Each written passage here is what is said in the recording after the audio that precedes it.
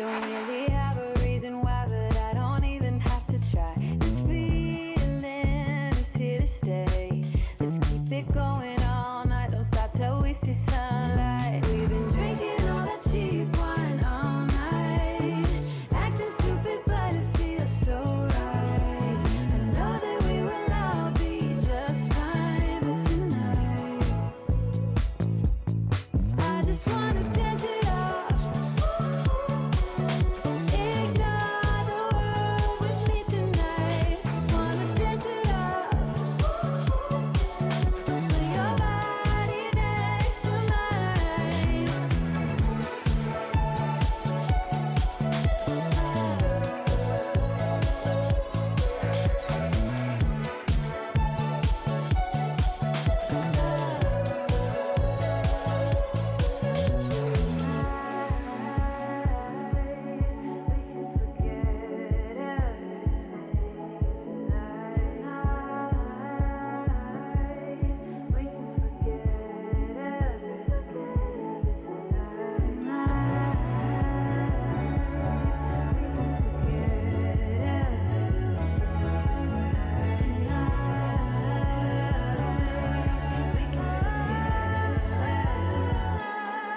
I just wanna dance it off.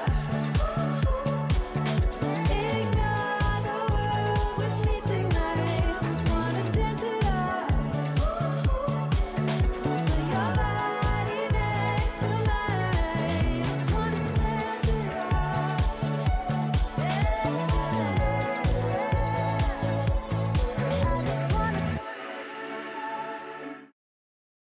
And now the shots are through the wall, not quite hitting, and there's the kill. Cruz falls to Chew. Ned puts his face in a giant hole to throw a smoke canister. Not how you do that. Every player on the side. If Frog Play it down, he's not going to be able to. It's the frack.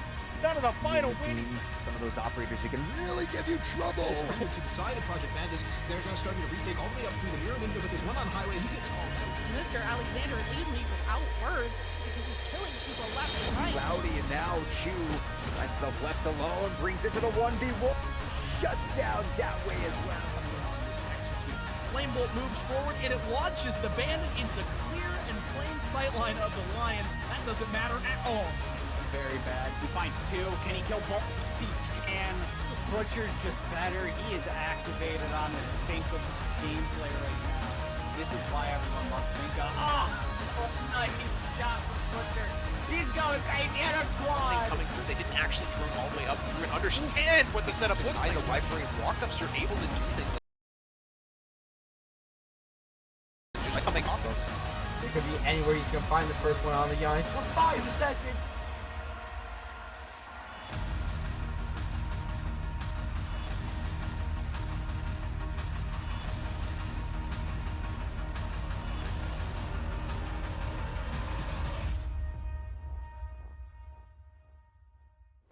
All right, welcome everybody to the Xenon Gaming Series Season number 3 playoffs, the lower bracket quarterfinal, I believe this is. It is the matchup between the Leviathans versus Fraudwatch first, followed closely behind by Homeland Academy versus Team Valence. I am joined by Alia with me, familiar face, but hasn't been here in a little bit. Yeah, I decided after CL Quals to take a little bit of a break from Siege. I'm back now, so starting off with casting two teams that should be very interesting to watch. Yeah, and they're both... Fraudwatch has definitely shown that they deserve to be here after they originally weren't able to qualify. I mean, we saw the fact that they were able to come back. They've shown us they can compete at a high level. They took Team Valence, who had been undefeated in regulation. They won all 5 of their matches in the regular season. In regulation, they took them to 3 maps. So that was an impressive feat. And the final map went to overtime. So I'm looking to see, hopefully they can bounce back. Maybe they can surprise us, give us a little bit of an underdog story here. I do think it's entirely possible, and I think that the teams that tend to be the more underdog teams are often the more dangerous ones, as you don't expect them to do as well. A lot of people go into those games like, oh, it's Fraudwatch, man. What are they going to do? But then they might actually pull something just kind of out of a hat that you didn't expect, and there's always a chance for someone to just do a bolo. Yeah, I mean, that kind of thing is always on the table. I mean, you never know who's going to pop off. I mean, we've seen it happen before. Just a player just decides randomly that they're going to pop off. But I know you have some things you want to talk about with our other team here. So I'll let you take this one away. Leviathans are a team that I have a lot of experience with, both from actually being on their support staff a couple months ago and to watch quite a bit. And the thing that sticks out most to me is Ro, as Ro has a kill per round of 1.9 or 1.09, which is insane. Right? Usually it's like around like the 0.7 to 0.8 range in my experience, and having something far above that is great. But he's also -8 on entry right now, or -7 on entry, which is not a death sentence necessarily, but if one of your best players is the first one dead a lot, there's a lot of unnecessary baggage that the rest of your team may have to carry. But when he's alive, he's doing really well. It's just a matter of keeping him alive. Yeah. And in addition to that, like, just everyone on the team is looking really good. Like, no one's rating except for Proxima's is below a 1.1. Yeah, and I mean, you mentioned it about the entry things, but Waffle, on the other hand, as opposed to Ro, has been actually doing pretty well on the entry. I'm not sure if you noticed that one. He is 12-5 this season, at least in the regular season. So he has been kind of picking up where Ro's kind of faltered a little bit there. Not sure if you caught that, but I do think we are ready to get into our map bans really quickly, so we can hopefully hop into the game really quickly as well. We are going to at least one interesting map, some would say. We're going to Bank, Chalet, and Cafe. Do you have anything that you want to add to any of these maps? Bank is a map that is something that, in my experience, teams either love or hate, and so with Leviathans having picked it, we can say that they probably love it, which makes sense given velocity. And then Chalet is like, who hasn't seen Chalet, man? Chalet is a lovable map. Chalet is a lovable map, but I see it all the time. It's like Oregon, but with snow. And then we have Cafe, which is like in between Bank and Chalet, in my opinion, where it's not like as polarizing as Bank, but it's not as commonly played as Chalet. It's just kind of in the middle of the. Yeah, and I mean, you mentioned that Chalet is starting to turn into like a snowy Oregon. And even though we do say that, it still feels relatively new to the competitive scene. I'm not sure if you feel that same way, but to me it still feels relatively new. So teams are still trying to figure their way out with the map, which I really appreciate about it. And Cafe kind of used to be the old Oregon, to be honest. I mean, teams used to play that as their default map. I mean, it used to be Cafe over Oregon, where now it's just Oregon mainly in Clubhouse. So here we are. Yeah. Yeah, I don't mean snowy Oregon as an insult, but more just that we're starting to see a lot more is, like you said, people are still kind of trying to figure it out, but we still have it, I'd say, mostly figured out, at least in the understanding of, like, the T4, T3, T2 scene. Mm-hmm. So it's less of just, it's totally boring, and more everyone's comfortable on it. Yeah, and that's one thing that I love about the map. And I do believe that we're about to jump into the map, so we're going to be able to see those map bans in just a moment. So we are, again, hopping right into our first map, which is going to be Bank. I'm interested to see what what bans end up coming out. I mean, especially on a map like Bank that we don't get to see all too often, especially at this T4, T3 level. I'm definitely intrigued to see what some of these teams come up with. I'm expecting to see probably a Mira and a Kaid, as Mira's just crazy on the bottom floor of this site, which makes it very difficult to attack, as does Kaid, who's also just kind of good on every site. And we're going to see in a sec here, it is a Nook ban from the Leviathans. Not the most expected thing, but also not a bad ban, as Nook is very, very good at getting into the kind of nooks and crannies that you don't want her to be in. Yeah, and I mean, we've started to see that ban come out a lot more on this map specifically, and in general, we've seen that ban come out a lot more.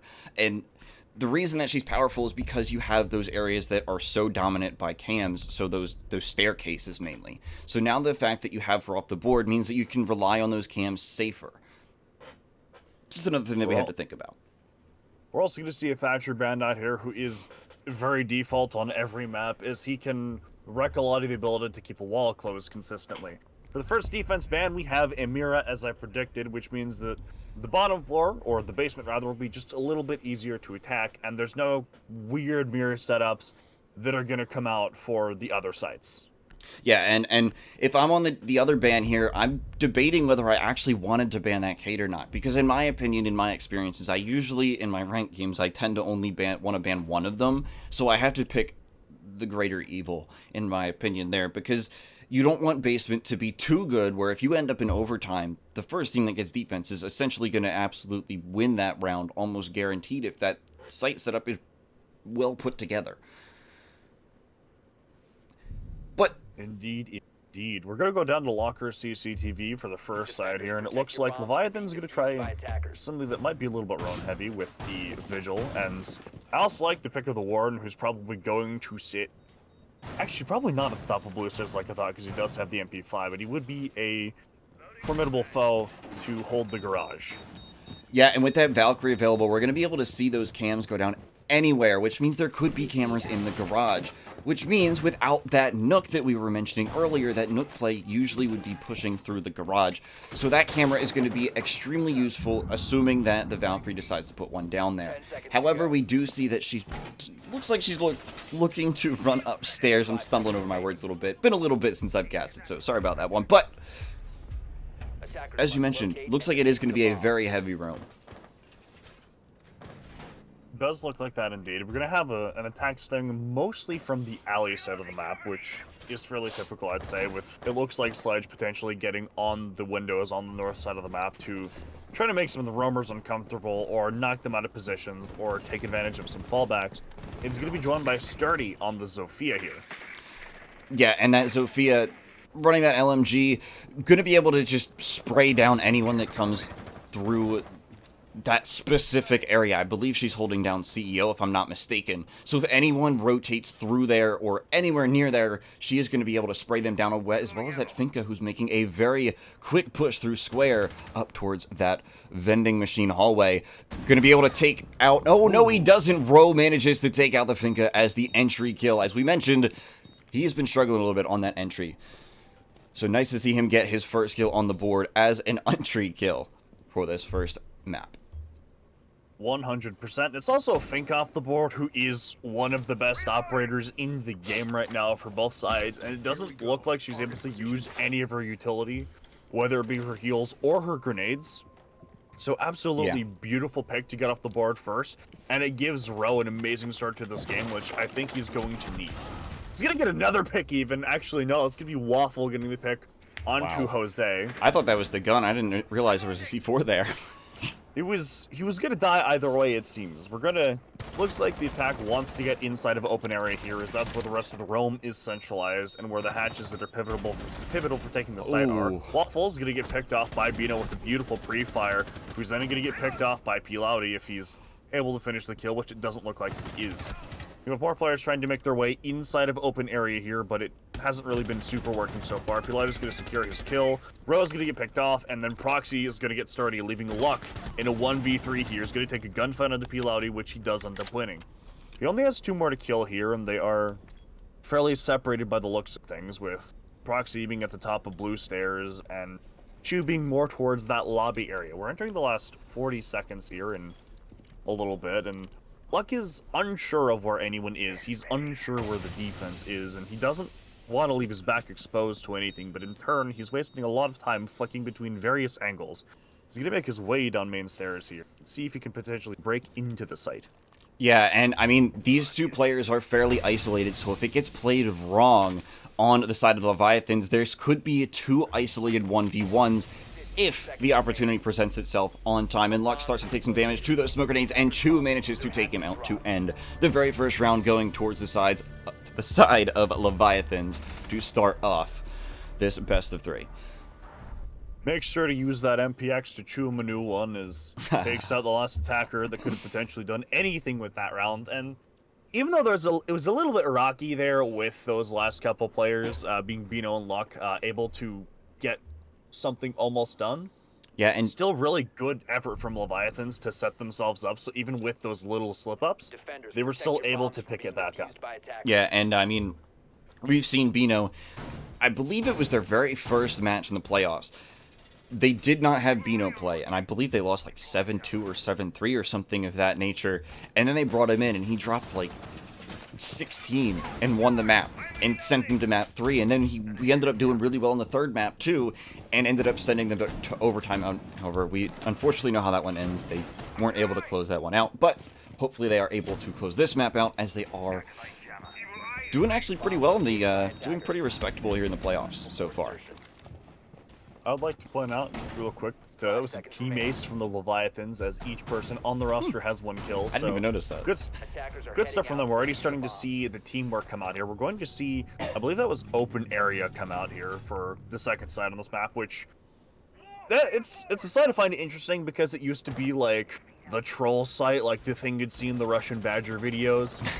And now it's like an actual really good site, arguably better than either Archives or CEO if you know how to defend it. So I'm interested to see what Leviathan's take is, and I'm really interested to see how Fraudwatch are going to try to work around this defense. Yeah, and you notice that they brought that Maestro. That Maestro is going to be extremely useful, as ISO actually manages to take out his first kill, get that entry kill onto the defense. Onto Waffle, unfortunately, I mentioned how good his entry had been. Unfortunately, it was not this round, but Finka seems to be making her way into CEO. Is she going to be able to catch this visual off guard? Does manage to get a few shots down range, but does not manage to land any of those shots onto her target. But Bino manages to clean up all the mess that he just made, manages to scare that Vigil off to his death, leaving us in a 5 versus 3 for Fraudwatch. Less than a minute and a half in, and Leviathans are already on the back foot with arguably their 2 best players both dead without getting any trades. So the site players are really going to have to go into overtime for this win. Now, there's not too much they can do with the vert play here, and especially now that Sledge is dead at the hands of Chu. Looks like he was trying to get into main lobby potentially. So we're just under a minute and a half left, and Sturdy has taken out Chu. So 2v4 for Leviathans, not unwinnable, especially with the Maestro still alive. And fun fact, the 2 players that are alive on Leviathans, being Preloudy and Proxies, are actually actual brothers. So you got that cool chemistry little going that they're going to need to win this. Preloudy whiffs some shots and then gets promptly shot in the back, as Proxies is in a 1v4 here without control over anything but the immediate area that he's in. He's going to have a hard time trying to make this work, as he's surrounded on all sides and they know where he is now, and ISO's just going to take him out. I believe that was a 3K from him. Yeah. Beautiful stuff. Yeah, ISO he took that first round personally, it looked like. He came in, he was like, alright, I'm not letting this happen again. So he took his...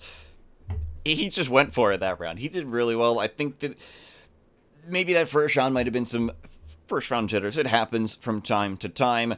But the one thing I do want to point out, another thing I want to point out, I should say, is that the Maestro, even though he was in a 1v4, was in actually a fairly good position with the fact that we can see the ghosts through the walls, the silhouettes, because nobody was even trying to get into the other site. So everyone that he was going to be in a gunfight with was going to be coming through one of 2 doors, which usually is a bad thing, but when you're in a 1v4, that's actually pretty good, if you really think about it, because you're usually going to have to take 4 separate gunfights in a 1 versus 4. But if you're in a 1 versus 4 and you only have to take, at maximum, 2, you're in a pretty good situation. Especially given the fact that he had the Alda, which has all the bullets in the world and is amazing for just spraying down angles. If you know that everyone has to come out of a couple doorways, it's not really that hard to spray down the doorway that someone's actively trying to make their way through in order to catch a quick kill or 2. Yeah, and I mean, I believe we're going to CEO this round, so the first time we're going to be able to get to see this site in play. A little bit of an... I wouldn't say kind of an off-site now. Yeah, I would say that it's generally started to become team's third sites, as the map has started to get more attacker favored in general. But actually, I think it always was attacker favored. Maybe I'm wrong. It was pretty even for a while, if I recall. I don't know. I wasn't in the scene for too long when Bank was originally in. Understandable. I'm sure we'll all remember Bank for being the map where SSG won the Invitational in 2020 and gave North America its second hammer, and arguably started to solidify Canadian as the best IGL that the game has ever seen. Going at me, Fabian mid. So now I've angered Twitch chat. I do like this roam going on from Leviathans, as they have enough presence on the actual site and around it, as well as below it, that no matter where the attack is going to come from Fraudwatch, it's going to be fairly difficult to take in without taking really awkward gunfights. And especially since Fraudwatch is opting to take this mostly from the lobby without really any pressure from the open area side, it's looking like it's not the greatest level of depth on this attack. Yeah, and the other thing you want to notice is that they haven't droned this teller's desk at all. So this Jaeger is playing here, and if he waits his time, if he knows where they are, he is going to get like 2 or 3 kills, at least.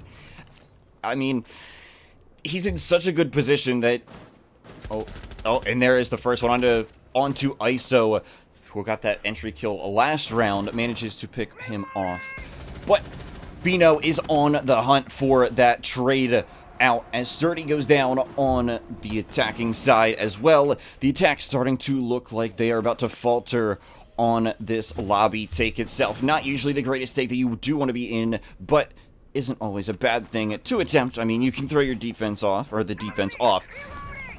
But Proxies is keeping up the momentum going with another pick on to 2 people, onto Sturdy, and I didn't see who that first one was. He's gonna get another pick, and then Rowe is going to throw in a pick as well onto Locke, leaving just Jose on not a sliver of HP, but only a bullet or 2 away, even with the UMP in the hands of Waffle. He's gonna try to go up red stairs like his foes before him, and Proxies is gonna get the last kill here and get a 3K on the round, and he's gonna show Fraudwatch who's boss, and also unlock the site that they won fairly convincingly in the first round, I believe. Yes. Yeah, I mean, that round, that very first... Actually, I mean, it ended in a 1v2, but there was a good crossfire that ended up... It looked like it was about to be set up by the time that poor Luck on the Habana was taken out to end the round out. But, as you mentioned, we're going back downstairs, so we are going to be able to see that defense again, and we'll be able to see if Fraudwatch is able to dissect it a little bit better this time. Maybe they will be able to dissect that roam. I don't think there's... Actually, this is a whole different lineup, I think. It is. Leviathans are doing the thing that I like to call, don't do the same thing twice and hope it works, is if you've played Far Cry 3, you know what the definition of insanity is. And Leviathans are going to opt not to repeat that and just go for something different, which I do really like, is if you have 2 well-developed strategies that you can run, not flawlessly, but really well alongside each other, then you can really mess up the attack's ability to figure out what you're doing, as now Fraudwatch has to discard whatever notes they had from the first time they attacked this site, and come up with something completely different on the fly. Yeah, it's definitely going to throw off the attack, but it looks like there is still a little bit of a roam going on. Not as heavy as it was. It's not all the way up. It's not as many players. It still is all the way upstairs, but it's not as many players, which is going to be useful. And, I mean, Bino being able to put some of these cams down upstairs in lobby is going to be able to cut off some of those rotates so that Malusi, who's playing on top floor, isn't going to be able to rotate out. But as the attacking side starts to make their way into, I believe that was Square that we got to see for a moment, we're going to get to see some gunfights here, hopefully a little bit sooner than later, as Leviathans are actually playing really aggressive up here. Pilati taking a little bit of damage, don't know who that was from, but taking a little bit of damage from ISO, it appears, on top main stairs, and the ISO does know where he is, but Malusi knows where Finka is, and Pilati managed to take out Finka, but is down in the process, so right now we're in a 4v4 even man count. We're gonna have Bino coming up the spiral stairs here. He knows about where this Malusi is, but she opts to drop off, which is a good call here. As the Leviathans start trickling downstairs, and in a zombie gate, saves Ro's life, as he's able to get... It looks like, actually, they're all down marble stairs, as Leviathans have not only gotten a pick, but also fallen mostly back to site, with a couple staying around the hatch that they're going to use to try to get back onto the site. And Ro playing the main stairs, hoping he can catch someone off guard as they try to come down. And she was going to pack him up here and try to get his refrag. That a zombie barricade. That Kiba barrier was really well placed. And Waffle looks like he's going to get stranded here, actually, I think. Is the attack... Actually, he might not, actually. I don't know if they know that he's hiding... Oh, they do, never mind. Alright, Waffle looks like he's going to start getting targeted from the attacking side here as they start to make their way into open area to try to get those hatches open so that they can push the site a little bit more efficiently. And Bino manages to take out P. Loudy, who was on that main stairs. Sturdy takes out Waffle in open area, and now that means that the entirety of open area is pretty much up for grabs. Yeah, it's completely up for grabs for the attack to take, do whatever they want with, but it's going to be up to the attack to actually utilize that control that they just gained to their advantage. It absolutely is. We're entering the last 20 seconds here, and Leviathans have quite a bit of power to hold off here as people have started dropping down the vault hatch. Chu is going to have the opportunity to pick off Sledge, which he does. Rose is going to get it lit up, but he is going to pick off Luck, leaving Sturdy and Bino to win this out.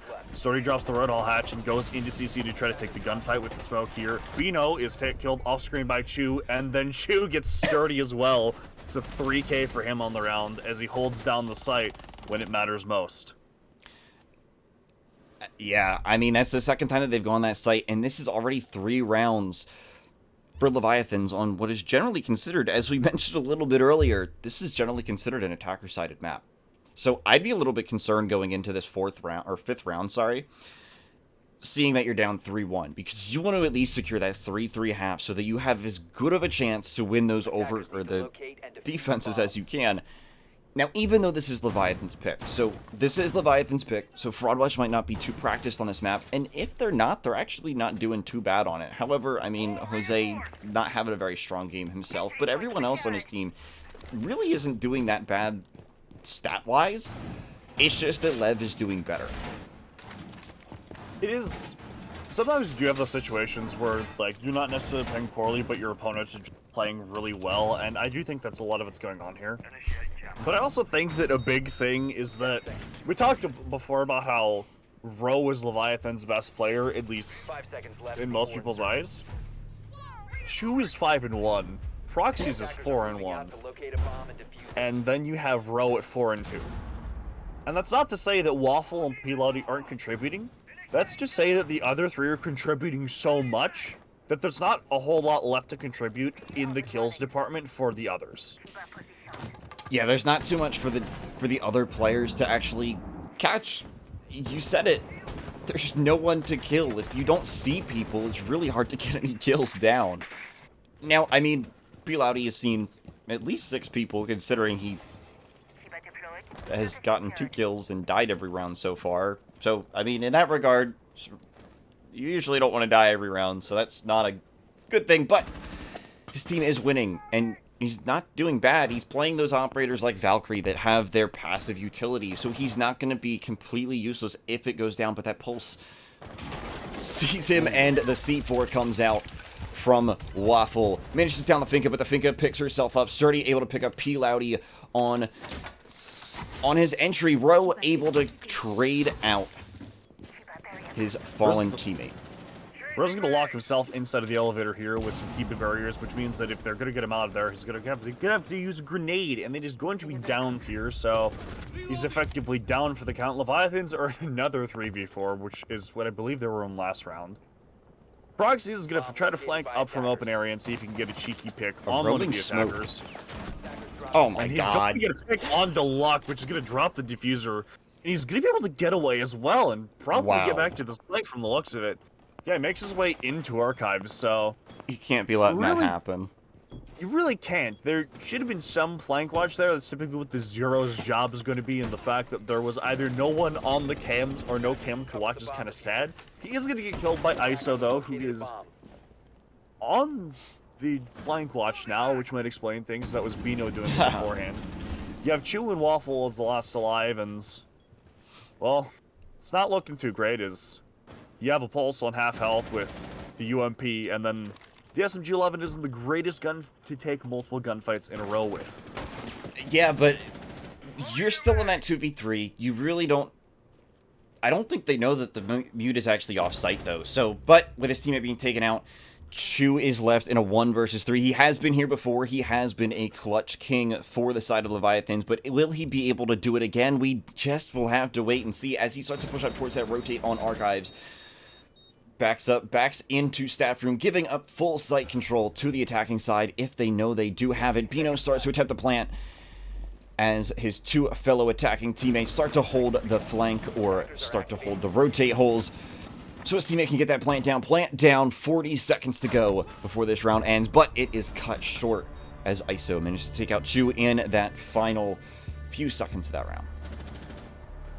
ISO manages to isolate him and kill him in the end. Broadwatch managed to pick up their second round of the half, and Leviathans are going to go back up to CEO, which they did win the first time, if I recall. So, not the end of the world for Fraudwatch, and the Leviathans still have a chance to get the 4-2 half they probably want, but they're going to have to clean up their act, and I really want to see what's up with the realm, because the realm's been kind of like shaky a little bit. Yeah. So the side players have been great, because I mentioned in the previous round that the players with the most kills are Chu and Proxies, aside from Ro, but Chu and Proxies are their site players, like they're the supports, which isn't a bad thing necessarily, but I think it is indicative of the fact that the on-site play has been much better than the roam play this game.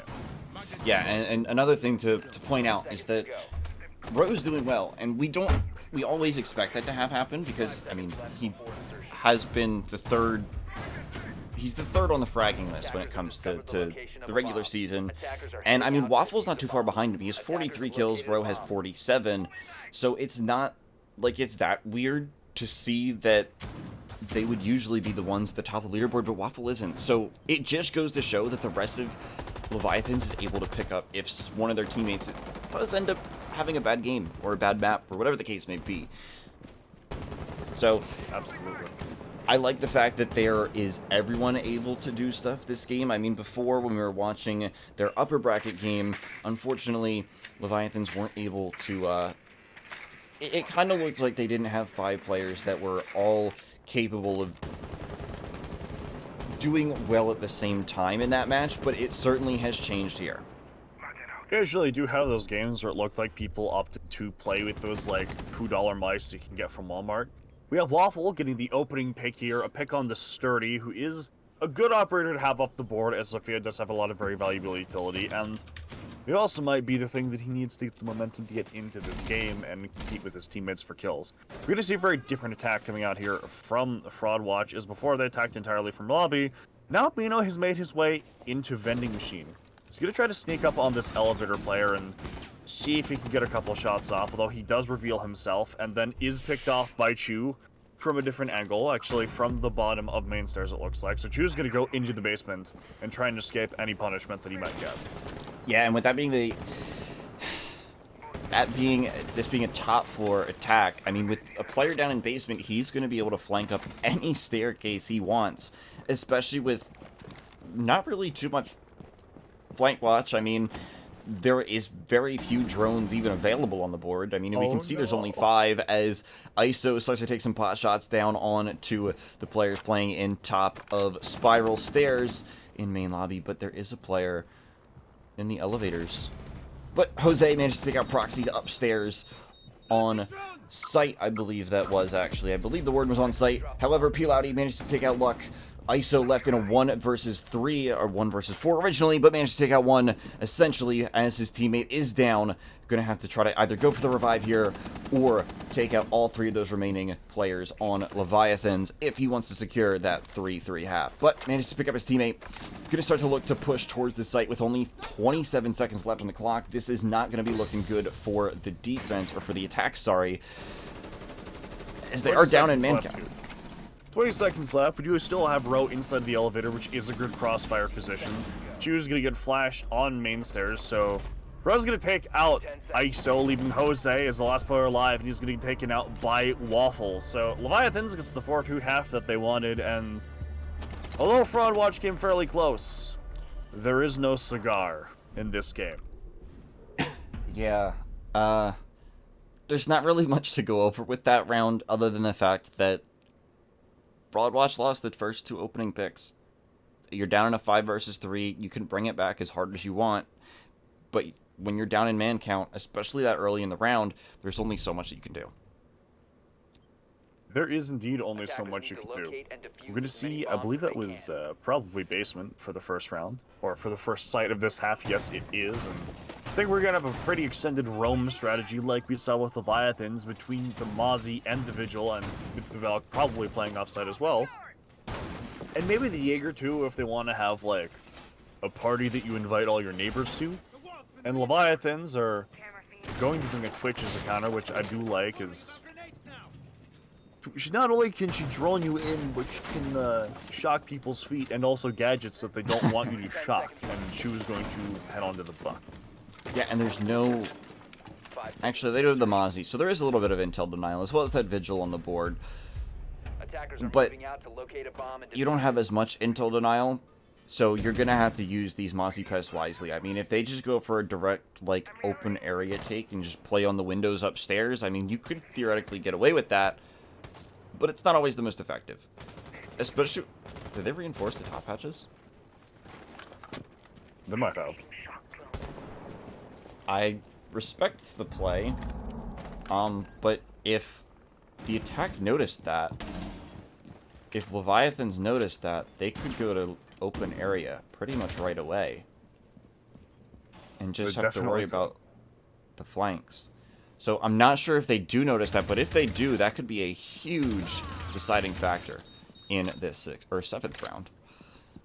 Solves a little bit of trouble getting a Twitch drone down, who does tag him up a bit, so we'll have to worry about that going into gunfights in the future here.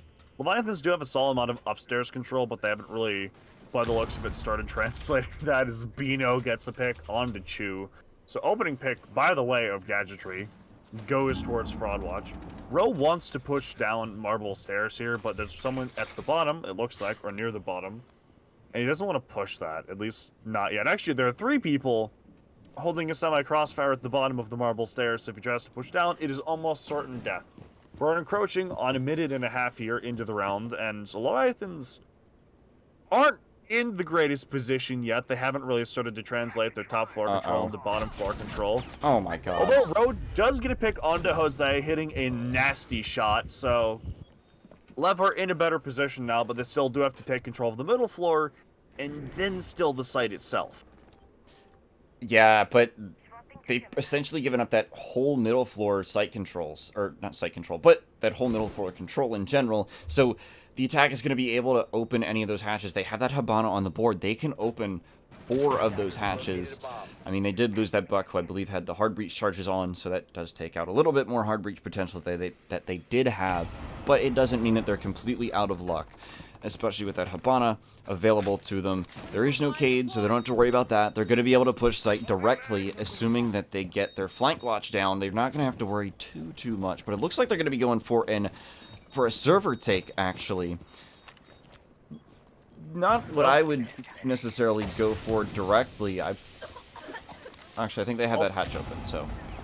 Not a bad idea either, as we are going to see Waffle able to pick off luck here. 19 seconds left, and Bino wants to head up the main stairs, make something happen, but is not able to. Proxies starts to keep the plant down, and then ISO is taken out by P. Loudy, and then Waffle gets another pick onto Bino. The Maestro is in the red hole now, and P. Loudy takes him out.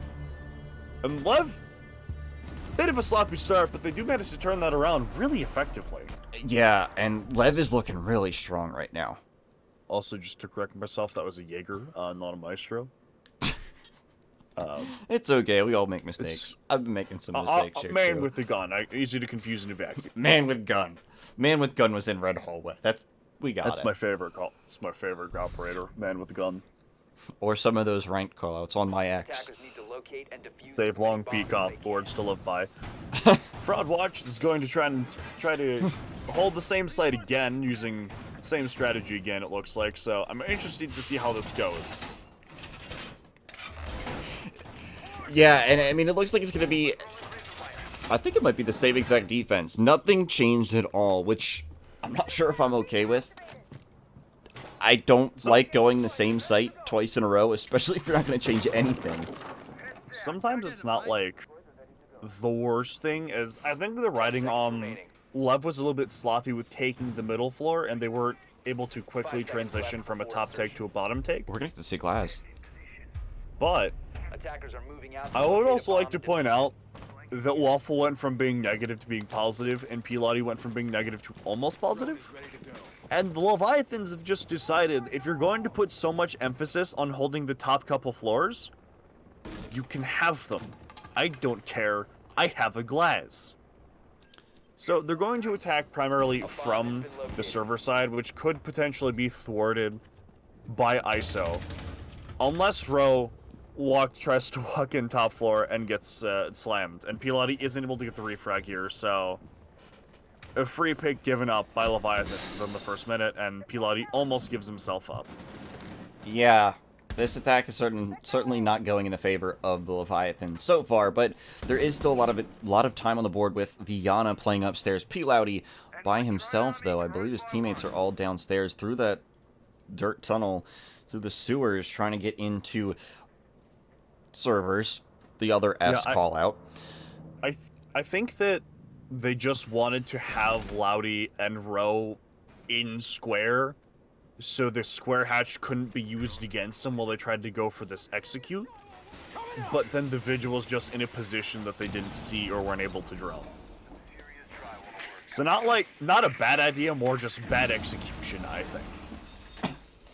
Yeah. Although that does free up Ro to watch a cam for Loudy, so Loudy can focus more on making sure that that square hatch isn't exploited. It is going to be open now by the Vigil from open. And if Vigil does try to go up to this hatch, Loudy does have a good angle on it.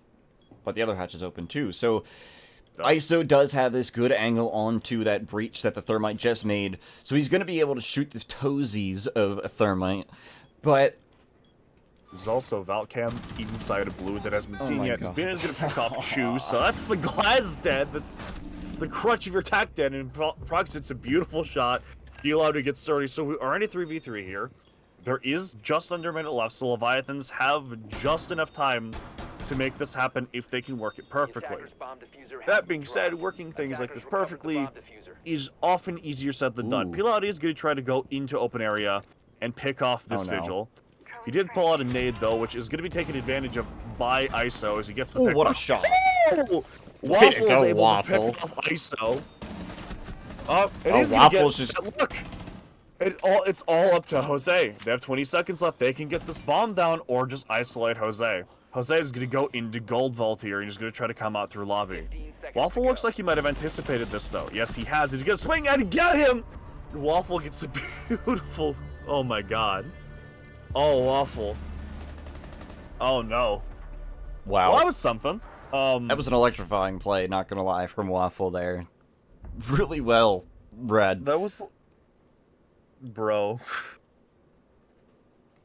It was a little sad, though, from ISO. I mean, ISO had the advantage on that gunfight. I mean, he was coming back to the hatch. But you still have the high ground. I mean, we all watched Star Wars. That round was like watching The Empire Strikes Back with clips of The Force Awakens just spliced in ever so often. Good job, Waffle. Good job, man. You're doing better than Rowan kills now.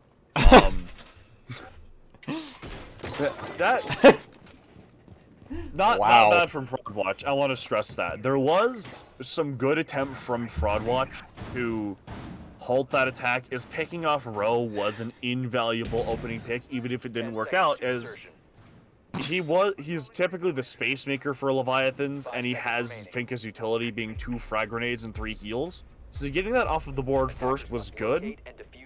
There was just a failure to capitalize on it, and Leviathans are just really good under pressure.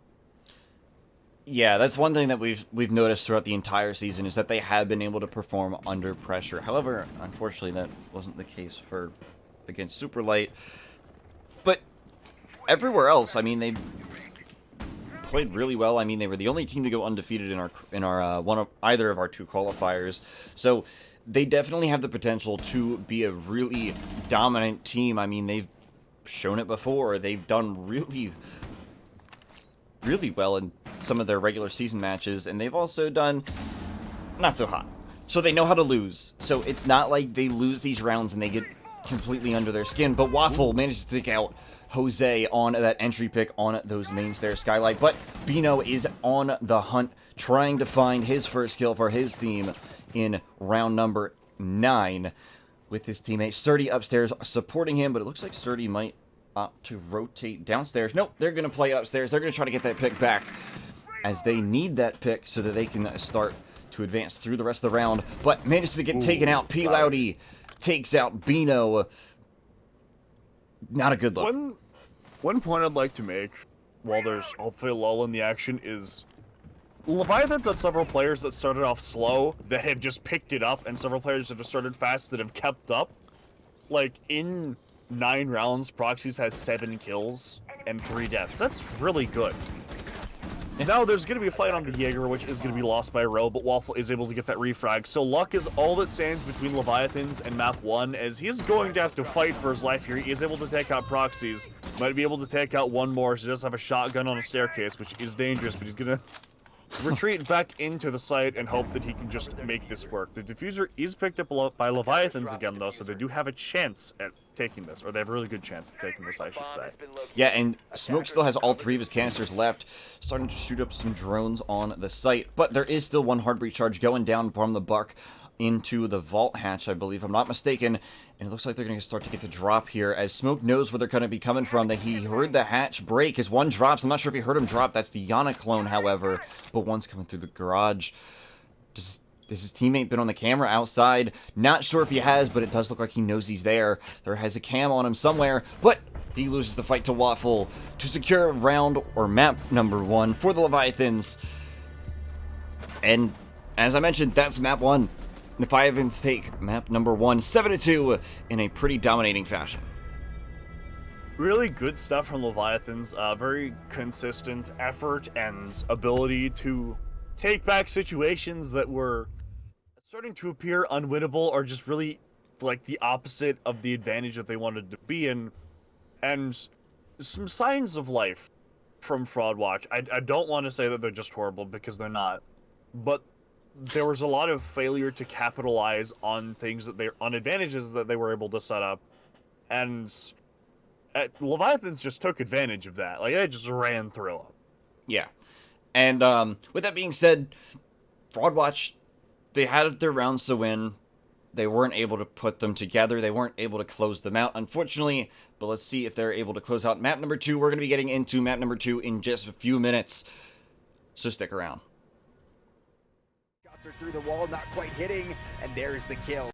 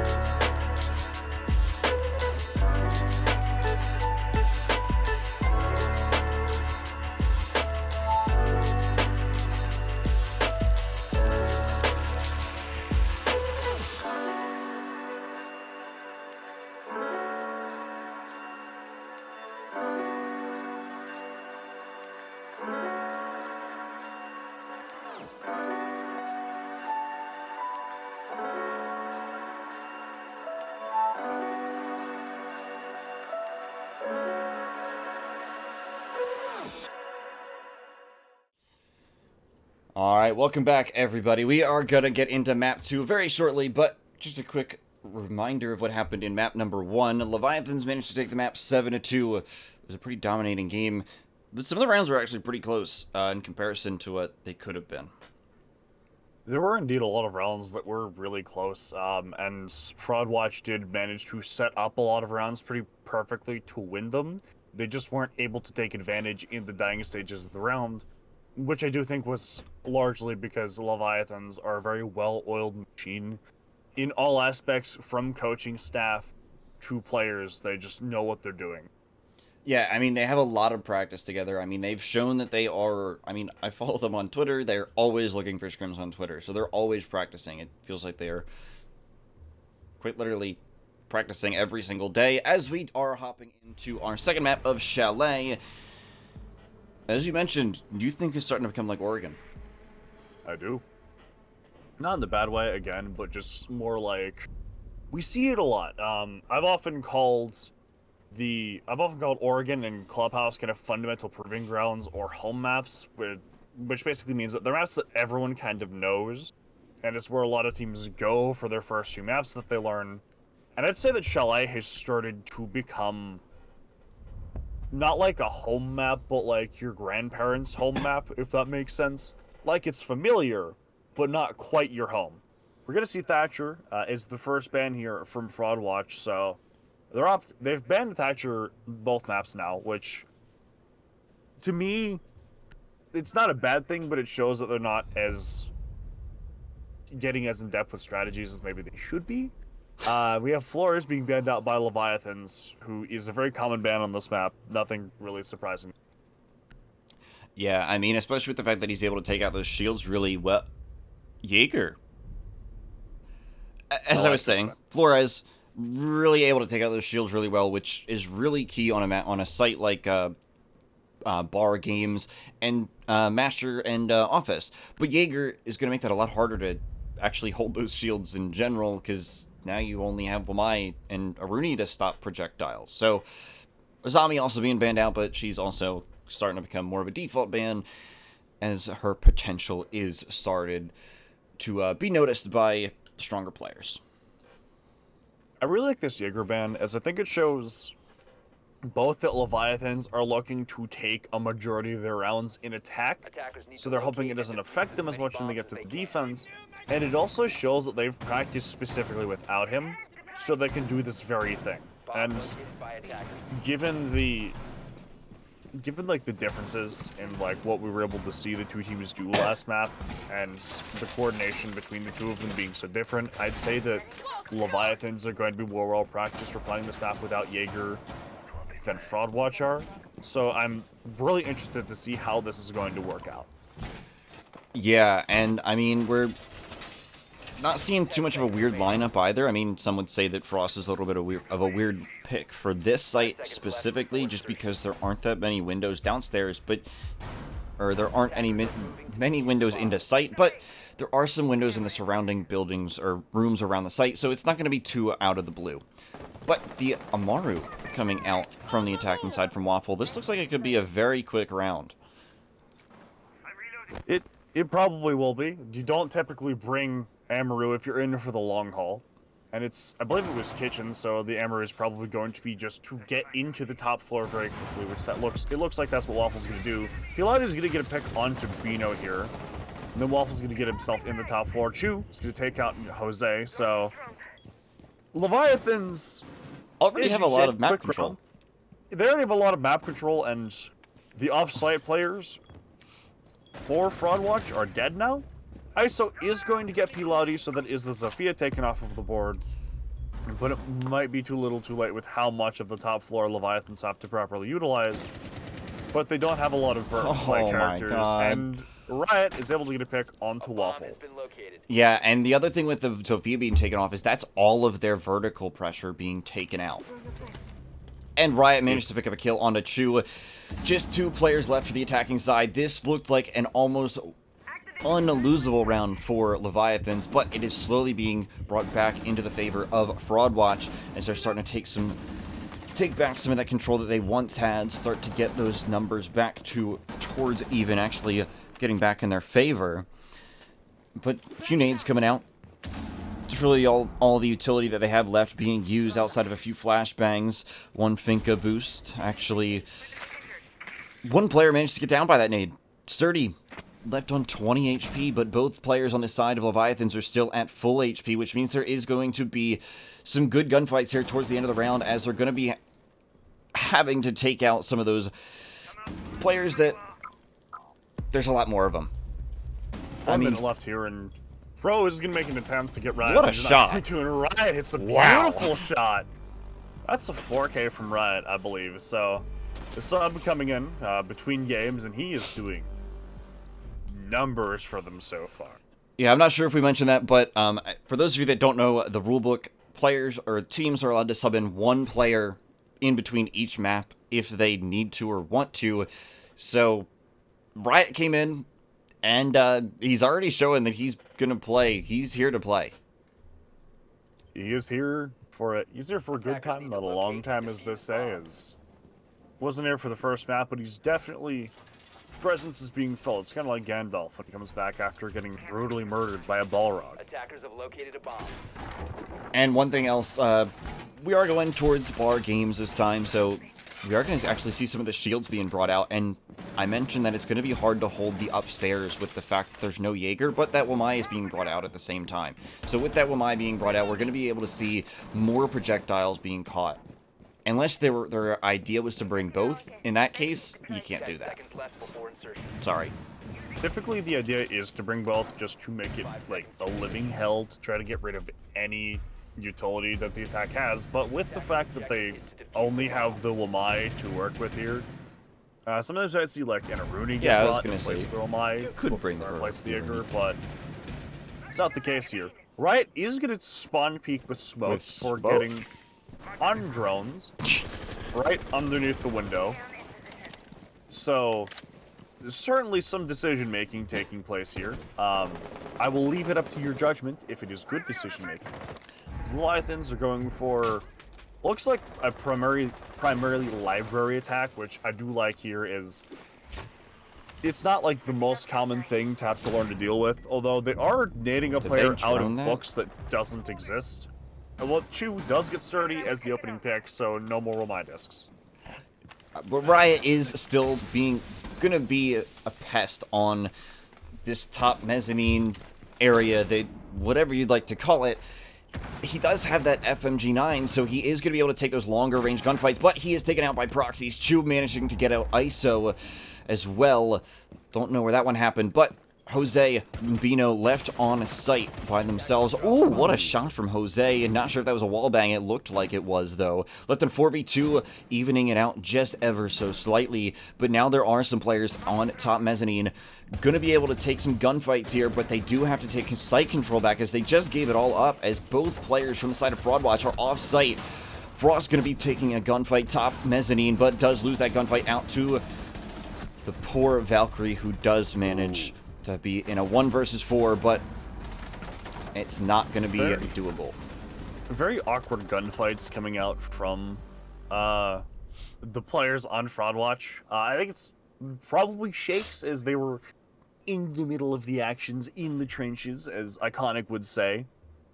And it's pretty nerve-wracking position, although the awkwardness in the gunfights does mean that there are 2 potential kills that could have gone Fraudwatch's way that didn't, which, if those kills had been attained, it most likely would have been either a 2v2 or a 1v2, which is way better than a 1v4. So, mistakes were made there, but there was still potential for the round to go the way of Fraudwatch, but it didn't. We're going to go down to Wine Cellar Snowmobile here for the 3rd round, so I'm interested to see how this site's going to go, as you either see really roam-heavy or really anchor-heavy teams on this site a lot of the time, and it can go horribly wrong if the team doesn't know what they're doing. Yeah, generally the site ends up either being incredibly good or incredibly strong for a team, or horribly wrong. It kind of depends on the team. You really don't know what you're going to get.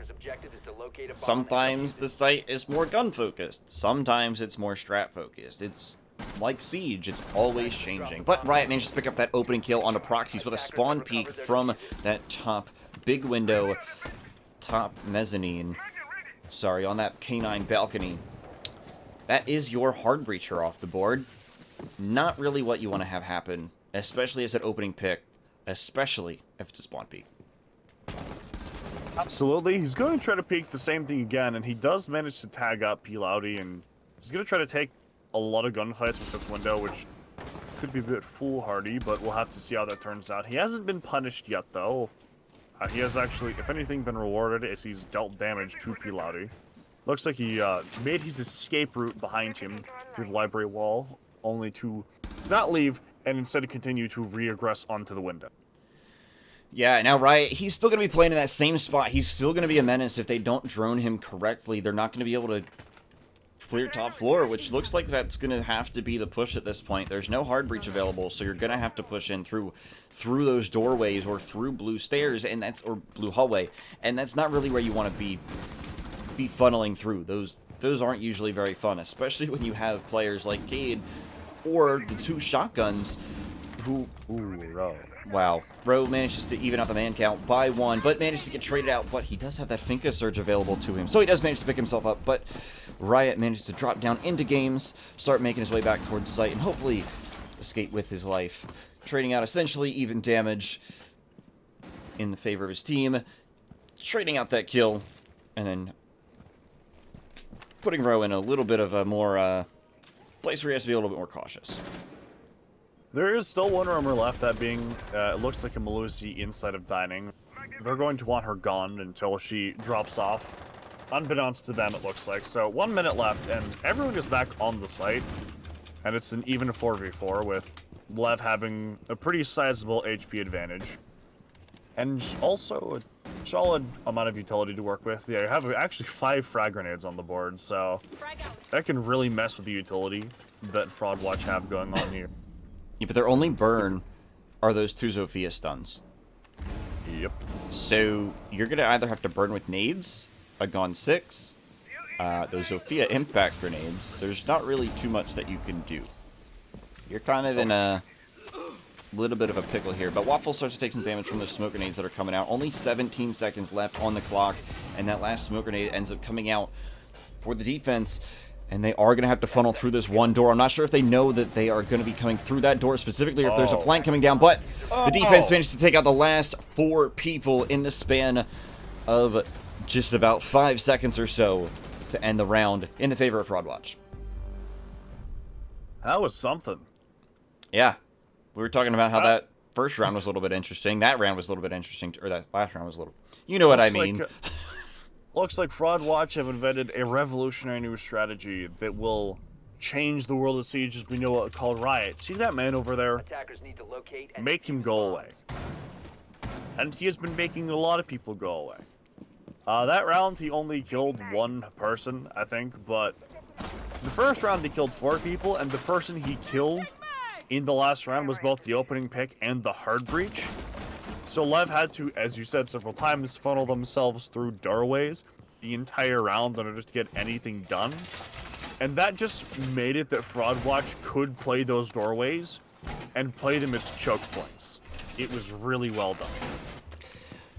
10 seconds remaining. And we're going back towards kitchen and dining room, so we're going to have to see a little bit different. I mean, Fraud Watch managed to win this site, their first round of the match. But they did start this round out in a 5 versus 3, I believe it was. So a little bit different lineup coming out from the side of Leviathans. They aren't bringing that rush strategy that they attempted that first time. Even though it actually worked out in the beginning parts of the round, they just didn't have a plan. Like, it was almost as if they got into the building. They said, oh, we have all this map control. We have the man advantage. And then everything just died. They didn't know what they wanted to do. I'm interested to see how Lev plays this differently, as they no longer have Waffle on the Amarosis on the Twitch this time. So that will hopefully amount to something. Hopefully for their sake and for their fans' sake, they will be able to properly take the map this time and not all die to one guy with one of the worst guns on the... That's typically pretty, like, frowned upon in terms of winning. Yeah, generally speaking. At the same time, though, I mean, the attack seems as though they're starting to take some of their top control fairly quickly, but at the same time, we do have to note that there still is a shield inside of the closet, which is going to be a little bit of a nuisance to get out with where it is. Ooh, Waffle almost managing to take off ISO's head there to get his opening pick. I believe that would have been his first kill, or first opening pick of... No, it would not have been his first opening pick of the series, but would have been an interesting kill. Yeah, that would have been a nice shot. ISO, however, managing to pick off the first kill of the round after almost being the first kill. Really gonna bite Waffle there in the butt. But Pilouty manages to trade out one. Chu managing to get out another one onto ISO and Bino. Those are the two players that have been actually doing pretty well from on the side of Fraudwatch. So, I mean, now with... Wow, the Waffle's down as well in main lobby, which means that there is only 3 players on each side left. So this means that this is going to be a little bit of an interesting round towards the end, but we are going to be getting in towards the later parts of the round. I believe that hatch is about to be opened if it's not opened already, putting a lot more pressure onto the site itself. Lev are going to start trying to take down Solar Stairs, which might work, it might not. That was what they tried to do last time when Riot decided that they no longer had breathing privileges. We have 30 seconds left here, and Leviathans aren't really in any position to do a whole lot. They don't have much ground taken, and they certainly don't have much ground taken that would allow them to take into the actual site. Jose is going to pick off Chu, so that's the sledge gone, leaving just Pilouty and Proxies. Loudy, or Proxy, is going to make his way down blue stairs before getting picked off Riot. And then Jose gets Pilouty off screen, and Leviathans are doing an impression of what they did on the last map, but in reverse. Fraudwatch definitely looking really strong right now. I mean, especially with the fact that a timeout is being called on the side of Leviathans. This is not really the look that you want to have happen. Nope. I mean, it's round number 5. We're going into round number 5, and it's 3-1. This is the exact same situation that I mentioned last map, that I would have taken a timeout for for Fraudwatch. However, this time it's going the other way, but Leviathans actually decide they're going to use their timeout. I feel like the decision to use it, as a lot of people just tend to forget they have them in pocket, and it's... I'd rather use one early than not at all. At least that was my experience as a player. So good decision, I'd say, from Leviathans. Just give people a chance to settle down, get the mentals reset, grab some water, whatever they need to do, so they can get into this next round and figure things out and try to go even while playing on the advantageous side of this map. But that does also give Fraudwatch the chance to discuss what's going on with their coach, if they have one. So both teams potentially have the chance to reset that they may need, but Leviathan's going to hope that this is the thing that's able to push them over the edge. And, I mean, we're going back towards, I believe, did I just see that was games? I believe it was games. Yes, it was games, yes. Just to confirm that in my head. Brain shuts off sometimes on occasion. But the cake being brought out this time. And we mentioned the Rooney last time that they went this site, but there is only one shield. So you're sacrificing that shield for a Rooney. So that shield that they put down is going to be very impactful. However, I think it is going to end up going down on top blue stairs, just because, in my opinion, that's where I would put it if you only had one. You can move around top mez if you need to. You can jump down, whereas if you're top blue, you don't really have too many options. But Riot, going for a spawn peek here onto the helicopter spawn. I'm not sure if anyone is going to be peeking it. No, they do not. They stand to go downstairs or down underneath of the helicopter, not being seen by the Wamai's MP5K 1.5 times scope. Meaning that now there is no opening pick this round, at least in the first 30 seconds. So, a good start for Leviathan. Yeah, I mean, they have been a little bit shaky on their opening picks, but they could bounce back.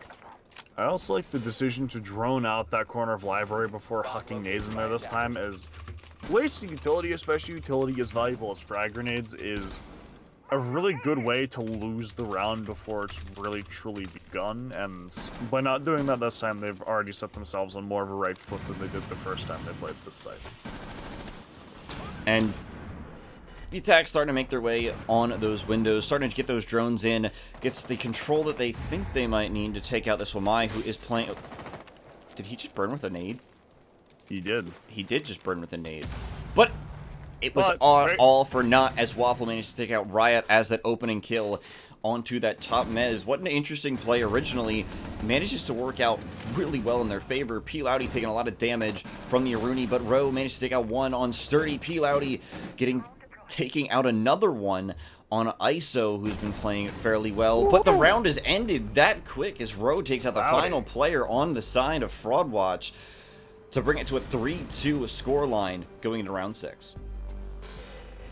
So, this is one of those cases where we see a tactical timeout immediately pay off, and those are fun, right? If you're the coach of Leviathans, that being, I believe it's Velocity at the moment, it gives you a nice feeling inside, as you know that you helped your boys take on the bad men, or the bad men to you in this case, is they're standing between Leviathans and elimination at this present point in time. Yeah, and not sure what we were just catching there, but it was a glitch for sure. Yeah, always a glitch. Siege is a buggy game. Everything's a glitch here. I mean, everything is a glitch. But we are opting to go back downstairs to the basement site, which worked out fairly well. I mean, assuming that they get that opening pick, I'm not sure if they're going to stick the Hibana, but if I were in this situation, I would not be running only the Hibana. If I would be running a larger hard breacher, whether that's like Thermite. Ace. Chu agrees with you. Chu agrees with me. So as he attacker repicks onto the Thermite here. So this time if Proxies gets shanked off of the spawn, it won't be the end of the world, and they won't just have to funnel themselves into things. And Riot hasn't actually gone for a spawn peak this time. He's on the site with the others, with, it looks like, ISO Booling doing the main bit of roaming here while he's inside of games. Yeah, and we're going to be seeing that the Thermite's going to start making his way downstairs, hopefully opening that snowmobile garage, but I don't think that's actually going to be able to pay off.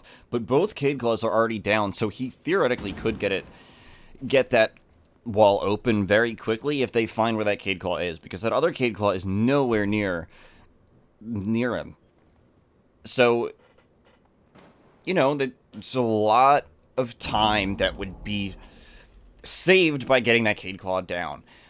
And we do appear that that is going to be happening as we speak, but Riot waiting inside of bar to hopefully catch one of the attackers off guard, lacking inside of the main lobby. Malusi's also on the hunt as well. Drone spots out the mute of ISO inside of Games. I believe that was Games itself. Going to be a little bit of a hard situation for him to get out of, but pushes up on the sledge. Waffles taken out for the entry kill from Riot. Riot managing to pick up another entry kill. He has been on fire with the entry, and Chu being taken out by ISO as well. This is not looking good for the side of the Leviathans. This is looking the opposite of good for Leviathans. They don't really have any ground to speak of. Rowe is going to get a pick onto Jose, so some reprieve for the side of Leviathans, but most likely not enough to really truly make this work. And as we start to close in towards the later parts of the round, sorry to cut you off, Ali, but started to cut out a little bit there. But anyway, starting to get into the later parts of the round, the push is a lot better looking than it was last time, but they're down in man count this time, significantly. I mean, 4-3, in my opinion, is a very disadvantageous man count in comparison. I don't know why, just in my personal opinion. I know it's not true, because ratio-wise, a 3v2 is a lot worse than a 4v3, but I always feel like in a 4 versus 3, there's more players on the other team able to hold those cross angles, and you can always hold 2 cross angles in comparison to just the 1. So it feels a lot more suffocating in that sense. But Hibana is able to get open one hole in the trench wall. Not able to see anything specifically. Sorry to cut you off. There you go. Might try to sneak in and get the diffuser down, as Loudy and Rowe both to get some kills on the board here, and Rowe's actually pushed into the site very aggressively. you could potentially keep the... Yeah, words are hard! Is Proxy's Words gets a are pick hard. after getting off of the diffuser plant. Oh no! That's sad. What did I just watch?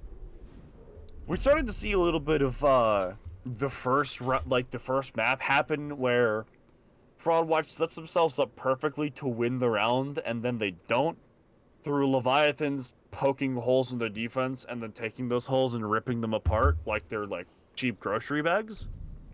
That's a really So good. That's a really interesting way to Attackers need to locate and defuse as many talk about bombs it. as they can. I kind of like Leonardo it. DiCaprio of words. Anyway, Stupid jokes aside, we do have a side swap coming out from both teams here, as is tradition. And love goes to, I believe it's Bar for their first defense, so starting off fairly standard, starting off at a place everyone does, so probably have some good stuff cooked up for this, but it is interesting to see where the teams start in relation.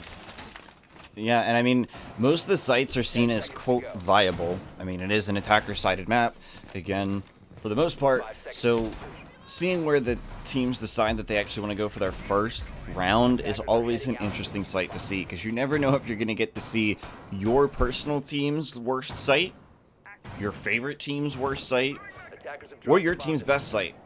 Like, all four sites are seen as relatively even when it comes to win percentages. That is one of the fun things about this map is, you got, it's not like some other maps, it's like, oh great, they're going to site B. Time to watch my favorite team lose the round. It's like, if the team knows what they're doing, you can realistically win on any side on this map, although like you said, it is more attacker favored, so it's not always super true in every single instance. But, you know, it's something.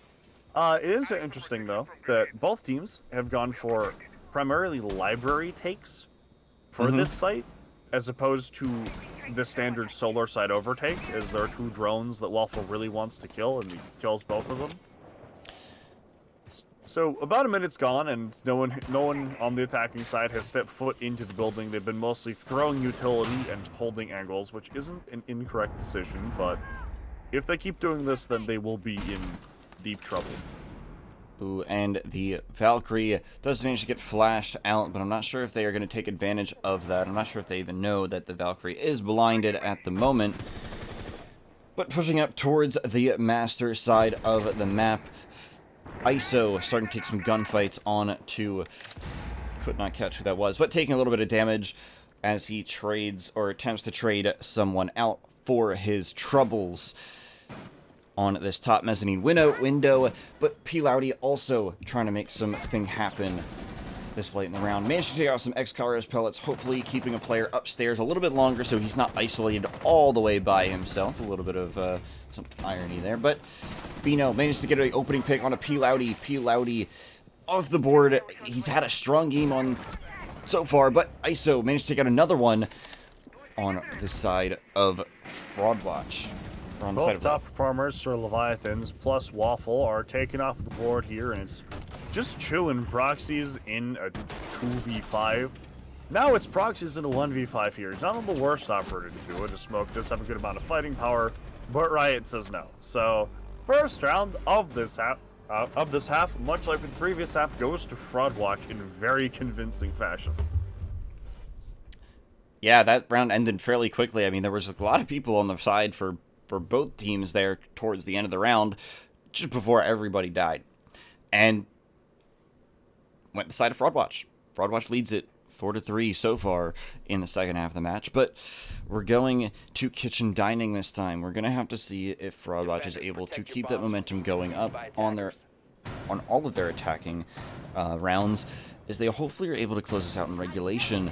That's what they're probably hoping for here. I don't think they want to go to overtime. I saw that they actually would prefer not to go to overtime in any map, but I mean, as a viewer, I want to go to overtime.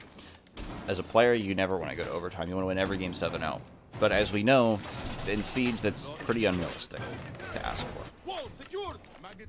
Unless you're EU playing against NA, apparently, because this major's been wild, man. It's like the complete reversal of the last one. I pray for Yaga. Jokes about the major aside, like you said, going to kitchen dining, and this is going to give Leviathans a different site with which they can hopefully start to mount a better defense. As that last round was really unconvincing of them being able to actually defend on this map, which is a really bad look. Like, obviously it's attacker-sided, but you still need to be able to defend the map if you want to win. Especially since you don't have the Jaeger since they banned it out. They really need to have good defensive chops here. Yeah, and that ban might really come back to bite them. I mean, it might really come back to bite them. This... Oh, Bino managed to take out the opening pick onto Row. This is not looking good for the side of Leviathans here. I mean, Bino and Riot are just a menace right now towards the side of the Leviathans, and they really don't have an answer right now. I mean, there's no one besides P. Loudy that is doing extremely well. I mean, Row is still positive, but he's off the board. He's not really going to help you when he's not alive. Absolutely not. And that wasn't even an intentional pick, I don't think. Probably we got P. Loudy getting some reprieve as he manages to take out ISO, and then he gets Riot. Oh, beautiful shots from Loudy here is... takes out the best player on Fraud Watch at this current point in time, and Proxies gets a pick onto Jose as well.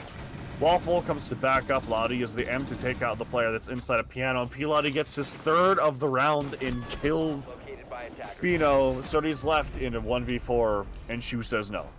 Yeah, Chu managed to, or not Chu, but P. Loudy had a really good round there, especially with that DMR. You usually see that sometimes actually be a hindrance, especially on those angles that he was specifically holding. A lot of players want to have those automatic weapons when they're holding an angle specifically like that. Just for the fact that when you're in that situation, you can then, like, if you miss your first shot, you're not going to die. But he didn't miss his first shot.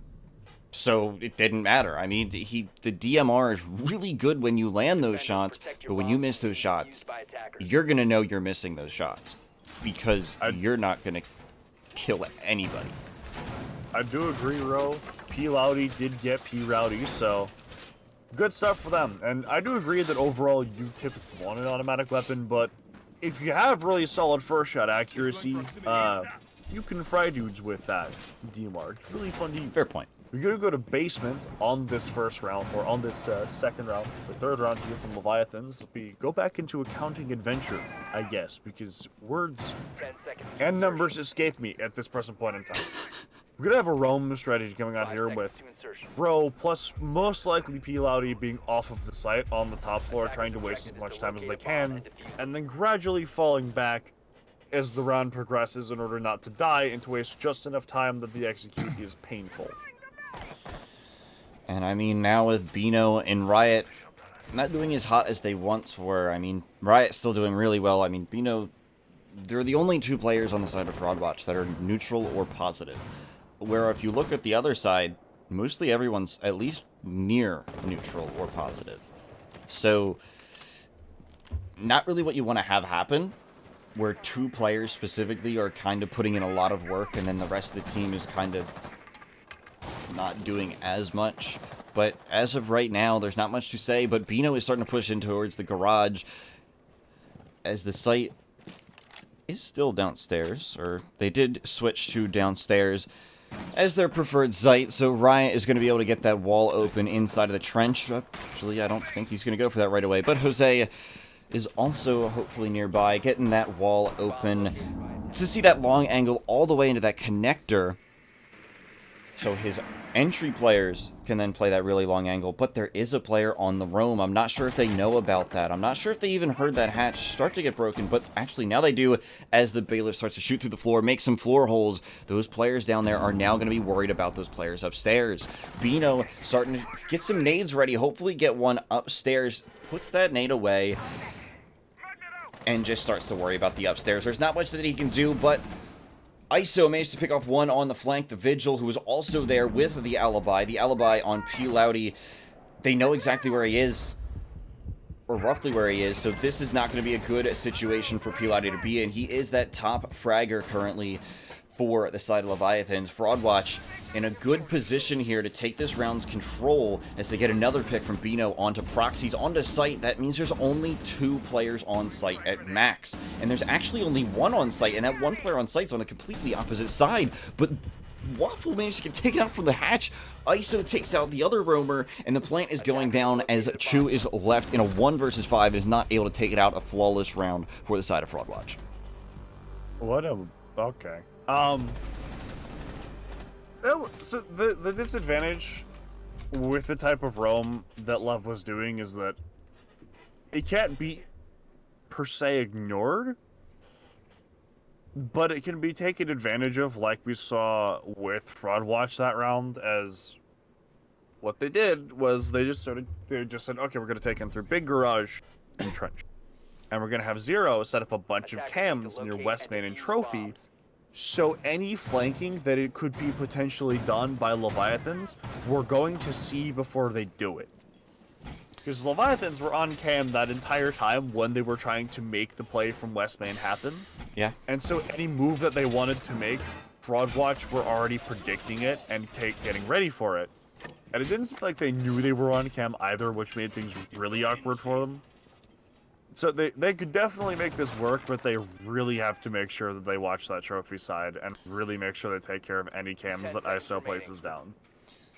And building off of that, I don't know if the Vigil is really what they need in this situation. I mean, yes, he does deny that information specifically, but that he got taken out very early on. I mean, in comparison to his teammates, I think it was the first death in the entire round, and that was supposed to be your roam presence along with the alibi, and that really wasn't that effective if you really think about it. But there's some actual ceiling holes or floor holes being put in above that garage, so there is going to hopefully be some pressure at least being put down. They're not going to hear the pressure coming this time. They are absolutely not going to hear the pressure, and Ro is sticking much closer to the others this time, and Loudy has taken out one of the Zero cams that's been placed down, with the other one being somewhere unknown at this present moment. Bino wastes a nade as he tries to nade the floor holes to see if he can get a pick, but no one's actually on them right now, so it's just kind of shot up into the void to be missed. And ISO is going to try to work the top of the west main stairs here and see if he can get some information or potentially a pick, as the rest of them are going to pressure Wine. And as we mentioned it in the first half, Proxy's taking out Bino for the opening pick.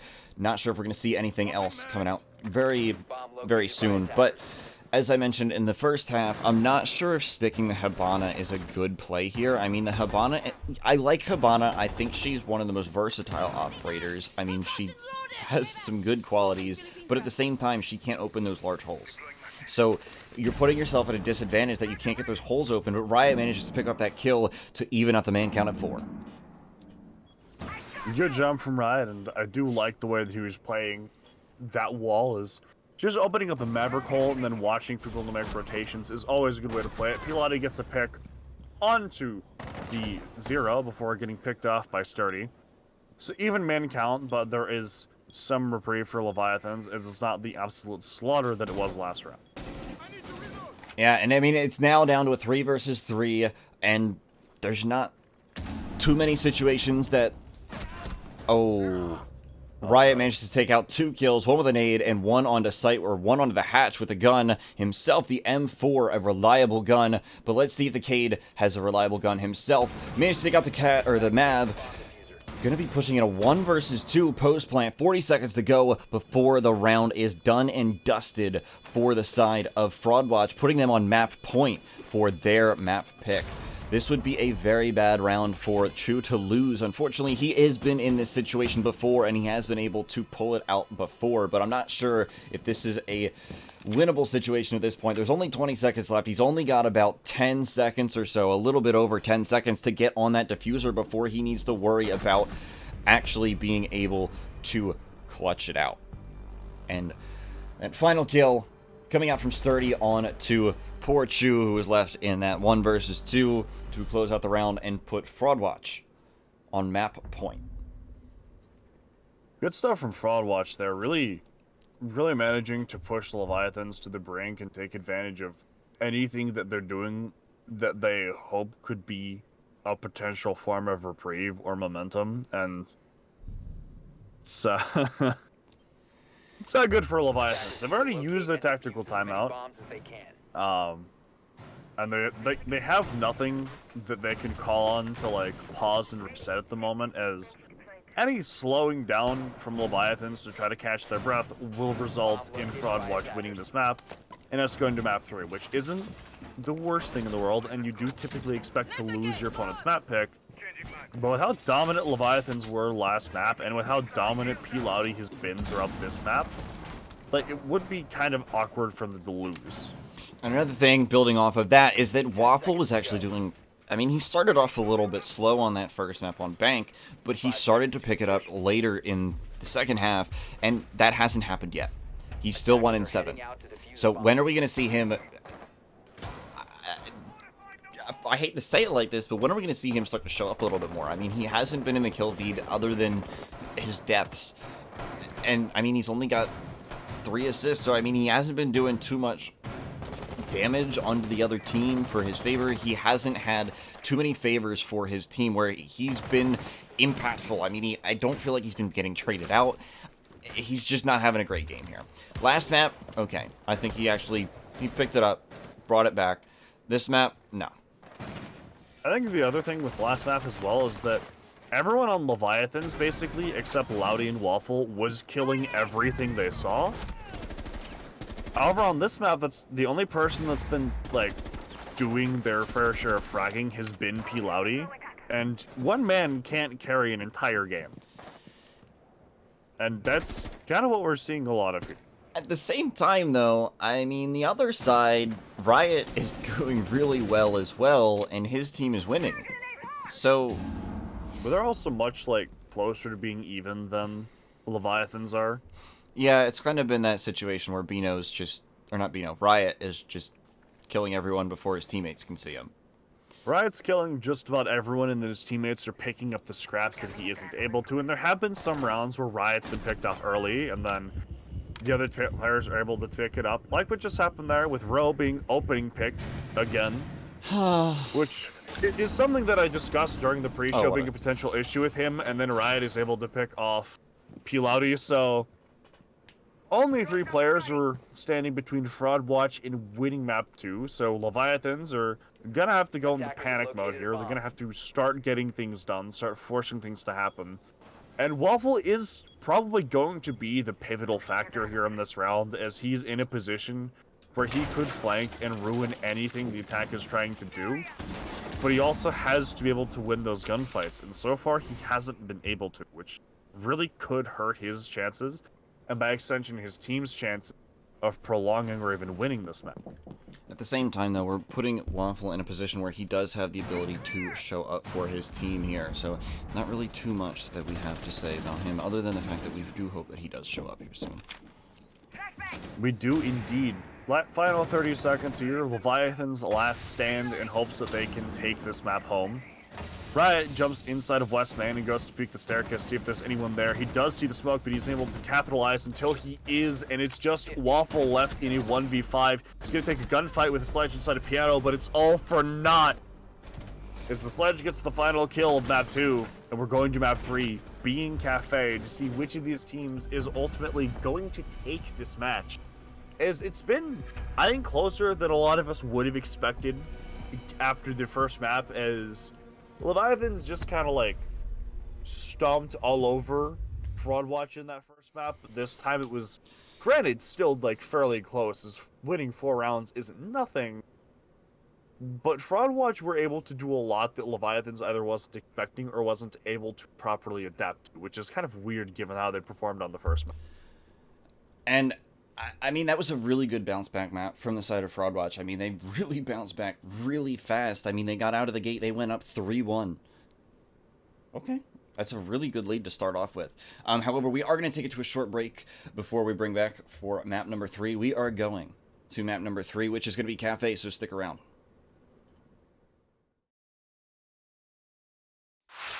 Long hair, brown eyes, ooh, girl, you so fine. Ooh, good God, thick guys, I let you stride. Let's talk talk about this situation. You know you're looking good, that ass is pure temptation.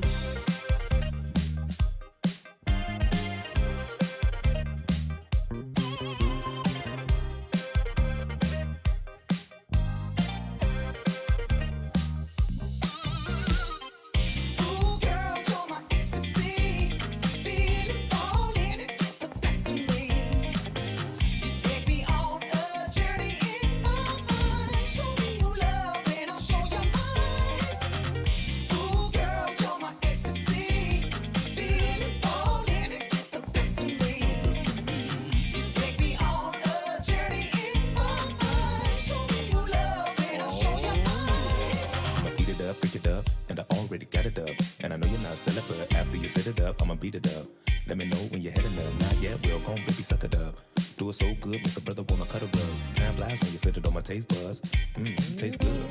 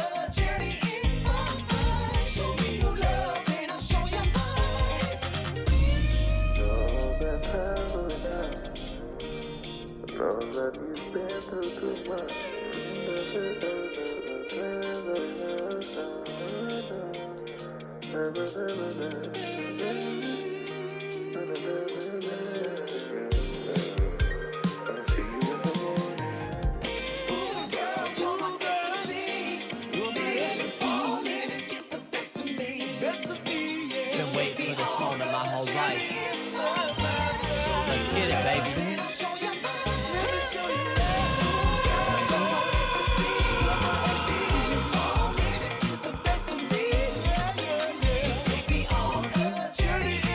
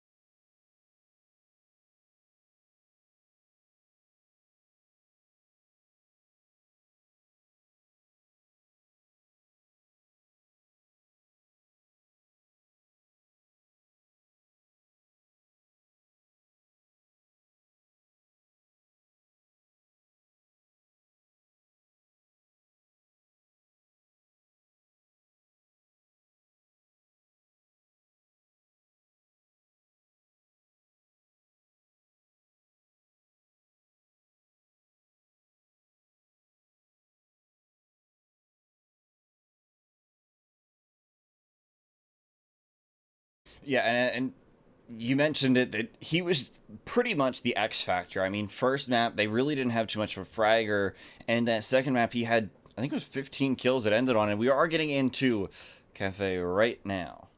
So we are going to be getting to see these map bans in just a very short moment. So, you have any map bans that you want to see on this map specifically? I wouldn't say there are things that I want to see banned, so much as things that I expect to see, like Thatcher. Probably a Fraud Watch is going to stick with what they have been doing, maybe a Flores, probably a Valkyrie, maybe a Mira, maybe a Kaid if one thing frisky, but Leviathan's probably going to ban something weird, unless they do what I predicted in banning the Flores. Yeah, Flores first to go out of the ban phase, and second to go out is going to end up being the Thatcher. Same two attacking bans. Not really much to go off of. I mean, they're both pretty default bans again on this map, so there's not too much to talk about. The Flores, though, does make that pixel shield very hard to hold. Oop, I believe we're going to hope we can get him back in the lobby. If we don't, we're going to get into a rehost reel quickly, and we got Nizami, we got Nizami ban, and Nizami is very powerful on this map if you know what you're doing with her, and so it makes sense that Fraud Watch, starting on the attack, doesn't want to have to deal with her at all, as Leviathans are almost certainly going to be crafting with her. And then we have Leviathans banning the Mira, which does make quite a bit of sense for this map, as there are quite a few useful mirror windows that you can use, particularly on Cocktail, which just make life harder than it often needs to be if you're on the attack. And one more thing, I believe we're going to hop back to us for a minute as we get into a, for that tech pause until they get that game back started up. But I think the Azami ban might end up being a really impactful ban, especially on a map like Cafe. It makes Pixel, again, really hard to hold. You ban out, or if you had the Flores, it makes it really hard to hold. Or if you leave the Flores up, it makes it really hard to hold Pixel. But if you ban the Azami out, it also makes Pixel really hard to hold, which they did. They banned out the Flores, but they also banned out the Azami. So that means that there's going to be a lot more, or a lot less, that they have to deal with when they're going into the actual cigar lounge itself. I totally agree with you there. I also think that the Thatcher, it makes it a little bit easier to hold Pixel, as if you have the Thatcher on the board, you can throw an EMP above Pixel, and any ADSs or my magnets that you may have on Pixel will be moot at that point. So there's a little bit of a back and forth with the bans, although I would say overwhelmingly they do benefit. Actually, neither side really, now that I think about it. So they just are at that point. But it'll be interesting. I want to see how the team's going to collide in this map, because in the first map, we saw most of Leviathans doing really, really well in the kills department until we saw them all doing really well in the kills department. I don't think there was a single negative player on Leviathans the first map. And then we saw P. Loudy continue that momentum into map 2, getting 12 kills. And then his team still lost because no one else was really able to pick up the pieces. And the roams especially look really disjointed and awkward. So I really want to see, are we going to see that trend continue? Is Leviathans going to pick it back up? Are they both going to pick it up? Like, what's going to happen? And our first site that we're going to get to see is going to be kitchen cooking. So, going to be going downstairs first. Sometimes it's a team's first site choice. Sometimes it's not. Kind of up to the team. I mean, I personally think I like this site a lot more than top floor. However, just for the fact that you can be more creative, there's a lot more that you can actually do with this site. I mean, you can extend into VIP. I just feel as though this brings out a team's strat-making ability on this site in particular more than it does upstairs. Upstairs feels like it plays the same exact way every single time you play it. It doesn't really matter what happens. I personally really like this site much better than the top floor as well, with the main reason being that you have 3 floors to utilize for stalling the attack, and you can ignore the roam on the upper 2 floors technically, but at the same time, there is also vert that can be done to you if you do ignore it, so it creates a really interesting like place that the defense can kind of play around. Although Leviathans aren't going to go for a super setup roam here, it looks like it's mostly going to be Loudy and Ro roaming with the aid of a couple Valkyries. And the Fika's starting to make her way in towards that service or prep area into the bakery, which means no one actually is holding bakery itself, which is a little bit weird, especially when you go to the site first. I feel like you should put a little bit of pressure over there, especially with that Maverick on the board as well. That Maverick being brought out very early on, a little bit of an interesting Valkyrie camera there. Not sure if that was a missed Valkyrie camera or what the case may be. Not sure if that even will get spotted out, to be completely honest with you. I mean, it's just there. It's giving a lot of information, though. Gonna let them know when to swing that hallway. Just there's one of my favorite strategies. We're gonna see... That's unfortunate. An attempt at Maverick tricking, and an attempt... This is really unfortunate. This is sad to watch. If any of you kids in chat will want to learn how to Maverick trick... That's not it. The actual trick itself was good, like A+. But then you want to bring utility to open it. I mean, he could have used the breach charge. Yeah, but you could be shot with a breach charge, though, is the thing. Like, there was no good way they had to open it. There were just a lot of, like, okay to really bad ways. So that's going to waste quite a bit of time and utility, which is kind of the opposite of what you want to do. Bina's going to get lit up from some source in kitchen. As Nade's going to go out and completely miss Chu. Then we're entering the final minute here. Chu does get the opening pick, and it's on to Riot as well, when Riot has been an extremely influential force over the past map. Wow. Bina's going to use his last frag grenade and not get anything, as Chu is still alive and well, in basically the same position that he was before. ISO is almost going to get taken down by Ro until Ro is finished off by Bino.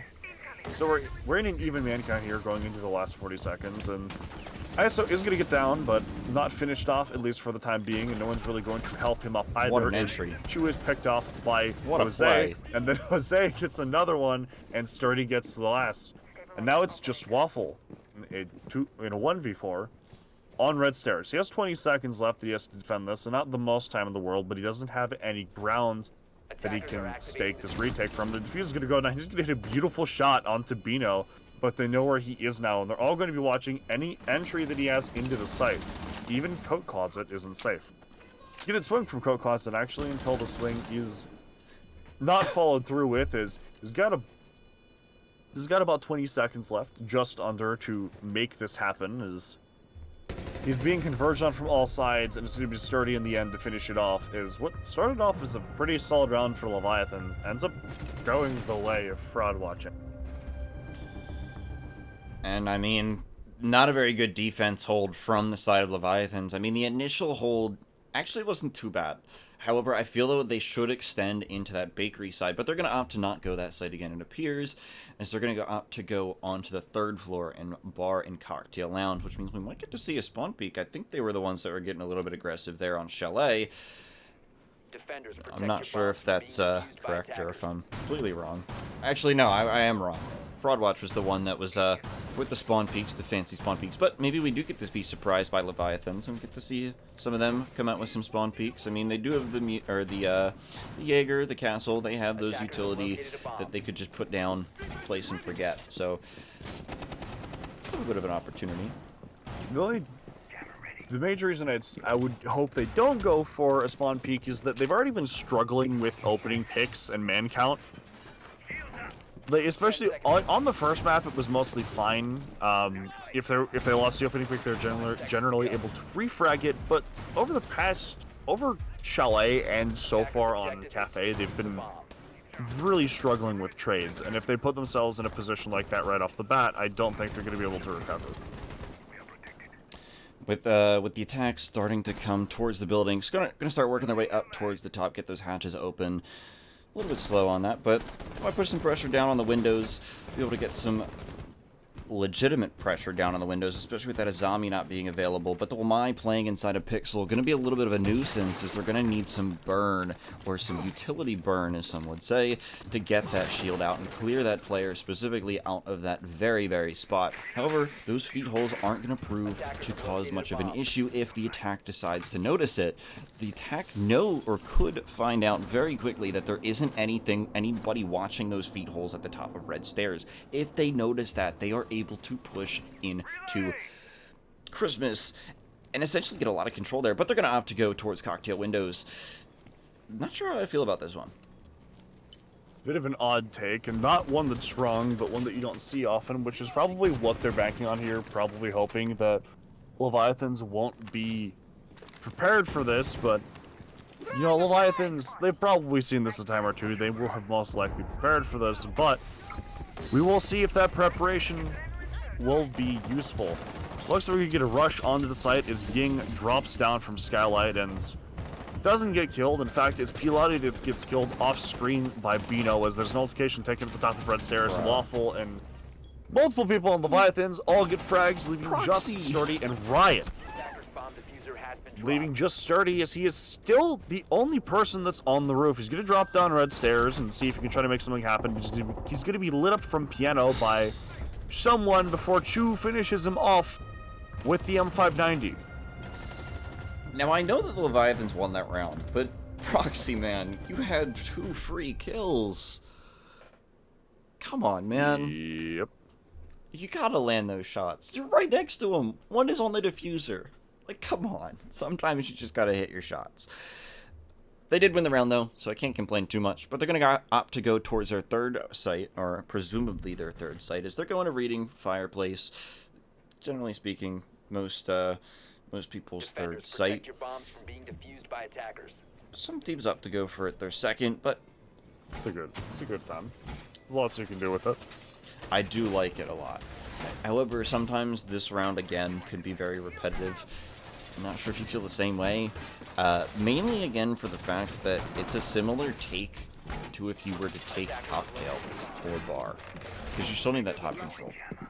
It is, and it's arguably a harder take as well if the defense are able to allocate utility correctly. It's not only do you have to take the top floor, but you also have to take the floor below it as well. Mm-hmm. Which can be tricky if the team doesn't know what they're doing. Mm-hmm. Definitely. So we'll see how that goes.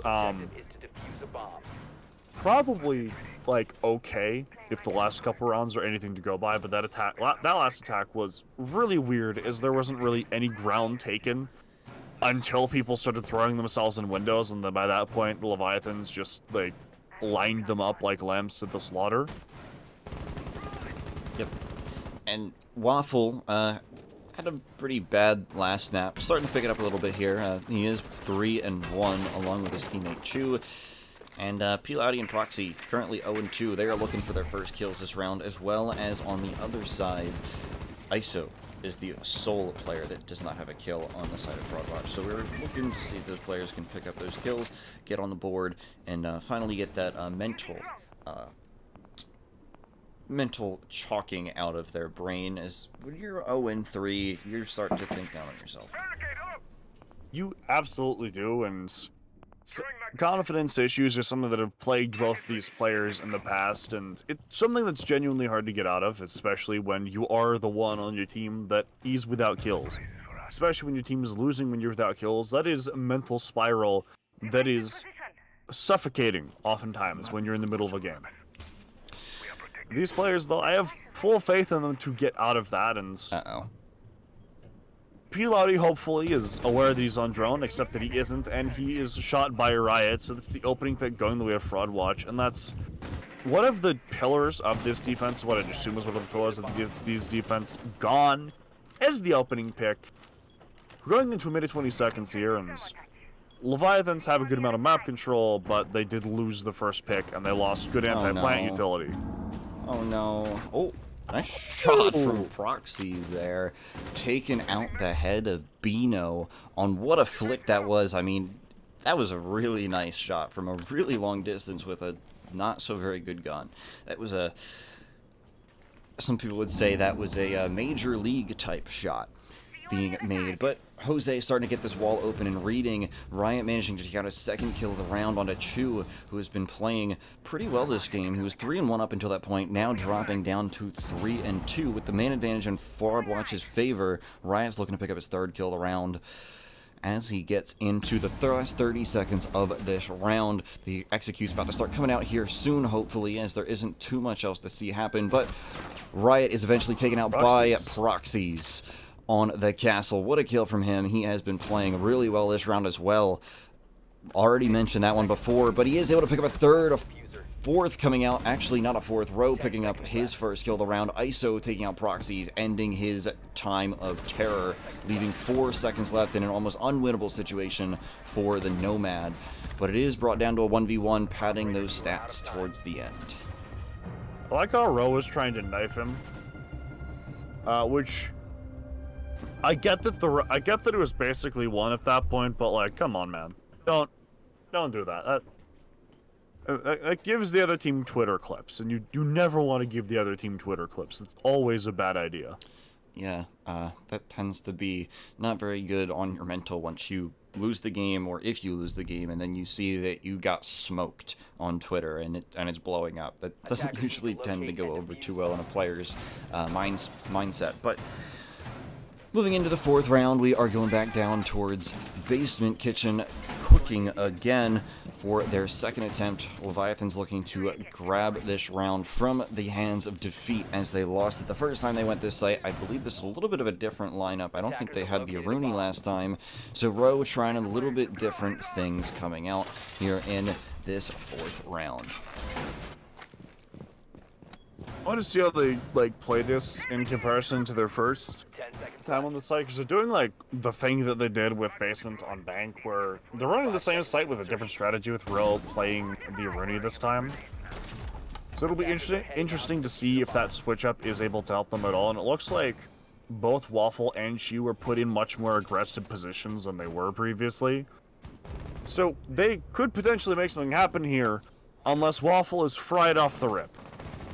Not the start that you want if you are Waffle. I mean, he was playing really well, but he's having a waffle time, one could say. You know, I haven't heard dad jokes in a while on stream, so I kind of appreciate it. Usually I would make fun of the people who make that are usually Zach or Chamber. I don't think Chamber is casted for this regular season yet, or actually this season in general, outside of a qualifier match. But moving into the round, Bino starting to make his way in towards Kitchen Prep. Jaeger actually inside of Small Bakery. He could make a huge flank, but he is not taken out. Sturdy managed to take out Rowe, who was on that Aruni that I mentioned earlier. P. Loudy looking to pick up a trade. Sturdy downed inside of Coat Shack. He was the one that took out that Aruni of Rowe.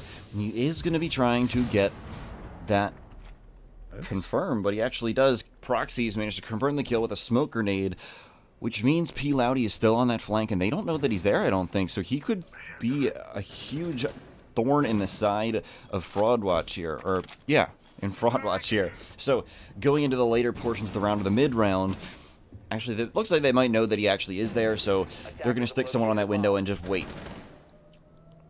Wait, indeed. Not a bad decision, as you have the man advantage, and you have a good bit of time left, and you don't want to squander either of those advantages that you have. Take some time, drawing out your surroundings, give the defense time to get antsy, and just see what happens if they try to peek you.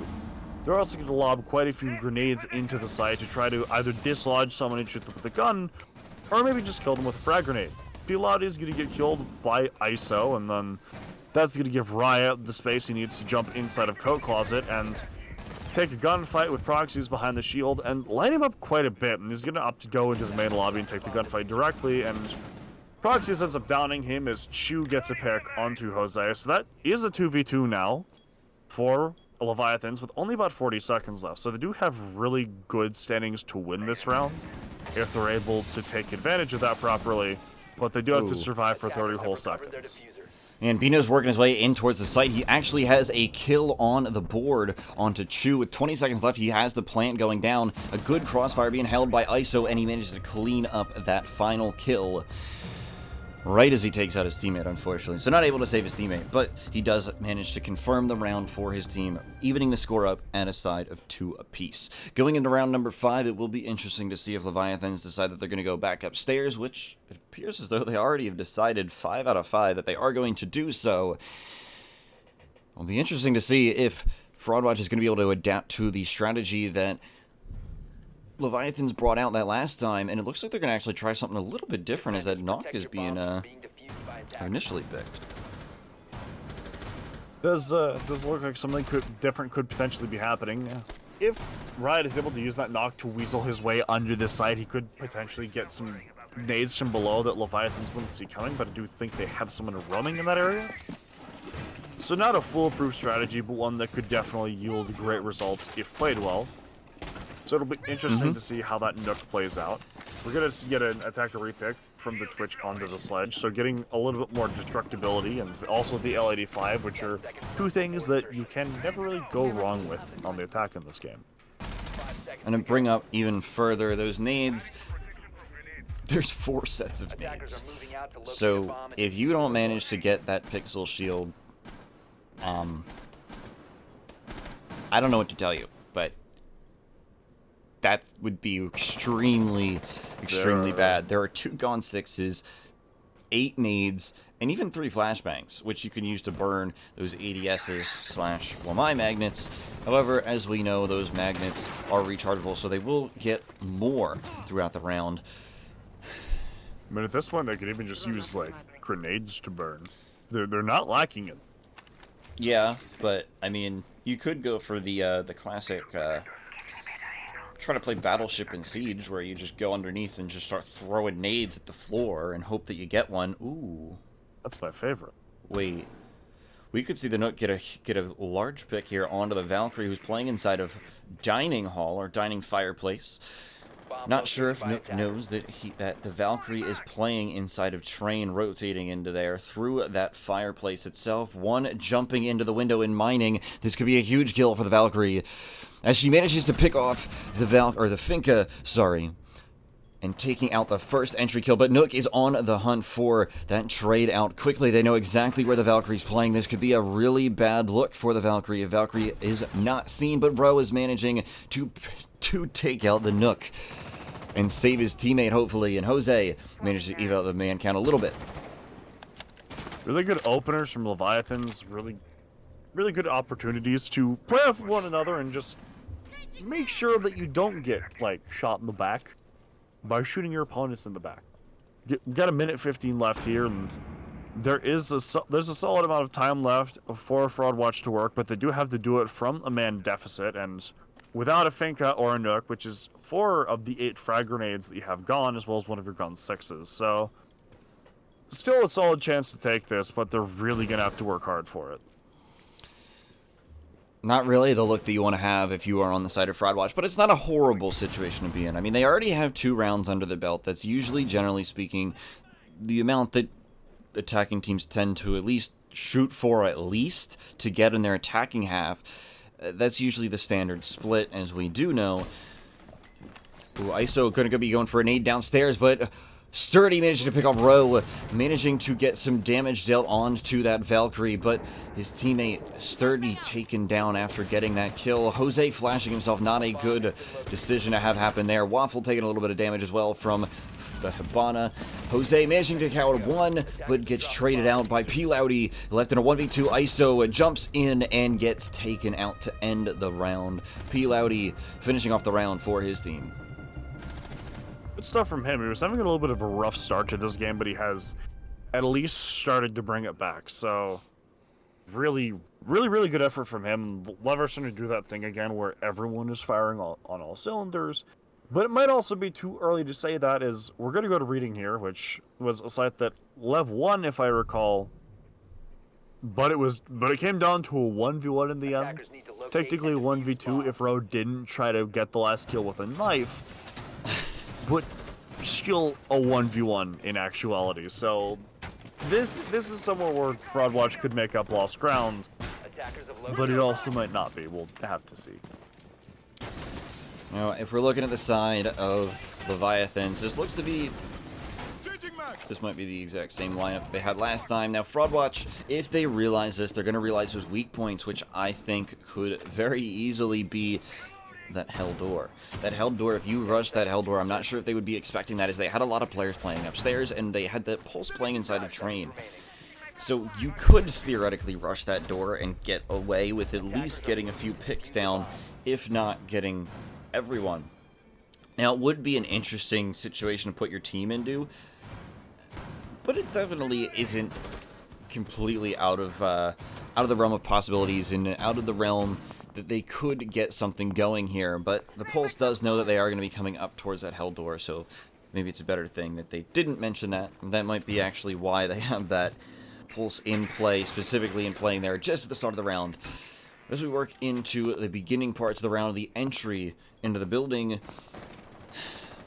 not as much presence as there was last round upstairs, but there is still Waffle upstairs. I believe that there is still the Wamai upstairs, so it's not like there's nobody playing upstairs. So there are people available to take those gunfights for the side of Leviathans. They're not giving up that site completely, and that would be a very huge detriment to their defense, would be just straight up giving it up. But they do have that Pulse on the board, so if they needed to, they could try to get away with some of those C4 kills. Or even just shooting them through the floor if they're standing still, like a drone or something. Which doesn't happen often, but is still something that the attacker does have to worry about. You got a minute 45 left on the clock at this point, and there hasn't really been much, if any, ground taken by Fraudwatch. They've started to get into the building, but not significantly so. They're mostly inside of Piano and Cigar. And so they're going to have to take all the way into Bar and then into Cocktail if they really want to make this attack work or get a reading plant off. And it not impossible, but definitely something they're going to have to work for with the amount of time that's gone by. With only a minute left, there isn't too much that they can do, but they do still have those nades on the board. But Rowe managed to take out one set of nades as I speak of them. The Yana is gone off the board as that opening pick comes out for the side of Leviathans. The second pick as well. All three are on that pulse scanner. This could be a very good nitro cell if they choose to use it. Not sure if they are opting for that, but Proxies managed to pick up one. Bino and Jose managed to trade them back in the favor of their own respective team. Jose and Bino have a lot to work on here in the closing minute of the round, but Alibi still working on fighting for his team. Jose managing to pick up one, or getting downed, but what a play from what awareness from Bino there to pick up his teammate as soon as he goes down. Jose managed to be picked back up, but there are still two C4s available, and the Pulse knows exactly where the player is.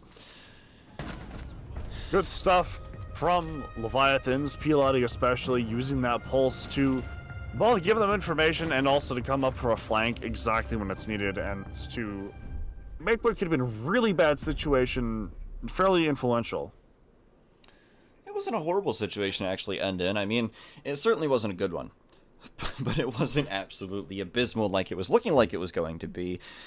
They managed to bring it back a little bit. But as we start to head towards the break in the map, so we are heading into the side swap.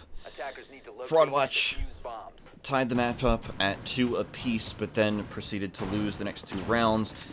So they're looking to capitalize here on their defenses. They are indeed, as people tend to want to capitalize on the defenses on defensive favored maps, and that is what this map tends to be, although Leviathans are going to look to dispel a little bit of that today, as they would really like to take this, preferably in regulation, and move on to potentially being able to win this league instead of being eliminated today. Especially since, not to dunk on Fraudwatch, but they're definitely not going to want to get beat by Fraudwatch.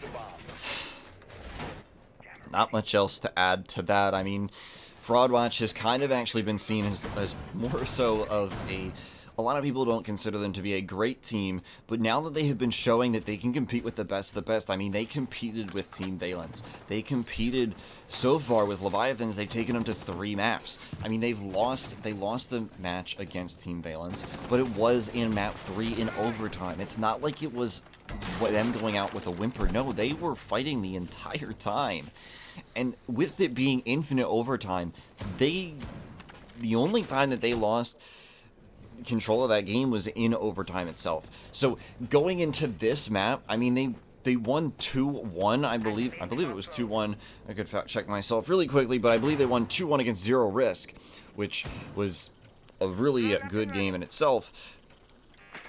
But they're also going to at least go to 1-2 against Leviathans, who are generally to be seen as favorites so far. I'm not sure if that would be held true considering the results we're watching right now. Might not be, but there is also something to be said for being seen as the underdog team being an advantage in this case, as not everyone has really been taking this team seriously, and certainly not after that happens, although Bino does manage to make up for that a little bit before almost getting killed by a frag grenade. Some questionable decision making by proxies being taken advantage of pretty much immediately, so Leviathans are out of a hard breach, which means they have to do the thing that we all love to do and funnel through doors, although they do have a pretty easy kill on Bino if they can get body shot wars against him. And that shotgun could be proved to be very useful, but the SMG-11 wallbang coming in strong. Fraudwatch looks like they are going to be taking control of this round very quickly. It does look like they're going to be able to take control of this round fairly quickly, as there is a 2v3 coming out from Leviathans. They have 45 seconds to do it, and they do have a solid chance of doing it if they can play off of each other well and avoid getting isolated and not ending up in a trade war, but that is kind of difficult if the defense plays this right, as you're not typically supposed to win in clutches, and Sturdy is going to just fire at the foot of a door and hope that someone walks into it, but no one will yet. And one more thing to mention is that Bino is on low health, so that could be a pivotal factor coming into the later portions of this round with only 12 seconds left. It is a 1 versus 3 now, and Sturdy is able to clean up that final kill and lock in that 3-4 scoreline. Standing tall, standing sturdy, he holds the cross from the fridge, or from the freezer room, and it's a difficult cross to get through. You're already in the disadvantage because you have to take like a 1v1 and a 2v1, or like a 1v0 and a 1v3.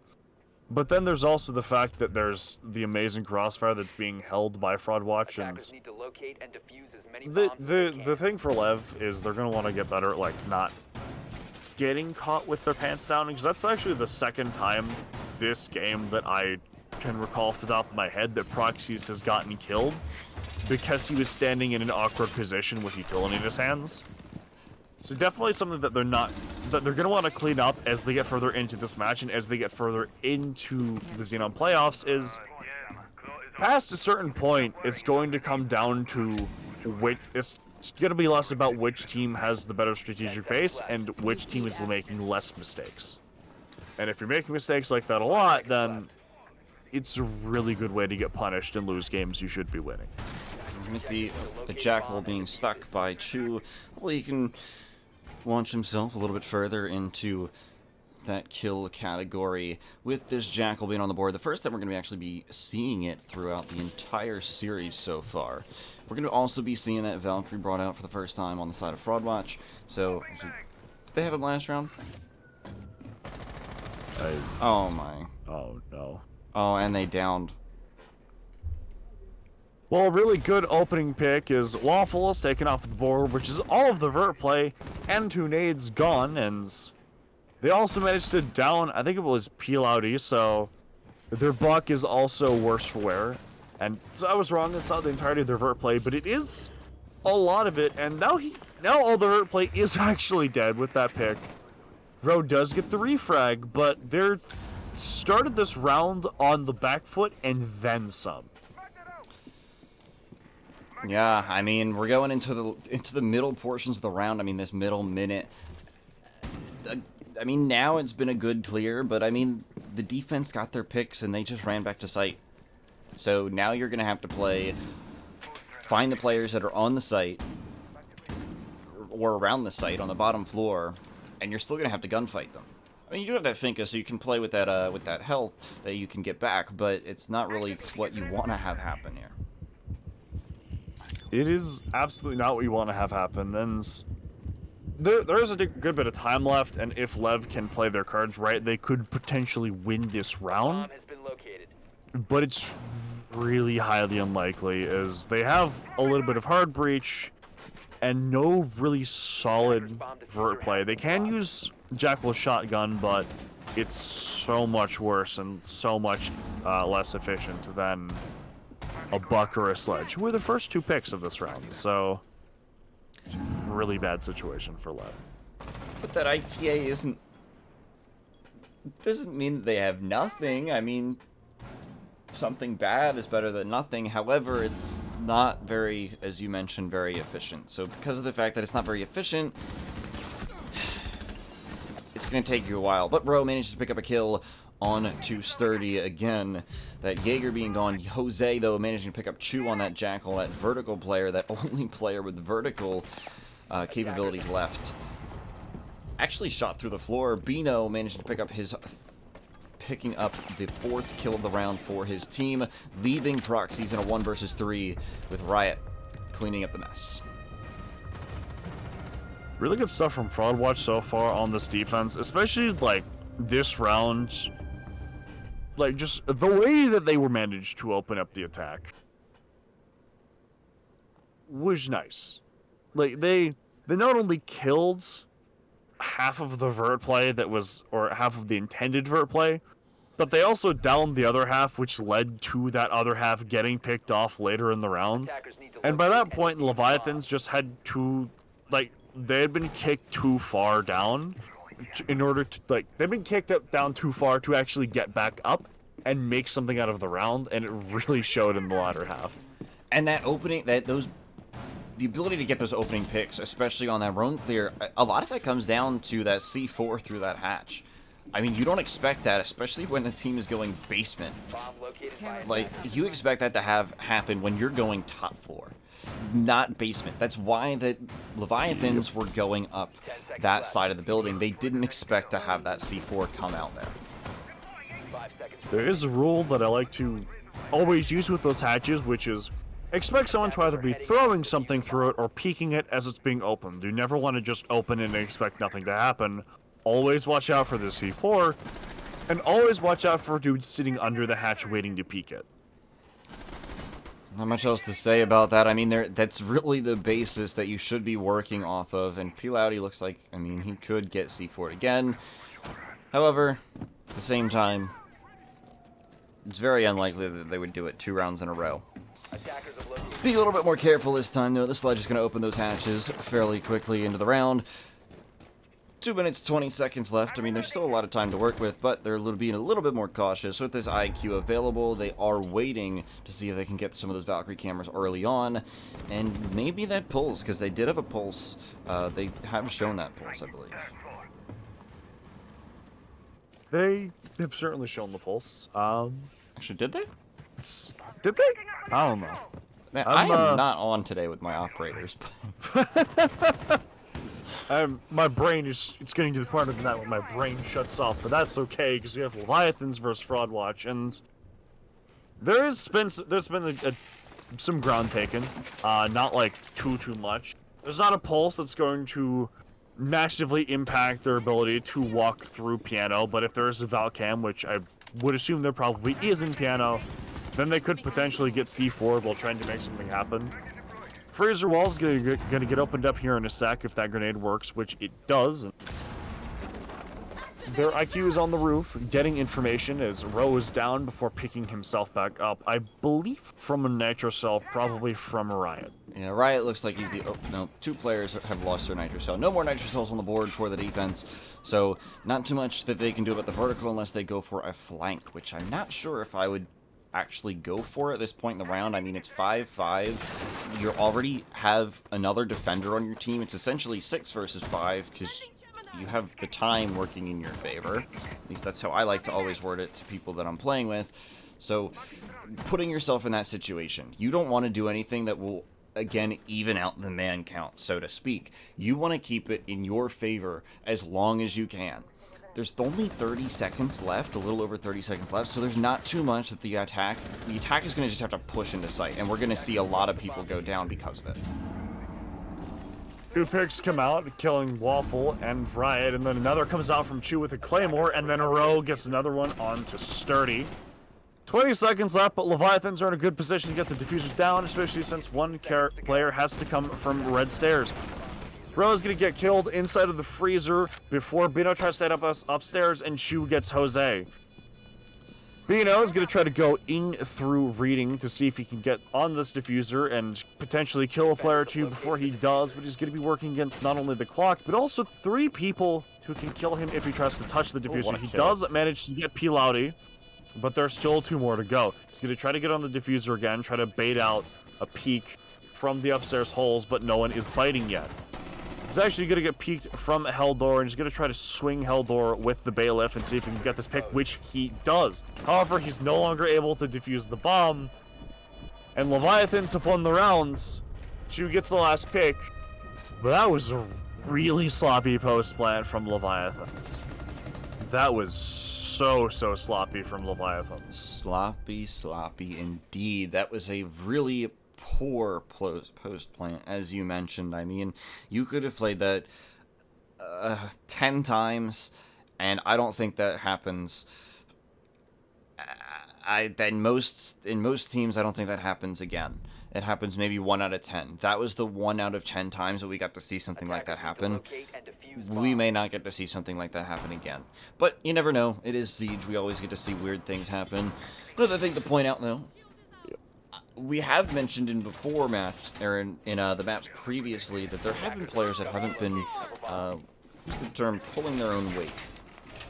I don't think there's a single player in this map that you could argue isn't at least somewhat pulling their own weight. I mean, the only one would be Waffle and Riot, but they're not doing too bad themselves. Yeah, I'm inclined to agree that I don't really think anyone is not pulling their weight. You could make an argument that some people could be pulling more weight, especially given how that post plant went last round. But no one is really not pulling weight in this game. And it just goes to show, I mean, the scoreline is really close again. It's 5-4. So with the fact that it's been a really close kill-wise, I mean, most rounds haven't been flawless rounds. I mean, the last few maps, last map we saw a few flawless rounds for, I think we saw a few actually for both sides. So, I mean, now we're starting to see a little bit more even rounds. Even though it's still some sloppy Siege, it is pretty close. It absolutely is pretty close. Good to see the red wall getting opened here in a sec, as Leviathans really want to not have their hard breach be their opening loss again, but so far nothing has really tried to contest proxies on that Hibana. In a sec here, they're gonna try to get the Pixel Shield gone, which is a good call. Shooting some Lamai magnets that are in awkward positions, as the holes that proxies made appear to be a little bit wonky, which is going to play against them, as they may have to use more utility to open it, which would leave less utility to open Freezer, which once again begs the question, why is Hibana your only hard breach?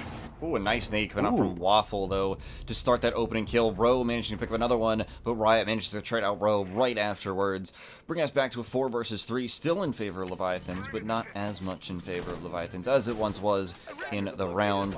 Riot starting to show his true colors again, as he manages to retreat back upstairs into Freezer. Good stuff from him. He's going to get another pick as well onto Chu, so he's taking off 2 fairly influential players and some fairly influential operators. His Pilati manages to get Riot, and then he manages to get Jose, leaving just Sturdy in the 1v3 here. He's going to get a peek onto Piano, which is going to be met with P. Loudy getting a 3K, putting Leviathans on match point with 2 rounds of a Garoon before things go to overtime, which is when things can scale really up. fun. So we are on infinite overtime here, even though it's not our best of 5 grand finals. So we could potentially just be here all night, which I'm hoping not, because that would be, as much as I like this game, I also really like sleep. So we'll see how that goes. We probably won't end up with that much infinite overtime, but But if it goes to Infinite OT, we'll be here for a little while, I would imagine. Hey, I mean, there's still another game after this, too. So, if we went to infinite overtime, we could be here for a while, and the next game might not even start for a while. Oh, the next game is supposed to take place in half an hour, ladies and gentlemen. I just realized. So, buckle up for that. Yeah, that one's going to be a good one as well. Homeland Academy is going to be taking on Team Valence immediately following this matchup. But that's not this matchup. We are getting into round number 11 of Leviathans Fraud Watch map number 3. It's been a good time so far. I've enjoyed it. It has been very, very sloppy from both teams, which has been really weird. It's like, so if the coach of Leviathans is Velocity, and the man is like, not about like perfect siege, but he really doesn't like sloppy siege, which has been most of what we're seeing. Drew gets the opening pick on the Riot, who is a very good person to have off the board, both skill and utility-wise, as he does have a C4 in his pocket that no longer exists. Bino is also going to be taken down onto very low HP. A single bullet from just about any gun will kill him now. And we've actually seen P. Loudy and Rowe kind of switch roles as Waffle finishes off Bino and gives Leviathans a 5v3 for all the marbles. And Leviathans are looking righty nasty right now at those two opening picks. I mean, that puts them ahead 2 players to start this round number 11. This is map and series points. So if they win this, they are advancing to the lower bracket semifinals, which will be taking place on Sunday at 8 p.m. Eastern. So make sure you tune into that. But Jose has something to say about it. He is getting a C4 down on a P. Loudy, the player who has been playing fairly well for his team, as some have been saying, pushing P, the big P. Interesting terminology that they're choosing in Twitch chat, but it's always fun to read what they're doing over there. Twitch chat is an interesting wild place. It is certainly, it's a place I've been a couple times. I have seen the -640 gang that was a thing throughout so much of Pro League, but we're not in the -640 gang. We're in the Leviathans versus Fraud Watch gang, as really creative angle from Jose is punished by Waffle, leading to a 2v4. For again, all the marbles here is if Leviathans manage to win this round, they take this entire game and Fraud Watch don't have a chance to progress further into the bracket. And what a statement beating Leviathans would be. Now ISO is still playing fairly well though. Managing to make a kill, but is traded out immediately by Chu, left in the 1 versus 3 to keep his team alive. Sturdy is alone with the plant going down. Osa planting that diffuser. Maverick and Nomad watching it. Plant is denied, but is traded out by Rowe on the Maverick to end the game and end map number 3 and end the series in the favor of the Leviathans at a score of 2-1. It was a good game. I would like to say, I have not like junked on, but I have talked about Fraud Watchers being the underdogs. But I also would like to take a second just to lump some praise on them, as Leviathans, they're one of the favorites for this tournament. They have been consistently good throughout this entire thing, and Aro is arguably one of the best players in the league right now. And I mean, even he though did they win lost, that MVP, so even though they lost, getting this close with Leviathans is still really good. And if Fraud Watch are able to maybe pick up a coach, maybe change out like one person, and then just keep grinding, they could really potentially be a favorite for next season. I'm actually really excited to see how they progress into next season. yeah, and without further ado, we are going to go to a quick break, and we are going to have a very, very short interview before we get into our second match of the night, which is going to be Homeland Academy versus Team Valence. But until then, for just a few seconds, while we get our interview set up, stick around.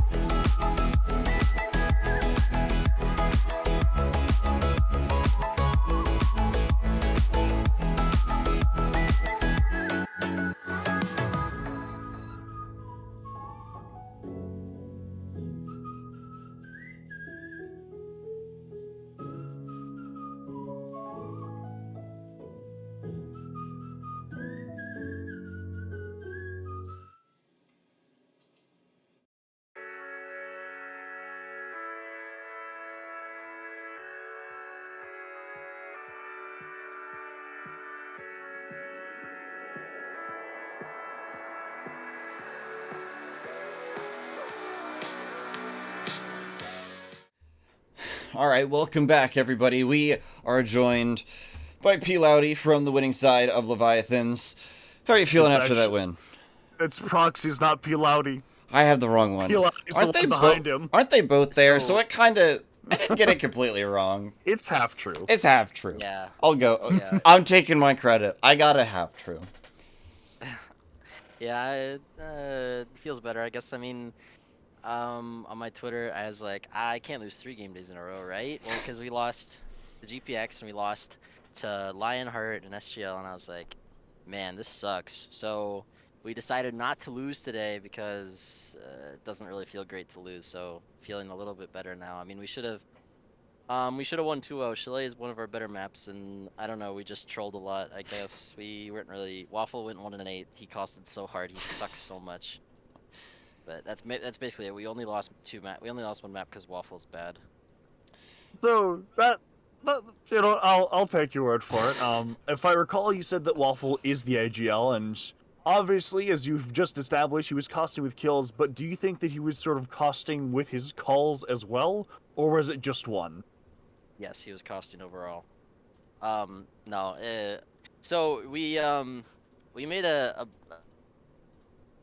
move today. So last night we had a talk at like 10 p.m. and we were like, you know what? We're gonna change everything. So we put Pierce on entry instead of flex, and we put Waffle back on flex instead of entry. And we decided my IGLing sucks, so we decided to put Waffle back on IGL to try that out, see how it worked today. So we did well on our warm-up scrim. We were like, all right, let's keep it going. We felt good. We rolled into bank. Getting that 7-2 was really nice. Losing 4-7 kind of sucked, but again, it's because Waffle was really bad. But I mean, IGL-wise, he did good. There's a lot to improve on, but he did better than I would have. So you know, I'm happy with it right now, and I don't think he was costing too hard. Only mostly. Yeah. All right, I do have a question for you guys. When you guys saw that they swapped someone out, were you guys a little bit concerned about that, or do you guys just kind of like go with it and just not even think about it? Because we do see that he did end up impacting. He did really well in that first map that he played in. Yeah, that's because Riot, the ranked star, is really, really good. Yeah, no, like, our coach was sitting in there with us, and he was like, okay, guys, they just switched someone.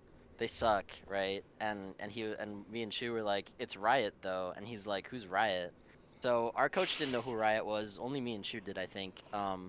So we weren't too worried, but like, I don't know. We knew he was good, and I wasn't too surprised by the result. I thought he would have been doing better on Cafe actually, but he went kind of nuclear on Chalet for them. So I mean, he was big and he's a really, really good player. So I expect that from him, but I wasn't too worried about it. Seeing it really, their play style is something that we're fine with, and they didn't really change that. So a question for both you and Pierce, if you wouldn't mind. With all the role changes that were happening, was there any kind of confidence stuff that was going on? Were people more confident? Were people less confident? Because I know that especially going from like a flex role, if you played that a lot, to an entry, even though they're the same in a lot of ways, it can be a little daunting, and sometimes going from IGLing to not can be not infuriating, but a little frustrating when a call is made and you feel, I could have called that better. Did you have confidence issues on entry? You did? Yeah, you did good, pretty good. I don't think there was really confidence issues with Pierce. I don't know what Waffle was thinking. I mean, knowing him, he's really weird, so he probably didn't have any issues. He was probably like big balls in it all the way. He didn't care. For me, I mean, I always go into the game with the confidence of like a million star. Like I don't know. I don't really care. I'll fight whoever. I mean, I haven't been performing good lately, but switching from IGLing is what it is. I can focus more on my droning. Road knows this so well. I've been misdroning a lot recently, so not IGLing is nice. I can just, focus on droning, focus on fighting. I mean, today I went negative twice and positive once, so better individually from me, I guess. But I mean, no confidence issues really. I think we're fine. So now, before we end this interview, I'd just like to take a second to give you the floor. Just anything you want to say to fans, your org, your coach, your mother, if you wish. Just shout out your socials for a couple seconds. Also, that definitely do that, or your team's socials. Yeah. So, follow me, Proxies, with like an S and a Z or something in there. Follow him, P_Laudy, 2_R6, at Row is short, at Waffle something, oh, Waffle with 3 Fs and an underscore, at Leviathans_GG, and Velo at Velo __ whatever. And then, that's our socials. Follow us there because I tweet really good stuff. He doesn't tweet at all. I do want to say, we kind of suck. So, if we make it to grands, every team that loses to us should be really disappointed in themselves because we are really bad. So, no, but yeah, I mean, that's really it. If you lose to us, I don't know how. Like, you suck, bro.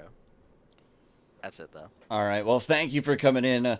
We are going to be going into a short break before we come back for our second matchup of the night. We are going to be having Team Valence take on Homeland Academy on the other side of the losers bracket. So we're going to find out who Leviathans are going to be playing in their next matchup, which is going to be on Sunday at 8 o'clock. So stick around.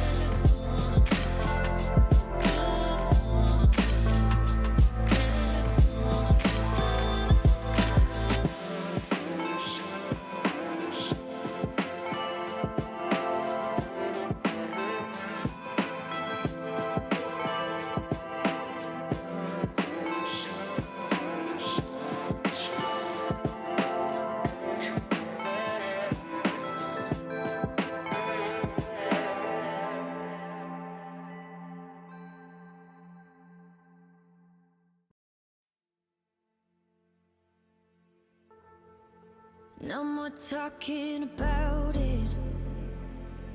The way it is, the way it is. It's no mystery. There's no getting around it. When you're here, we got chemistry. We light up when we ignite. We are stars in a darkened sky. When you leave, don't forget to remember. Don't forget to remember me. When you leave, don't forget to remember. Don't forget to remember me. Remember me. I'll fight for you every second. To keep your touch in my memory. I try not to regret it. What could have been, should have been, if you would stay with me. When you leave, don't forget to remember. Don't forget to remember me. When you leave, don't forget to remember. Don't forget to remember me. Remember me.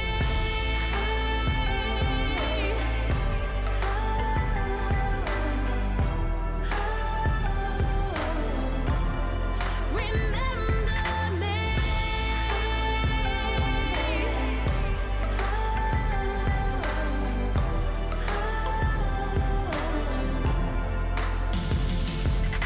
We light up when we ignite. We are stars in a darkened sky.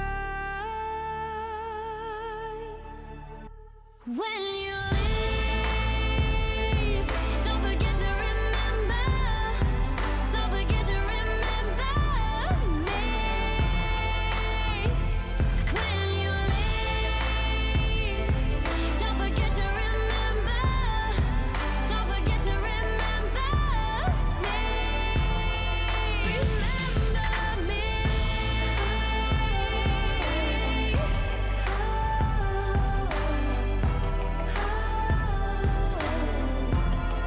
Remember me.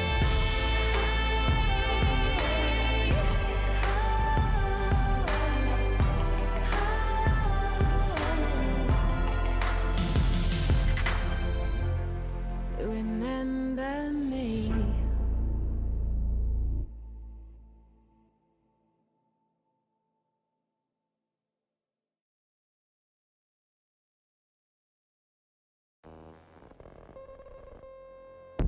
Everything is twofold. What's joy is pain on the other hand. And what happens when the one that you love is the main cause of your suffering? I need you like I need air to breathe. I need you to save me from me. I'm caught in your wave, I'm drifting away. I need you to save me. Please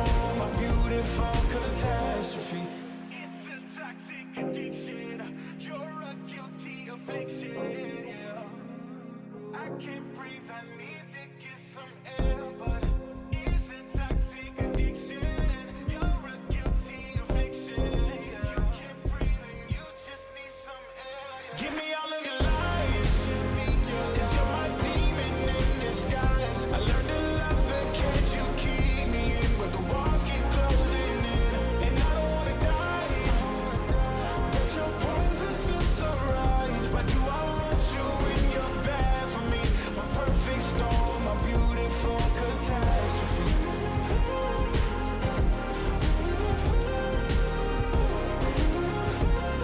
My perfect storm, my beautiful catastrophe.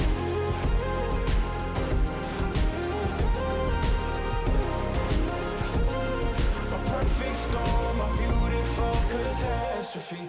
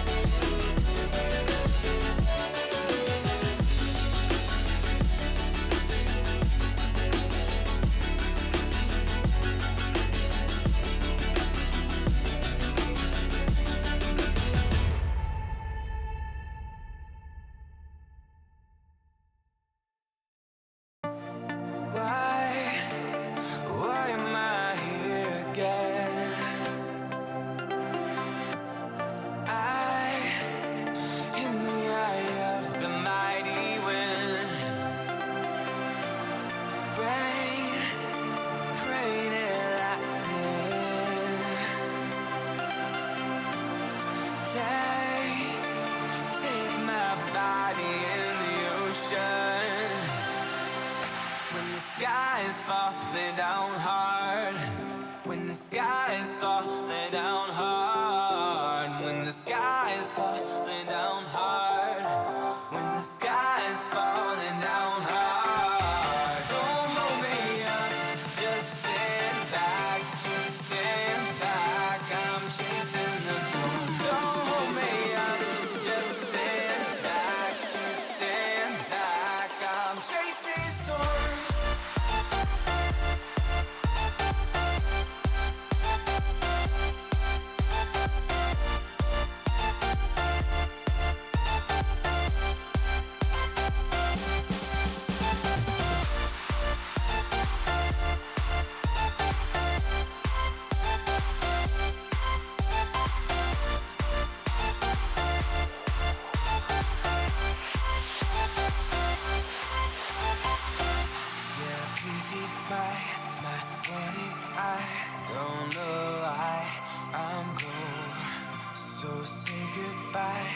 I like the fact you know.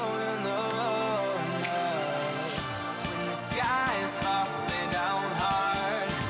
When the sky is falling down hard. When the sky is falling down hard. When the sky is falling down hard. Don't hold me up, just stand back, just stand back. I'm chasing the storm. Don't hold me up. Just stand back, just stand back. I'm chasing storms.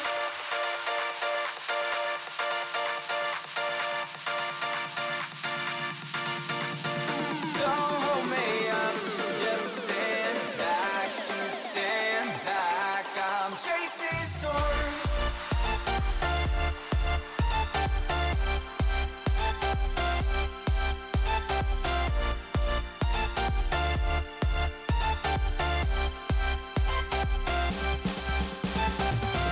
Don't hold me up, just stand back, just stand back. I'm chasing the storm. Don't hold me up, just stand back, just stand back. I'm chasing storms. Don't hold me up, just stand back, just stand back. I'm chasing the storm. Don't hold me up, just stand back, just stand back. I'm chasing storms.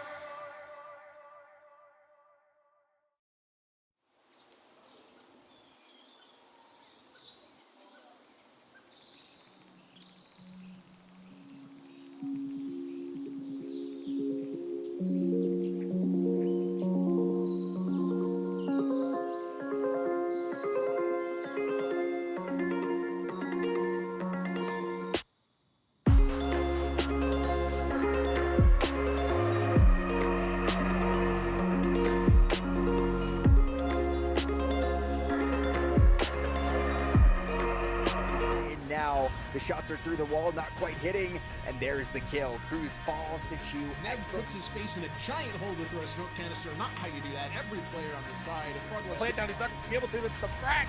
Down to the final win. Some of those operators who can really give you trouble. just to the side of Project Bandits. They're now starting to retake all the way up through the mirror window, but there's one on highway. He gets called. Mr. Alexander leaves me without words because he's killing people left and right. Rowdy, and now Chew finds himself left alone, brings it to the 1v1, shuts down that way as well. Flame Bolt moves forward and it launches the bandit into clear and plain sightline of the lion. That doesn't matter at all. Very bad. He finds two. Can he kill both? See, and Butcher's just better. He is activated on the think of gameplay right now. This is why everyone loves Minka. Oh, nice shot from Butcher. He's going crazy at our squad. Coming through, they didn't actually drone all the way up through and understand what the setup looks like. The library walk-ups are able to do things like just fall from the site here, and especially with that sense wall coming out, really stop them. It could be anywhere you can find the first one on the line for 5 seconds.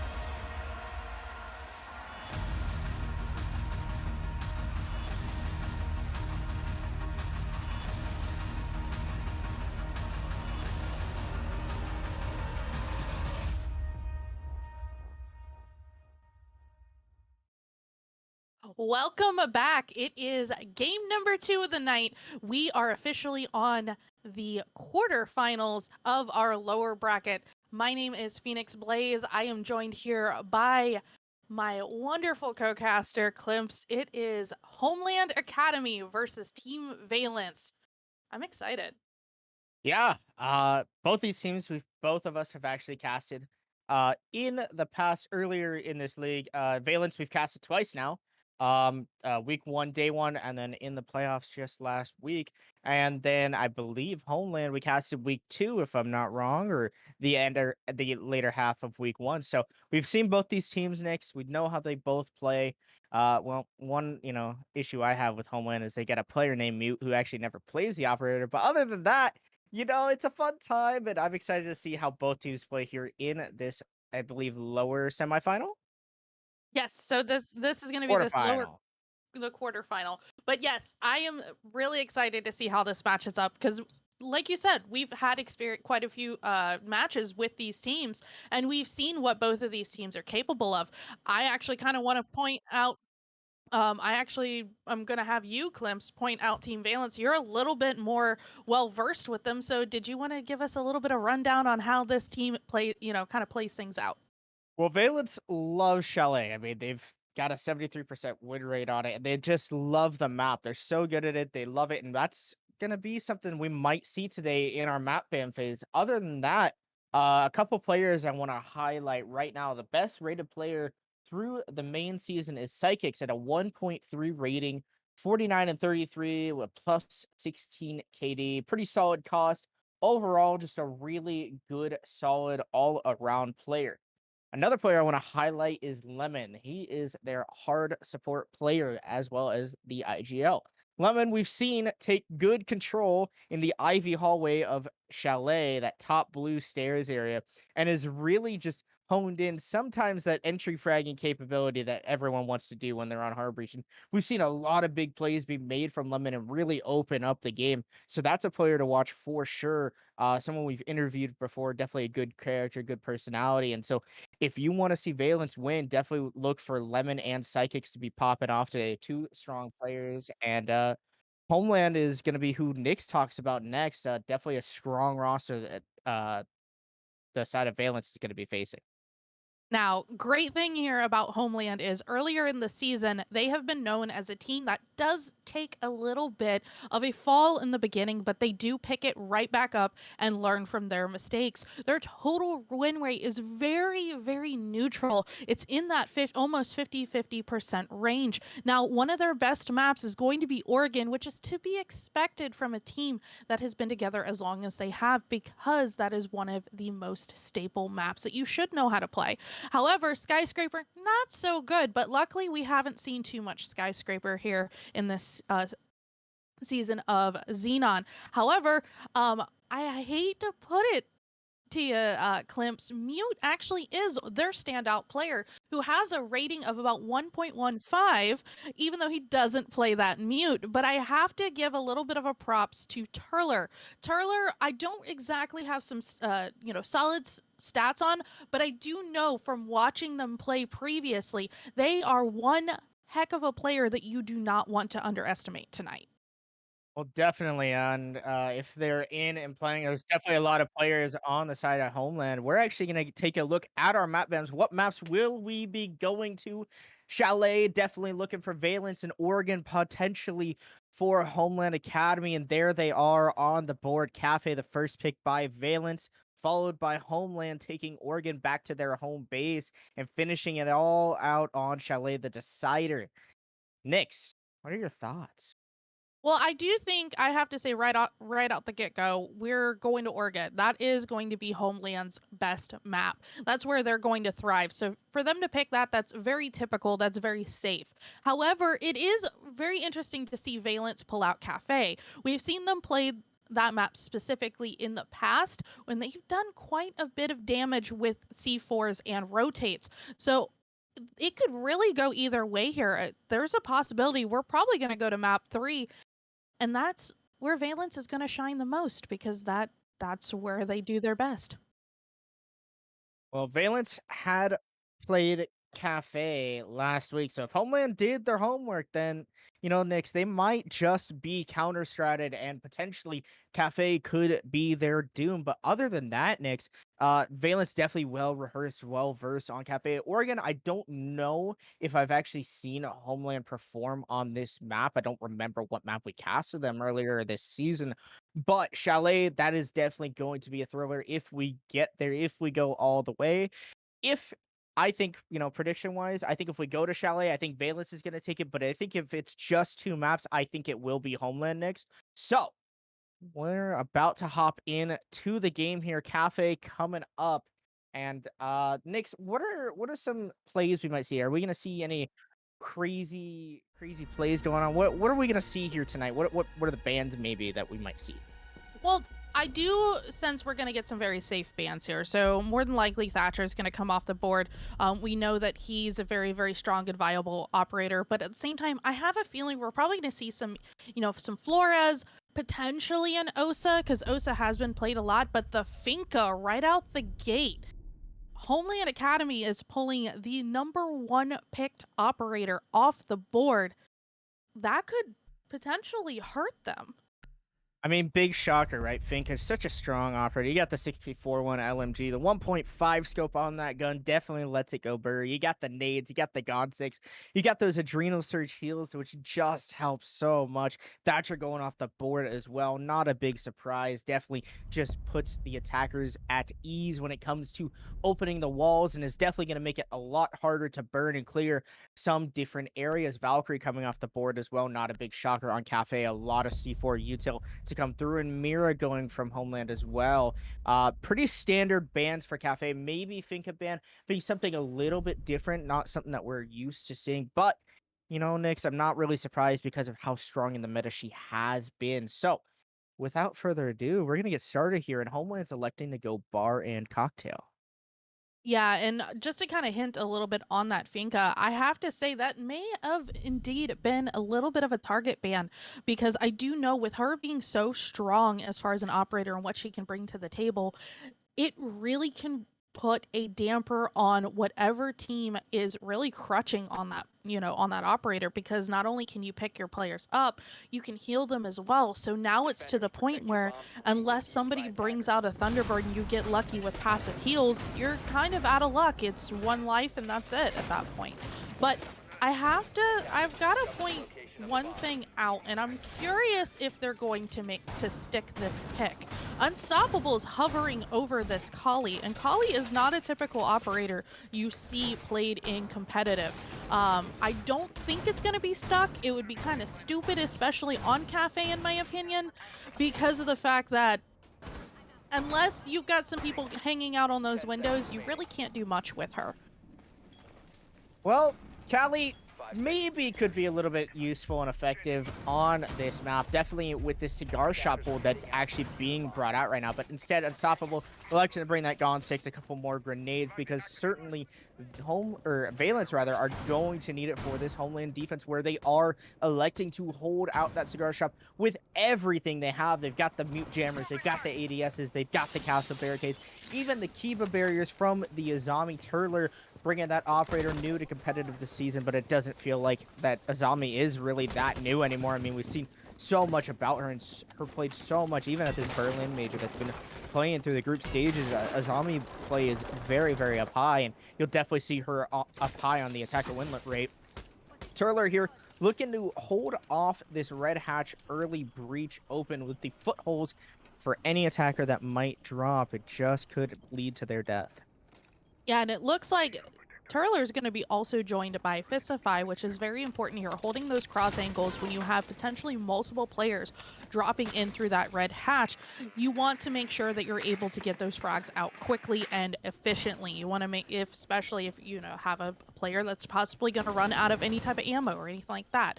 But we do see immediately Turler is going to go ahead and rotate back, wanting to save their life, but however taking some damage as they're moving back into that pixel area. But we do see Unstoppable, the first player on the side of Valence, attempting to go in, but shotgun immediately by Fistify. No refrag, no follow for Unstoppable, and really a puzzling decision for me. No one on the hatch to watch the rotate around, and the Mute ends up with a freebie kill, honestly, Nix. And that just shuts down the Valence attack, which, honestly, they gained a lot of ground going in through there, but Defrex with an immediate refrag onto Turtler. Taken down by Ryder, though. Great positioning by Homeland allows them to gain that refrag and keeps up that man advantage. Man advantage is everything here, because what we are seeing now, things are actually being kind of balanced out. But when you have that man advantage, that is one extra player that you can send out to essentially flank or do really whatever you need them to do.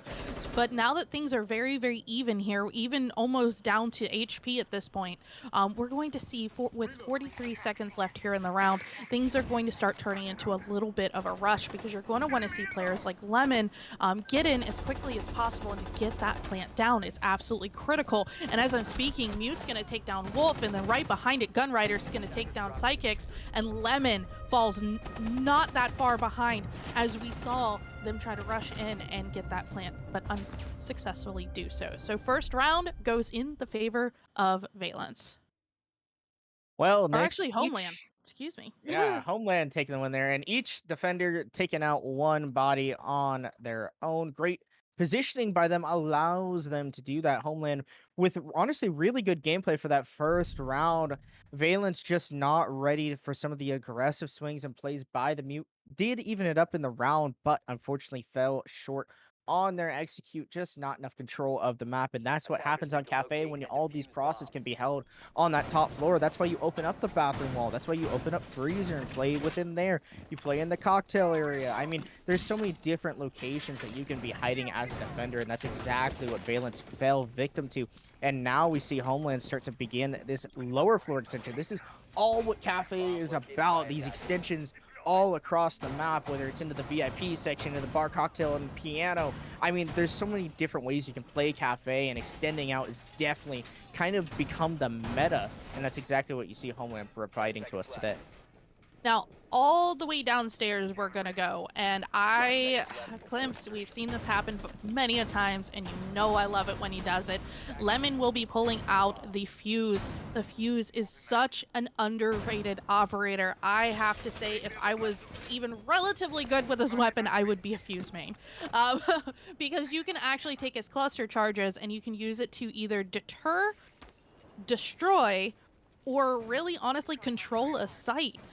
To the point where, honestly, you barely have to really do anything. Just get to a nice soft surface and just let those things fly.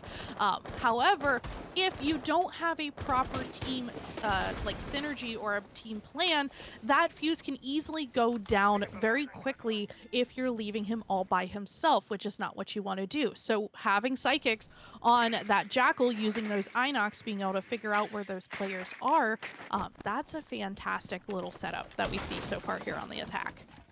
Well, Valence starting to clear out the top floor, slowly getting into that white stairs area and working their way down. Lemon droning, Unstoppable, and Psychics right there behind for the refrag. Gonna grab the footprints of the Alibi, who is still lurking around that red stairs, but chooses to fall back. Turler now finding themselves at the whiskey bar. And if you look at Valence, they have such a vertical strategy heavy lineup, but look at Homeland's defense. Pretty much none of them actually in the bomb site. They've all extended out and expressed other areas of the map, which is really going to be a pain when it comes for Valence to try to take the bomb site. And even if they explode onto the bomb site, Homeland has so many angles that have been set up for them to actually stop Valence or even help aid them in getting this retake, which is exactly what Homeland is playing for. They're going to let Valence get that bomb site as they start to work on the vertical here. Fistfight might look to find a C4, but other than that, as you start to see some of the vertical plays start to work, it's going to be a real tough challenge for Valence to find themselves on the bomb site and go for an execute. Really like seeing what we're seeing out of Homeland, however. One of the really cool things is in the past, we've seen them play a little bit more scattered. And as I say that, Fistfy is going to be the first one to actually get a kill once again on Unstoppable with that beautiful C4. But see, that's how they're able to make these great plays with these C4s, is by playing this slower. They're actually playing more together, more in unison, and much tighter. We're seeing really great turtle plays focus out of them, which is allowing them to do these really incredible things. 30 seconds, we have Lemon on site. Lemon's ready to go ahead and start planting. Psychics and Wolf are both going to start getting their kills left and right. Lemon coming in with a double kill as he's going in for this plant. Is he going to be able to stick this, or is Gunrider going to take him out? I think Lemon's just going to live on that F key, but he's also going to get that last kill. So we are now 1-1. This is going to be a back and forther. I feel it. Well, the retake just did not come in through Homeland, and Valence won all of their ones. Lemon, I want to talk about on that fuse entry, didn't use a single cluster charge, but that doesn't matter because really Homeland wasn't even barely playing in the bomb site, and instead they allowed Valence to walk on in, but they did not win their gunfights holding those angles. Instead, Lemon whipping around with the LMG, Psychics finding a couple frags for themselves, and a great attack by Valence. Exactly what you want to see when you go for that top floor clear, and a beautiful execute took place, not denied out by the smoke. The hatch drop came through, and that's exactly what you want to see if you're Valence. If you're Homeland, on the other hand, though, you really want to see them holding those angles and stopping that hatch drop from coming through, but Homeland electing to go to reading and dining, completely ignoring that kitchen defense, not wanting to go there again and test it, instead want to go back to the likes of the top floor, which I think is a pretty solid call from them. Now, I do have to just say one thing here. One thing I have noticed from Homeland Academy specifically, what they do like to do is they kind of like to go through their rotates as far as their sites. They don't like to kind of stick with one and, you know, revisit one that they won or anything like that. They kind of like to go through that rotation. And I think it's a great strategy because you can't really... you're not allowing the attacking team to sit there and basically go like, okay, hey, this worked last time, we're going here now, let's just do this again. In a way, it mentally disrupts that team and doesn't allow them to really have that structure that they need to go and do, you know, essentially repeat that round. But we are going to see a little bit of a different lineup here for Valence, and I do have to say, I think we're going to be seeing a rush here because we got Defrex on the Ying, those Candelas, absolutely a pain to deal with, but we see Wolf on our brand new operator Sens, which makes me so happy because you can create those walls of light that can deter people from, you know, maybe not shooting, but seeing you and your timing on when you're going to be moving into things. So while those ROUs are great, I'm telling you, it can really change the gameplay. But Defrex is going to get the first pick onto Lucas on Homeland, so that is one official operator off the board. Well, Lucas Fallen trying to hide themselves out in Piano, rather. Cafe is the map, of course. But not able to do so. Droned out, beautiful droning by Valence, and that nets them their first frag of the round. Great job to them as they've started to work on this Piano side of the map, trying to work into the bar area, but I think they're actually trying to go for a mining execute. That's exactly what they have with these operators in play. They've got the sense they're going to try to block off those head holes and those feet holes that you've been created in that red 90 wall, and Psychic's able to get a great frag on a fist fight, and that's really opened up this bomb site. Turler trying to swing, but Psychic's finding a second frag on the round now, and really has opened up this attack. You see all of the attackers have found their way into the mining room as Habana starts to open up these wall with the X-Kairos pellets. Only 2 players from Homeland Academy sitting here to defend, and Mute is going to get really aggressive, try to swing these players who are hiding, and I don't know if Mute has actually been spotted out. Tries to find that player in the 90 hallway, but shut down by Unstoppable, and Gunrider is left in a 1v5. Pretty much an unwinnable situation. I don't actually even know where they're hiding out right now. Gunrider seems to be saving the op. No, fighting Ian Pillar is where this gunfight is taking place in a flawless round. Unstoppable finds that final player, and a great attack by Valence. I need to point out something that I just saw in our chat. It does look like Homeland actually did use that Finca ban as a target. So Unstoppable is the player on the side of Team Valence that kind of clutches onto that Finca. Unfortunately for Homeland Academy, it doesn't seem like actually banning that Finca out is really doing much here, because Unstoppable is gravitating more towards those operators that are very similar, that obviously have a little bit of a different utility, but still have very similar guns and similar speeds. So I think that may have been a wasted ban. What are your thoughts on that, Clemps? Well, with the way that Valence seems to be playing out their attacks, Unstoppable has become a flex player more so almost. And now as you see them start to switch to the Nook, which might just be a sneaky play that Valence is trying to go for. As Homeland, instead of electing to go back to Bar Cocktail, the only site that they've won, actually choose Kitchen, which is kind of an interesting choice, at least when it comes to me. Like, I would think that you would go back to where you just won, your good old tried and true, instead trying to catch Valence off, but it doesn't really matter with attack or rebrick. As you start to see Valence take all of these operators, Lemon electing for the Capital instead of the Fuse this time, but the same essential clear as before. The Fuse gadget didn't really matter, so instead Lemon looking to take those Firebolts and those smokes, which are going to help aid in that execute at the final seconds of the round. See, don't put it past Capital though, because I have to say, I did get to actually cast some games over the weekend, and we did see a Capital played, and probably one of the saddest things that I have seen in a very long time in Siege. Capital shot out the Firebolt, and a player just could not figure out how to run backwards. But that's what's great about running an operator like him, because you're able to use those Firebolts to really deny any type of rotate, deny an area, or even, honestly, in some cases, you know, kill a opponent. It does work, and it does happen, and that's one of the things that really Capital is great for.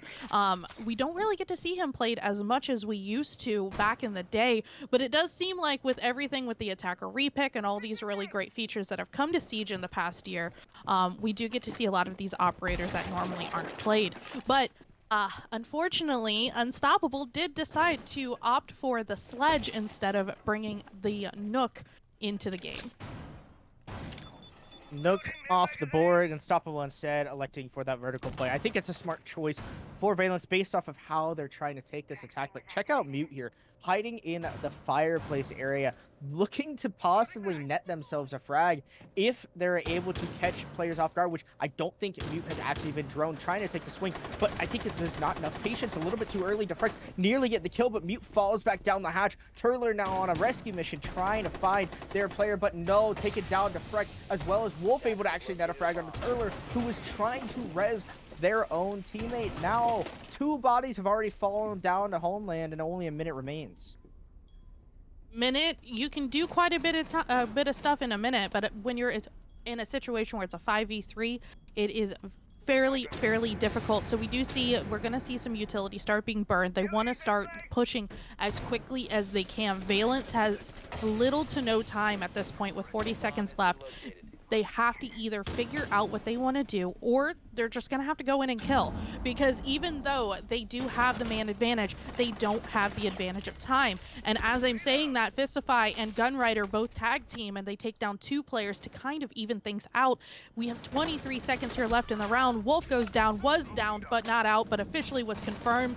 Lemon's ready to live on the F key like it's his day job, and Unstoppable is struggling to hold these angles to make sure that his teammate is safe. But as Lemon goes down, so does the plant, and we're going to see a 1v1 situation, but the Fistify is going to come around and just smack Unstoppable with that pistol, as they're going to go ahead and get this defuse off, and they are going to take an additional round. So that is a 2v2 round count. Great job by Homeland. I mean, that retake of the top floor was beautiful. You saw 2 players work up the brown stairs, or those pillar area stairs, and a great job by the Smoke, who actually started it off. A little bit of an aggressive play by sprinting out and nearly losing their life to the Buck. If they did lose their life, I don't think that would have been a Homeland round, but able to get that frag, and that is what kicked off the round. Homeland losing 2 bodies early on, but those anchors, those support players, in the end, fighting it out and winning a round. Bakery goes to them, and now they go back to the first site that they won, which was the Bar Cocktail. Yeah, that last round was just really unfortunate. Having 2 players left, one who's your planter, one who's responsible for essentially babysitting, that becomes a very tough situation on a site like Kitchen. It's so open air, it's very difficult to do. So man advantage was really the play there. But like you said, we are going back up to Bar. I love Bar. I also love seeing Bar when we can bring out some nifty little operators. Now, if I'm not even gonna go there. We did get excited about the Nook before, but I'm not even gonna go there. If you picked it, He needs He's to gonna stick stick it it. because this Promise you. would be a great opportunity to do that, because if you send this Nook up through a different angle instead of sending that player through red hatch, you can easily kind of get sneaky and potentially pick off anybody from white. You can pick off any players that possibly taking, working on cigar. There's so much you can do with this Nook because she is an absolute menace to deal with. Well, we're going to see what Unstoppable plans to do. Probably going to play that wild card position where really wherever they need to be, they will go, and going to sneak in through the white stairs area. Even got the suppressor being as sneaky as possible, able to cloak themselves from cameras. Obviously, Nook, a very strong operator, has actually made her way into the meta quite often, as we've seen, Nix, because defenders rely so much on the intel of the bulletproof cameras and the default cameras, and if you just walk past those on your gadget, you definitely can make some good entries and good headways. And look at Unstoppable, who's already made themselves all the way up to white stairs. Psychic's now actually working up the red stairs as well. However, the white stairs has been blocked off by one of those Kiba barriers, so not able to progress any further is the Nook. Mute here on this downstairs hold, trying to just hold that train area as long as possible, but has been droned out and now is basically left to play for their life, as there is no option to get out. They have been swarmed and surrounded. If Mute is able to get a frag, it would be great for him, as he's able to swing out and actually take down a Fritz, who has a nade in their hand, dropped off, and a Turler on a great swing on Unstoppable, read out beautifully, and all of a sudden Homeland's on the front half of this attack. Yeah, honestly, some of those kills I wasn't expecting, just like we weren't expecting to see Gunrider and Mute both get kills back to back. Now, poor old Lemon is just all by his lonesome self. He's still on the roof, hasn't really made any effort to go inside the building. So one of the things that they could take the advantage of here is to use this almost as a pseudo tactical timeout where they can kind of talk about what went wrong.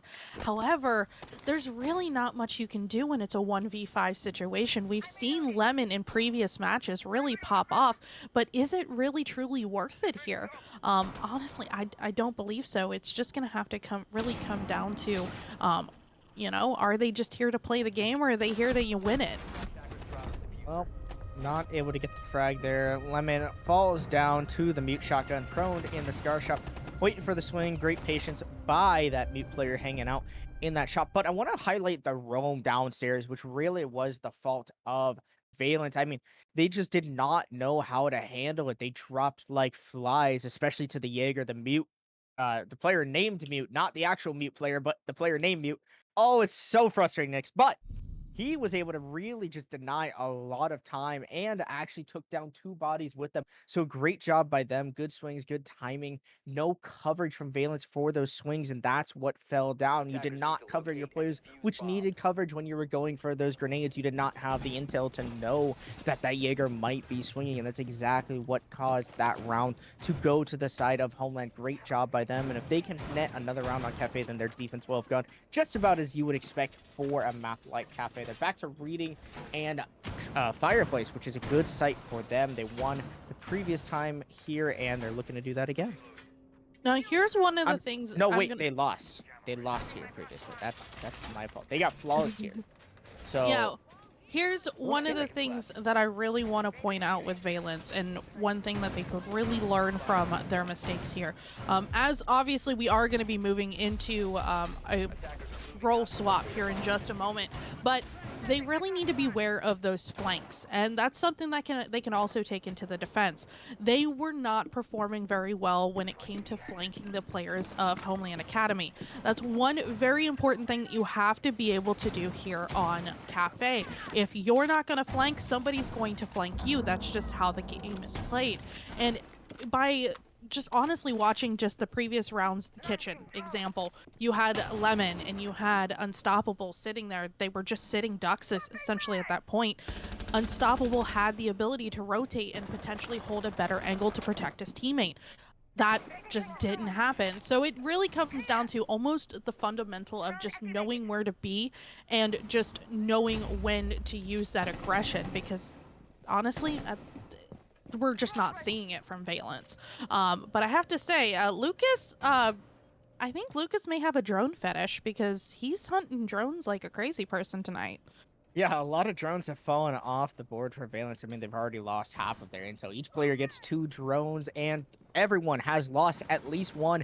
Even some losing 2 now. Psychics and Defrex both losing drones. Unstoppable loses drone, and there's not a lot of intel left for Valence to really act on here in this round. They're going to have to just try to take some gunfights, but it starts off with Turler actually winning their own gunfight. Unstoppable shut down by the pre-fire of the Alibi, and now no drone for the flank, and exactly what falls down. Lemon able to get shot out by Mute on a great flank by them, and it seems like Valence are just lost, and they're not exactly sure what to do.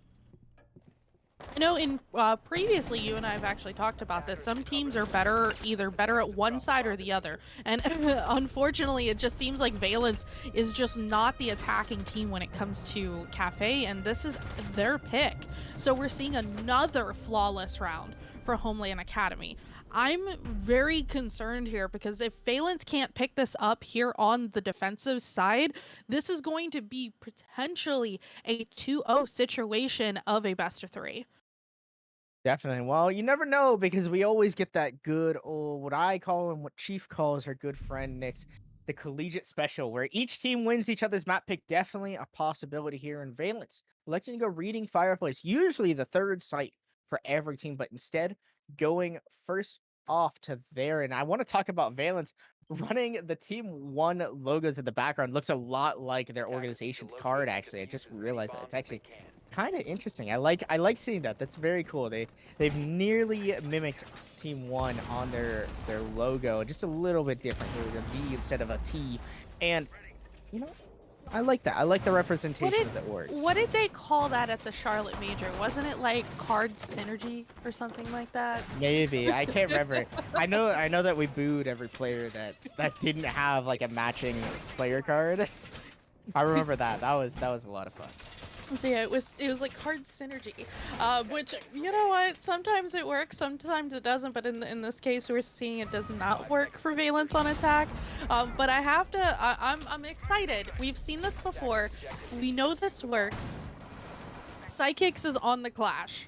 This Clash loves to play Pixel, and I'm telling you, when I say loves to play Pixel, this is probably the most annoying thing in the entire world of Siege to deal with, is a Clash on Cafe. Because there are so many nooks and crannies where that Clash can sit and just randomly pop up and just say, hey, you know what, I'm here. But here's the great part about Valence, is Valence has the ability to use that Clash as an additional, like, essentially moving shield for another player. So they love to come up behind and actually get those kills while that Clash is getting that intel. And that is amazing teamwork from the side of Valence. Definitely better than a bulletproof camera. How about just a player walking around and really nothing you can do about it?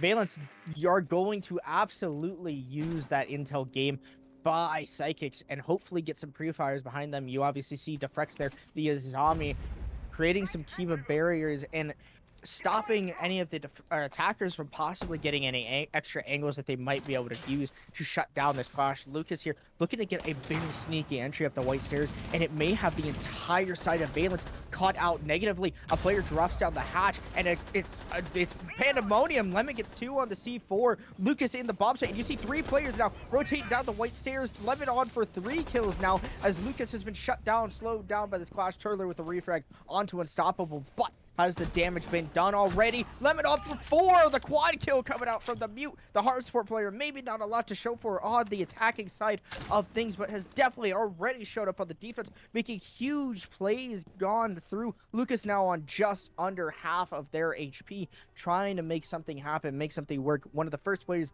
into the building and one of the last to remain. Psychics on the prowl with the Clash, gonna do even more damage here and just slowly light up Lucas. I think Valence really want to give Lemon their ace here, and well deserved would it be should Lemon find the final player, but no, Lucas able to shut down Lemon and eliminates the potential of that ace. But it doesn't matter, the damage has been done. Lucas has been brought down to just enough HP where that Clash shield might actually shut them down entirely for the rest of the round.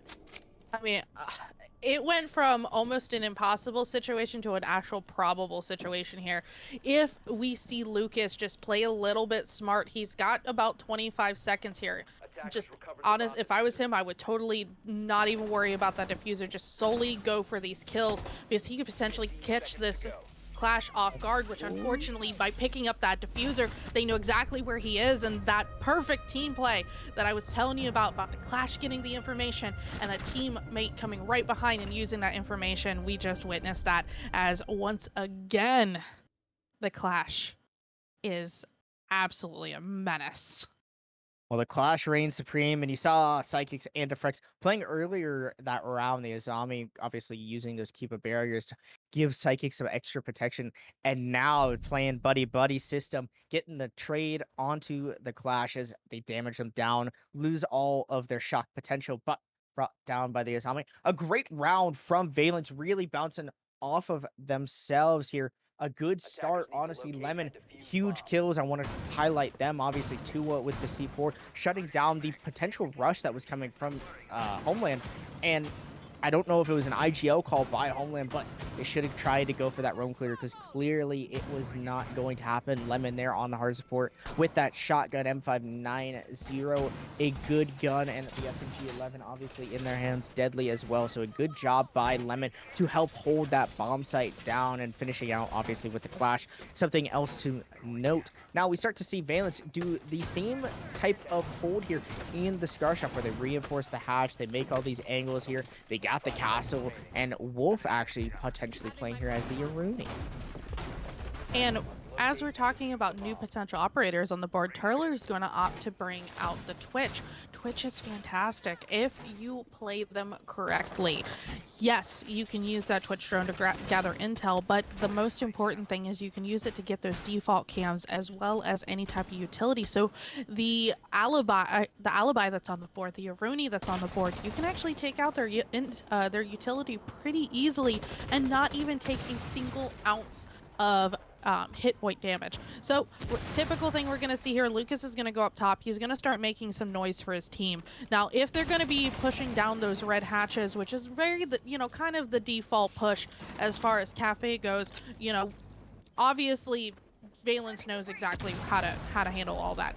But we are going to see what looks like a potential skylight push. I'm not sure because they kind of like divided and conquered there, so it's really hard to see exactly what their plan is here.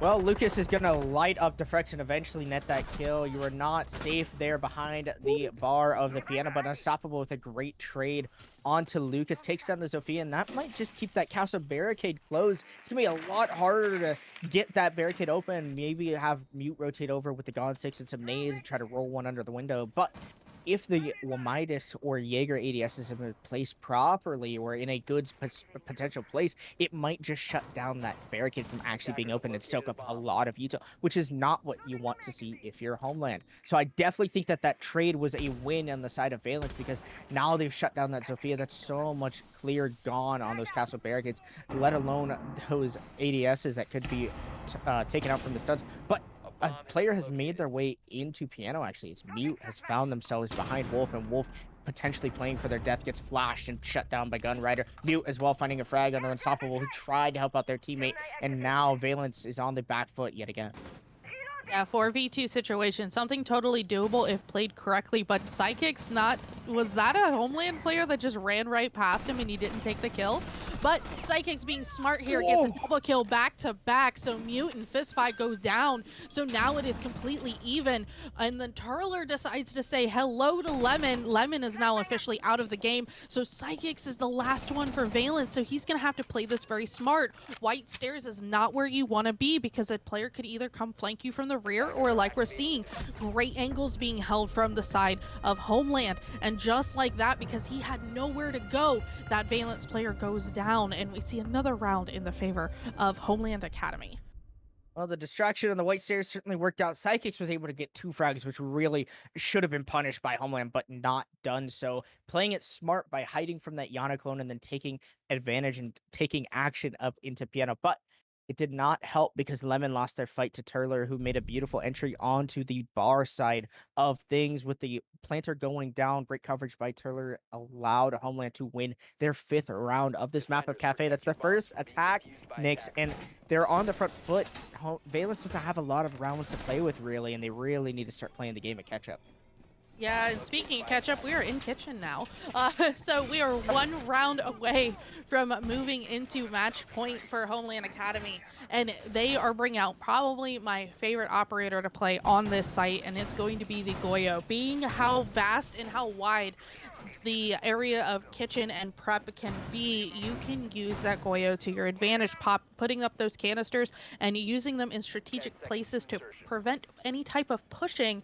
It is just it's just something you don't want to deal with, because if you think about it, I think those canisters can go up to about 20 seconds, 30 seconds, and that's a whole lot of time in the world of Siege, and that's not something you want to have to, you know, rehash an entire plan and rotate clear across the map just to make something work.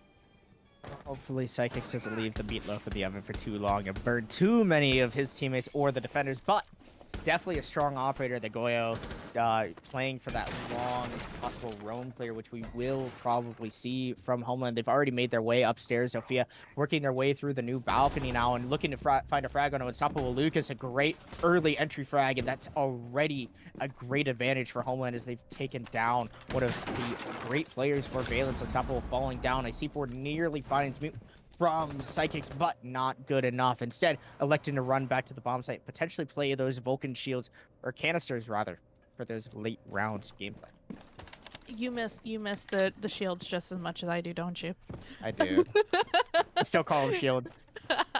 When you've been spoiled by Siege for too long and they take away your fun little toys, it's hard to let go. But Unstoppable being the first one obviously off the board, that Jaeger already having his ADSs down, that's nothing too terrible. He can jump on those cams as well as those Echo drones and get some great information for his team. Minute 37 seconds left here in the round. We're going to start seeing Turler and the team start opening up some vertical areas. They want to start getting these great angles to cover their team in order to get a plant down. However, there's not a single player downstairs yet. And as I say that, Lemon is going to get Lucas. That is a great pick because Lucas has been an unstoppable force on the side of Homeland Academy. So this is where things are going to slowly start heating up because you want to see things speed up and these plants get down almost immediately.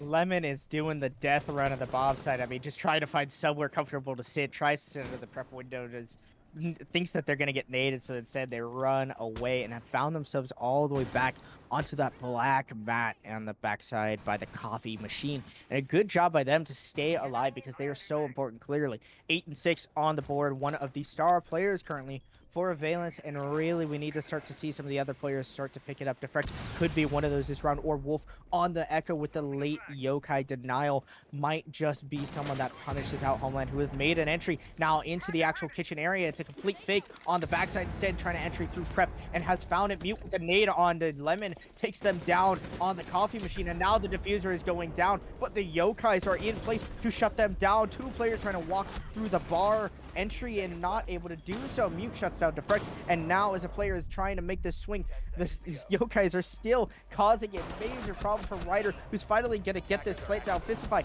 shuts down one with the pistol, and now finds a second. A great coverage from the Nomad, and all of a sudden Valence have found themselves on the back foot, down 6-3 on their own map pick, and Homeland Academy are looking to run away with this one.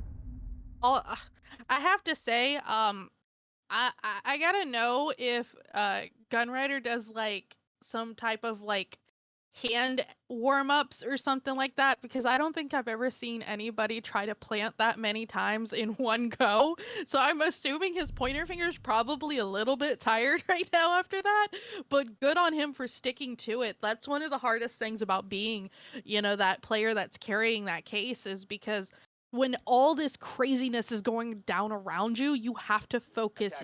Your only job is to hit that F key and to just plant that diffuser. If you're not doing it, then you should not be in that position. But I know just from playing myself, like even in casual, like being the person who plants a diffuser, that's stressful. Definitely stressful, and with those yokais bearing down on you, I mean, constant shots going through and trying to stop Ryder from planting. That diffuser did not shut them down. Homeland with an entry early enough onto the bomb site, and a great job by them. They cooked it real good, not raw, not too hard. I'm trying to make a joke, but it's not good. It's not. I'm trying, Nix. I'm trying. Don't laugh at me. Are you hangry? Are you? I'm hungry. You I can slept? smell dinner going on in my house right now. I can smell it, and it smells so good. I think it's like garlic bread, and I think that's what I'm smelling, and it Oh, sounds man. so good right now. I want to be in Chef Ramsay's kitchen in the downstairs, but instead we're hanging out in the dining room, which maybe I'll be able to get something there. And no, our producers told me they're making bread too, so no, I'm just sad. See, at least we're not being plagued too much in our ears tonight. But then again, it is still only map number 1. But we do see Psychics come right back out with that clash. They are ready to shut down Homeland Academy because they know this is match point. This match. Oh, I love this take. This is going to be make or break. So this, I'm so excited to see what the minds of Valence are going through. But just like that, Lucas goes down. Valence is literally just taking the complete control of this. 3 players go down back to back to back. This is great communication from the side of Valence. I think this is going to end a lot quicker than we were expecting. Valence able to shut down yet another rush attempt by Homeland. I mean, nearly such a good idea. I loved the actual idea of the execute, but they were shut down by that one player in train. 2 kills from Wolf, which is really what stopped Homeland from being able to get that entry into the bomb site. Lemon as well, taking down the Amaru, who tried to find their way up the hatch and get that bomb down quickly. It did not happen for them. And Mute now trying to just flash out this clash and get them away. The crowd control shield clearly very irritating, as now Mute just takes an aggressive drop, but not going to be able to win any gunfights. Mute actually does trade with Lemon somehow, I'm not entirely sure, in fistfight here on the pre-fire, trying to find a player. C4 comes through from Wolf and lands, able to take down fistfight. 3 kills on the round for Wolf. I want to highlight their gameplay right there because it was great defense by them in the train area, which stopped this Homeland aggression. And Valence finding a 4th round. Still 2 to go to try to bring this one into overtime, which is infinite, by the way, Nick. So if we do go to overtime, we will see many, many rounds potentially. But I don't think it's going to go there. I think Homeland are trying to close this out quicker than we think. I agree with you on that because of the fact that we do see Homeland getting a little bit more aggressive with their takes. They're actually, no, I'm going to take that back. They're being a little bit more confident as far as how they're pushing things and how they're playing. Now, we obviously know Valence has what it takes if they want to push this to overtime. What we just watched was a perfect example as far as team synergy and team communication goes. In order to pull insane plays like that off, especially when you're throwing a C4 behind a clash, you have to make sure that you don't not only trust in your teammates, but you trust in the calls that they're making. So that is something that we've seen time and time again from Valence. They are amazing at it. But Homeland Academy is that team that knows how to take those mistakes and learn from it. And that's what we're going to see in this potential last round. We want to make sure that they can close it out and do it the right way. Nix, we are at the potential last round of Cafe 4 tonight.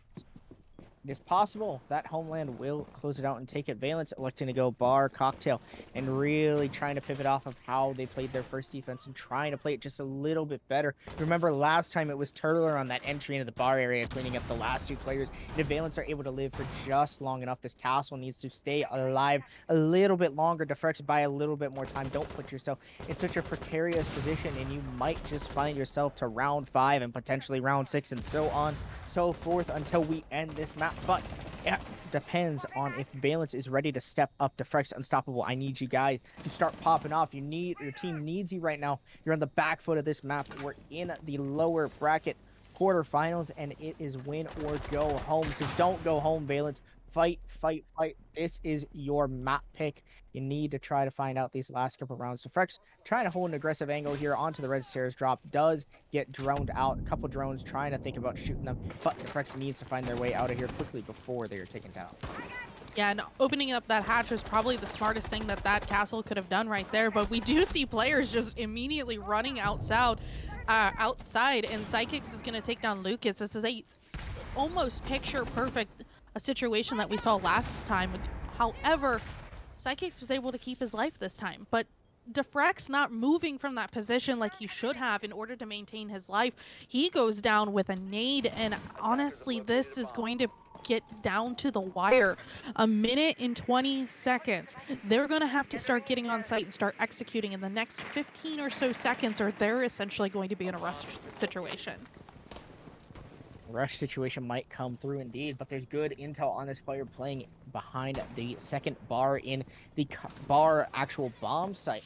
And Turler trying to find that frag, but not able to do so from the rappel. Mute has used all of their grenades, which means there is no more potential clear for any of the castle barricades, anything that could be hiding out on the map. All you have are those X-Caros from Gunrider, who might try to find some frags here. Turler has a potential wallbang lined up, tries to do so, but not able to find that player, attempting to open up that barricade and make some extra angles. Really being a big pain, honestly, for Valence, because it cuts off all of the rotations here in the cocktail area, and it's also causing Lemon to have to look at this angle. Unstoppable needs to not move backwards or forwards. Could be found out. Wolf still holding on to this position, but it's Fistfy who opens it up. Psychics falls down. All of a sudden, Gunrider's in the bomb site, actually making this plant go down. Could get swung by the Aruni. The intel is there. Not able to do so. Wolf finds one, and Unstoppable as well takes down Turtler, but Mute with a refrag onto Unstoppable. And there's only 10 seconds left to get this bomb down. Lemon has been downed, and all of a sudden it's a 2v1. Wolf on just a sliver of HP. The coverage needs to come through, but not good enough. Wolf takes down Lemon, but Turtler, it would take down that final player. A great job by them. Good coverage on the plant, nearly able to get it down, but no, that plant nearly shut off. An almost clutch coming from that defender, but no. Homeland takes Valence's map pick 7-4, and a good performance by them allows us into the next map of Oregon, which is where Homeland is looking to close it out 2-0. Yeah, it looks like it potentially is going to be that collegiate special tonight as the next map, like you said, Oregon, and hopefully we're not going to see a Borgin or a Snorgan. But until then, let's take a quick little 5-minute break so we can get all the teams settled into the new lobby, and we'll see you guys back here in just a few.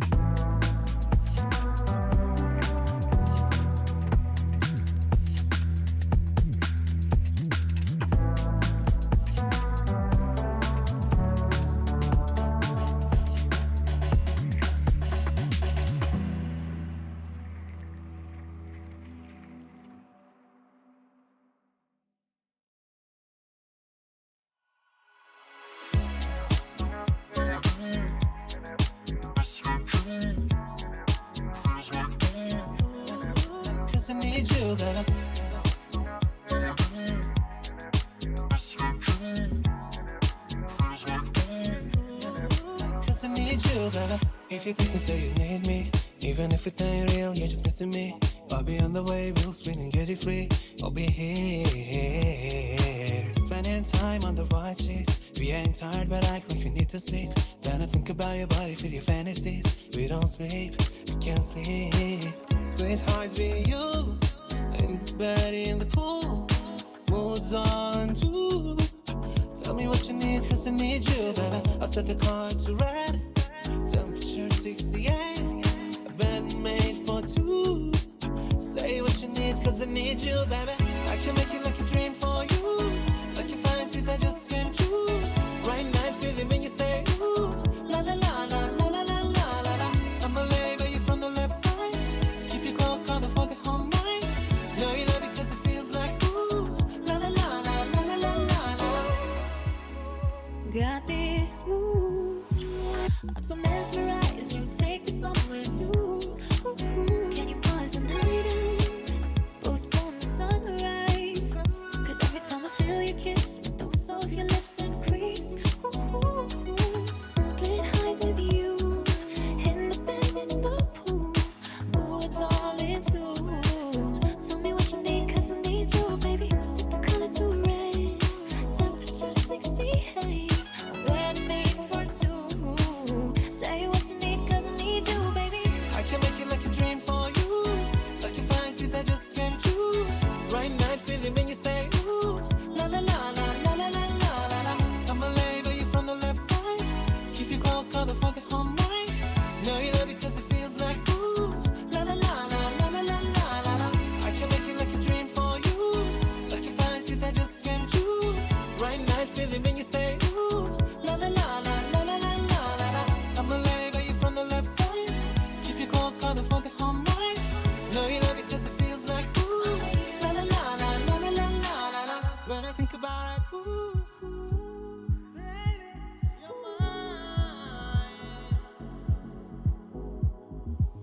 When I think about it, ooh.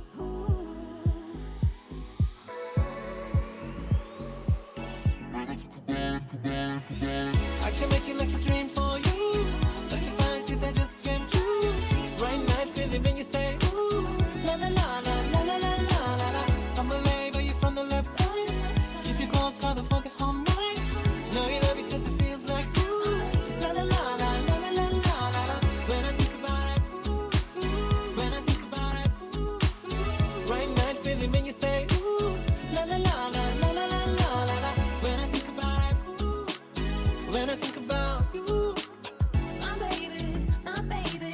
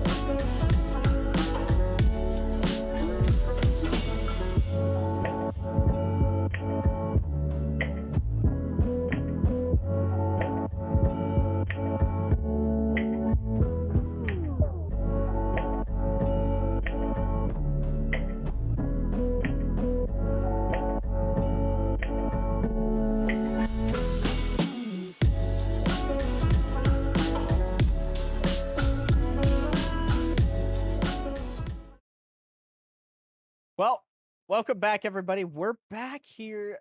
Map 1, Homeland taking it 7-4, Homeland Academy over Valence, winning Valence's map pick. And so that was, I'm not sure what happened. What happened? This is what happens when you have a chatty producer in your ear. For some I don't know reason, what he's Clemson and I saying. we always get like plagued with the producer just loving to chat our ears off. By the way, I am disappointed in you, Clemson. You said you were gonna go get that ketchup bottle. You did not. Yeah, I'm gonna shove my ears full of ketchup now, so I don't have to hear Andrew talk. La la la la la la la la la la la la. Anyway, well, we're back. We're going to Oregon, map number 2. This is Homeland Academy's map pick. They're already up the foot. Map 1. We could be doing the collegiate special. Who knows, Nick? But what we do know is Oregon is a map that Homeland likes a lot. That is their best current map on the season, and it would be, I would say, an upset victory over Valence should Homeland take the win. And I would really love to see Homeland kind of thrive here on Oregon. The only thing that we have to worry about is the fact that there is still a Lemon on the side of Valence, and Lemon just being that player that's able to come back and really do some work for his team. I think a lot of his little flanky moments and a lot of his just situations where he just really catches Homeland off guard, I think that's going to be a big problem here on Oregon. Might just be the end of Valence. Who knows? Oregon could be what sends Valence home. We don't know, Knicks. We're going to find out here real soon. No one's home, Mr. Producer Man. Homeland Academy, though, is home because they are at Oregon. They own that land, and Valence takes off the Ying. Seems like a little bit of a target ban, definitely, I think, with some of the executes that Homeland was practicing and running. I mean, smart. You're taking those Candelas off the board, and like that as well, Homeland Academy's bringing out that Finca ban once again, targeting Unstoppable on the side of Valence. 2 very strong operators here on Oregon, just right off the board. No flashes for the basement, and no healing for your teammates. No healing for your teammates. You also can't negate some of those stun effects potentially if an Ella was brought or anything like that. Mira off the board, not a big shock. Definitely a very powerful defender, and Cade coming off the board as well is going to make it real easy to get any hatches or walls potentially. You're going to have to run Bandit or Mute if you want to try to keep those walls sealed, but those are pretty easy to get rid of and take out, especially on this map. I took a glance at the all chat and I just saw rated R stream. Oof. I mean, it is 10:45 here on the East Coast, so we are kind of past that, the kid-friendly TV show stage. So we are on prime time. Yeah, it is past quite a few people's bedtime.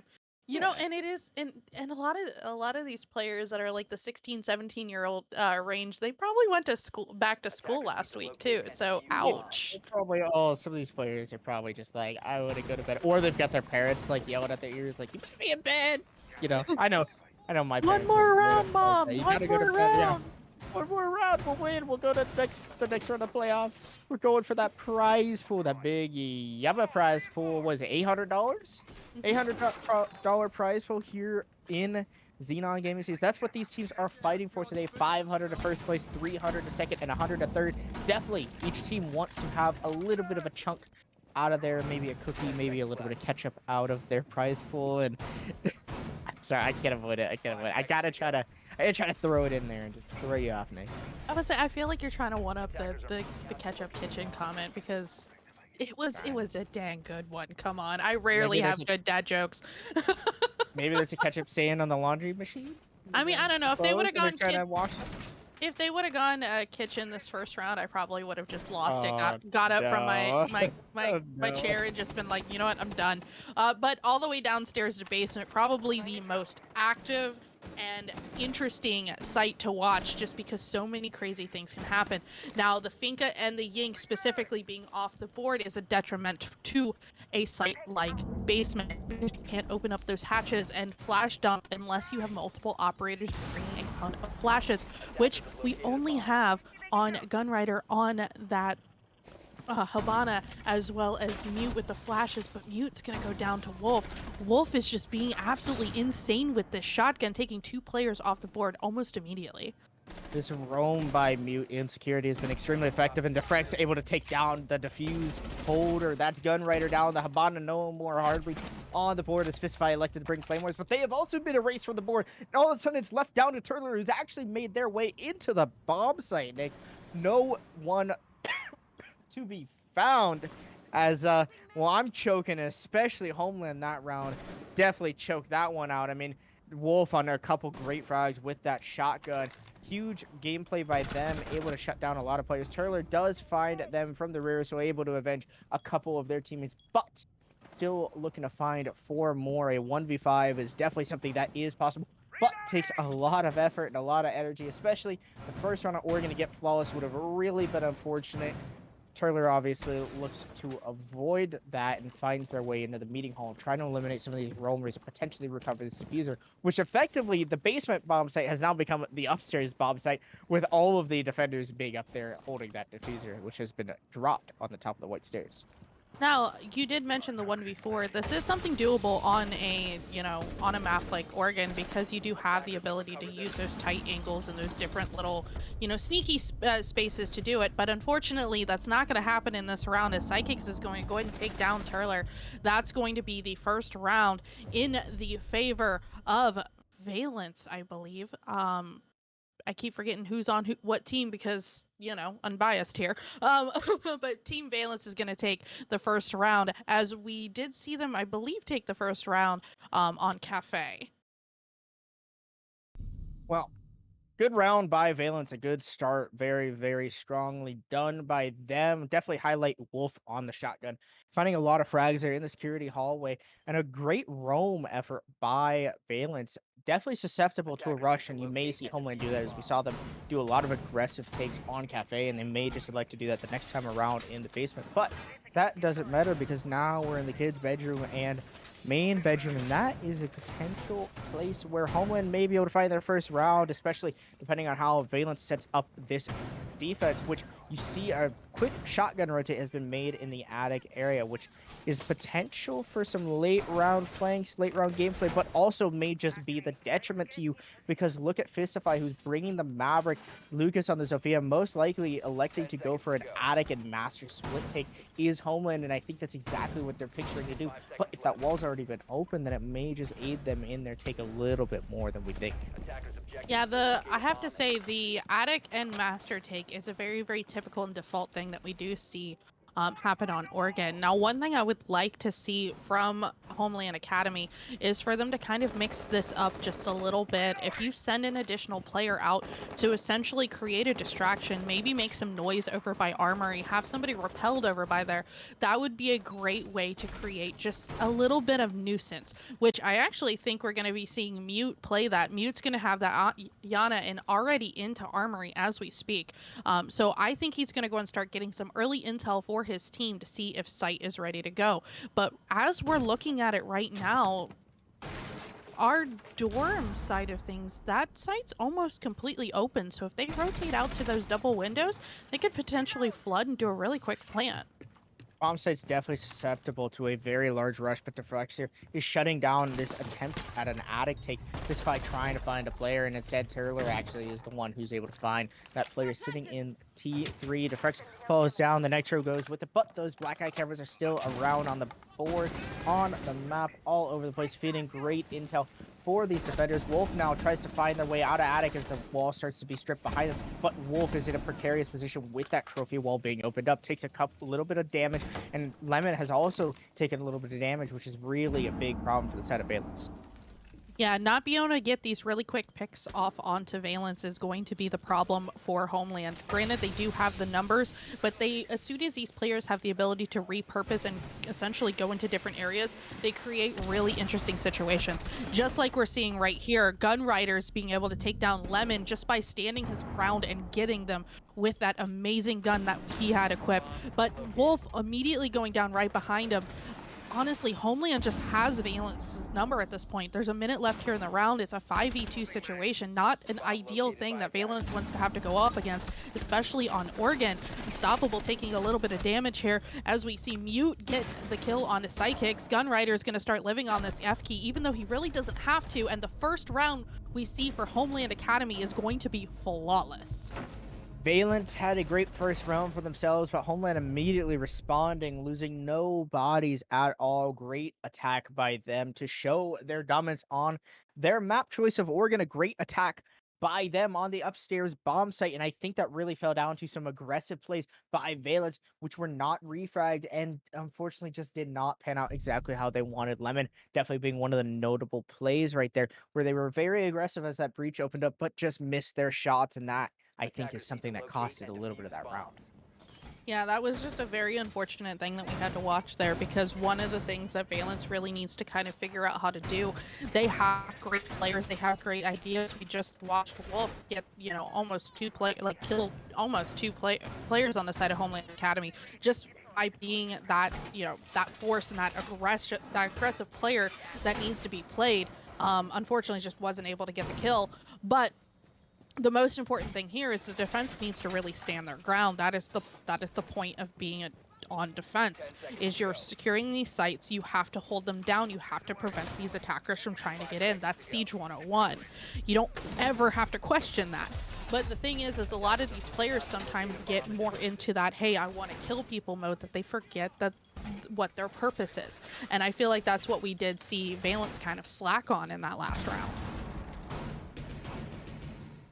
I think Valence is really struggling on the refrag capabilities. They're definitely a solid team that can play together very well, but they're just not playing off of each other enough, and that is a big problem, especially for a team like Team Valence. They want to be able to play these refrags. If they do so, they will definitely cut down Homeland Academy to at least make it a closer round, maybe a potential 1v1 or 2v2 at the end, which is definitely something that might be more favorable if you are a defender, considering that bomb does have to get planted, that diffuser does have to go down to take out that bomb from exploding. Obviously, the game we're playing is Rainbow Six Siege, and you're an attacker trying to defuse the bomb from the bad guys, and Mute now finding their way into the main lobby and might just take on an early engagement with Unstoppable if it's not read out. But Mute winning out against that gunfight. Great job by them. Good intel by the side of Homeland. Ooh, that would not wanted to get into that type of argument with Mute, because Mute usually wins his gunfights. So at this point, we do see it looks like Homeland's going to start bunching up just a little bit here over by Trophy and Games. They need to really think about how they're going to be pushing in here, because the most important thing is you don't want to line up those players where they're easy picks. When you're lining players up, you can literally, generally, sometimes even one bullet can take out multiple players. So we do see them start to spread out a little bit, which is extremely smart. But at the same time, we're starting to tick down here on the clock. Wolf is going to go down, but not quite out. He does have a teammate that's fairly close that could attempt to do this pickup. So as we're watching the pickup be attempted, Wolf is going to be successfully rezzed, as we also see Turler coming in and getting Wolf almost as quickly as he was picked up. He was taken back out. Lucas is going to take out Sidekicks right behind. Plant's going to go down. Homeland gets a successful Plant down. Mute goes down, but not quite out yet. Lemon is really starting to light up here. He was wanting to make sure that he can confirm these kills. Defrex is on the hunt, though, but is unfortunately taken out by Gunrider. Lemon real quick to refrag, though, but Lemon is not wanting to let this diffuser timer go out. We do have a player from Homeland on the rappel protecting himself with his life. If he doesn't play this smartly, he's going to go down, but Turler is coming in with the clutch and getting that last player from Valence. Nearly Lemon able to find a couple extra kills, but not doing anything. Another very, very great attack for Valence, or for Homeland rather. A great job by them.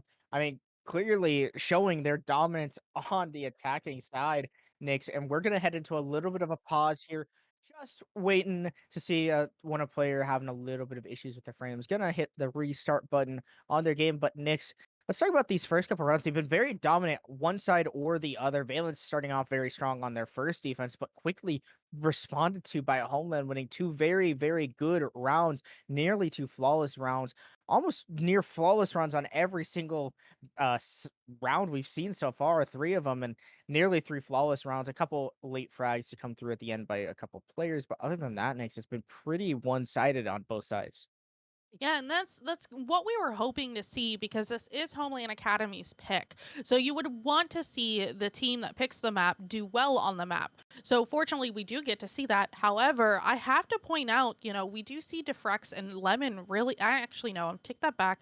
Lemon and Psychics are both really trying to shine and really pick up where their teammates are slacking as far as the defense goes. Lemon just being that unstoppable force.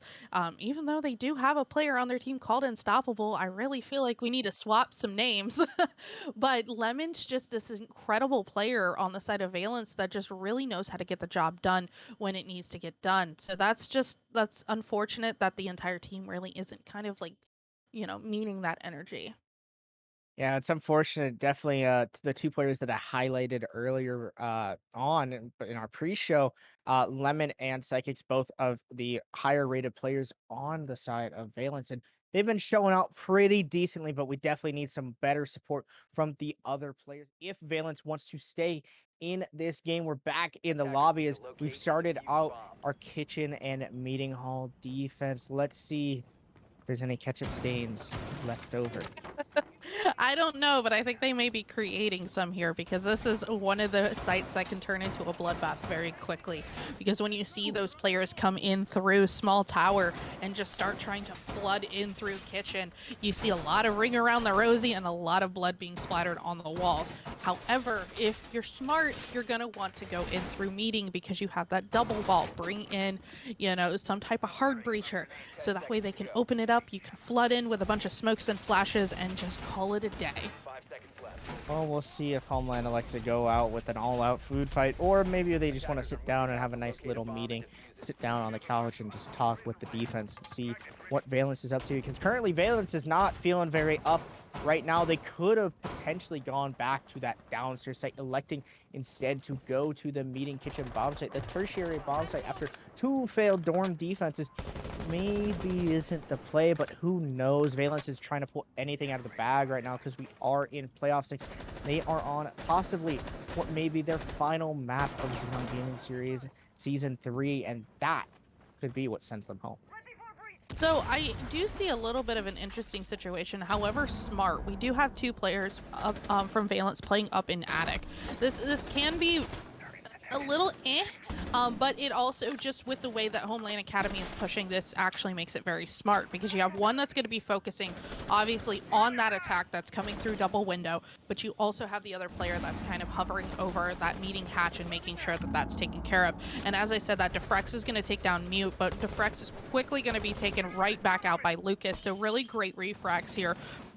Not only, getting those early open picks from Homeland Academy, but Valence also getting their players taken out as well. And as I say, that Wolf is going to go down by Turler. So things are going to start moving rapidly here because we do see, as of right now, Homeland Academy is going to start flooding that top floor because they want to get control of that before they start trying to push site for an execute.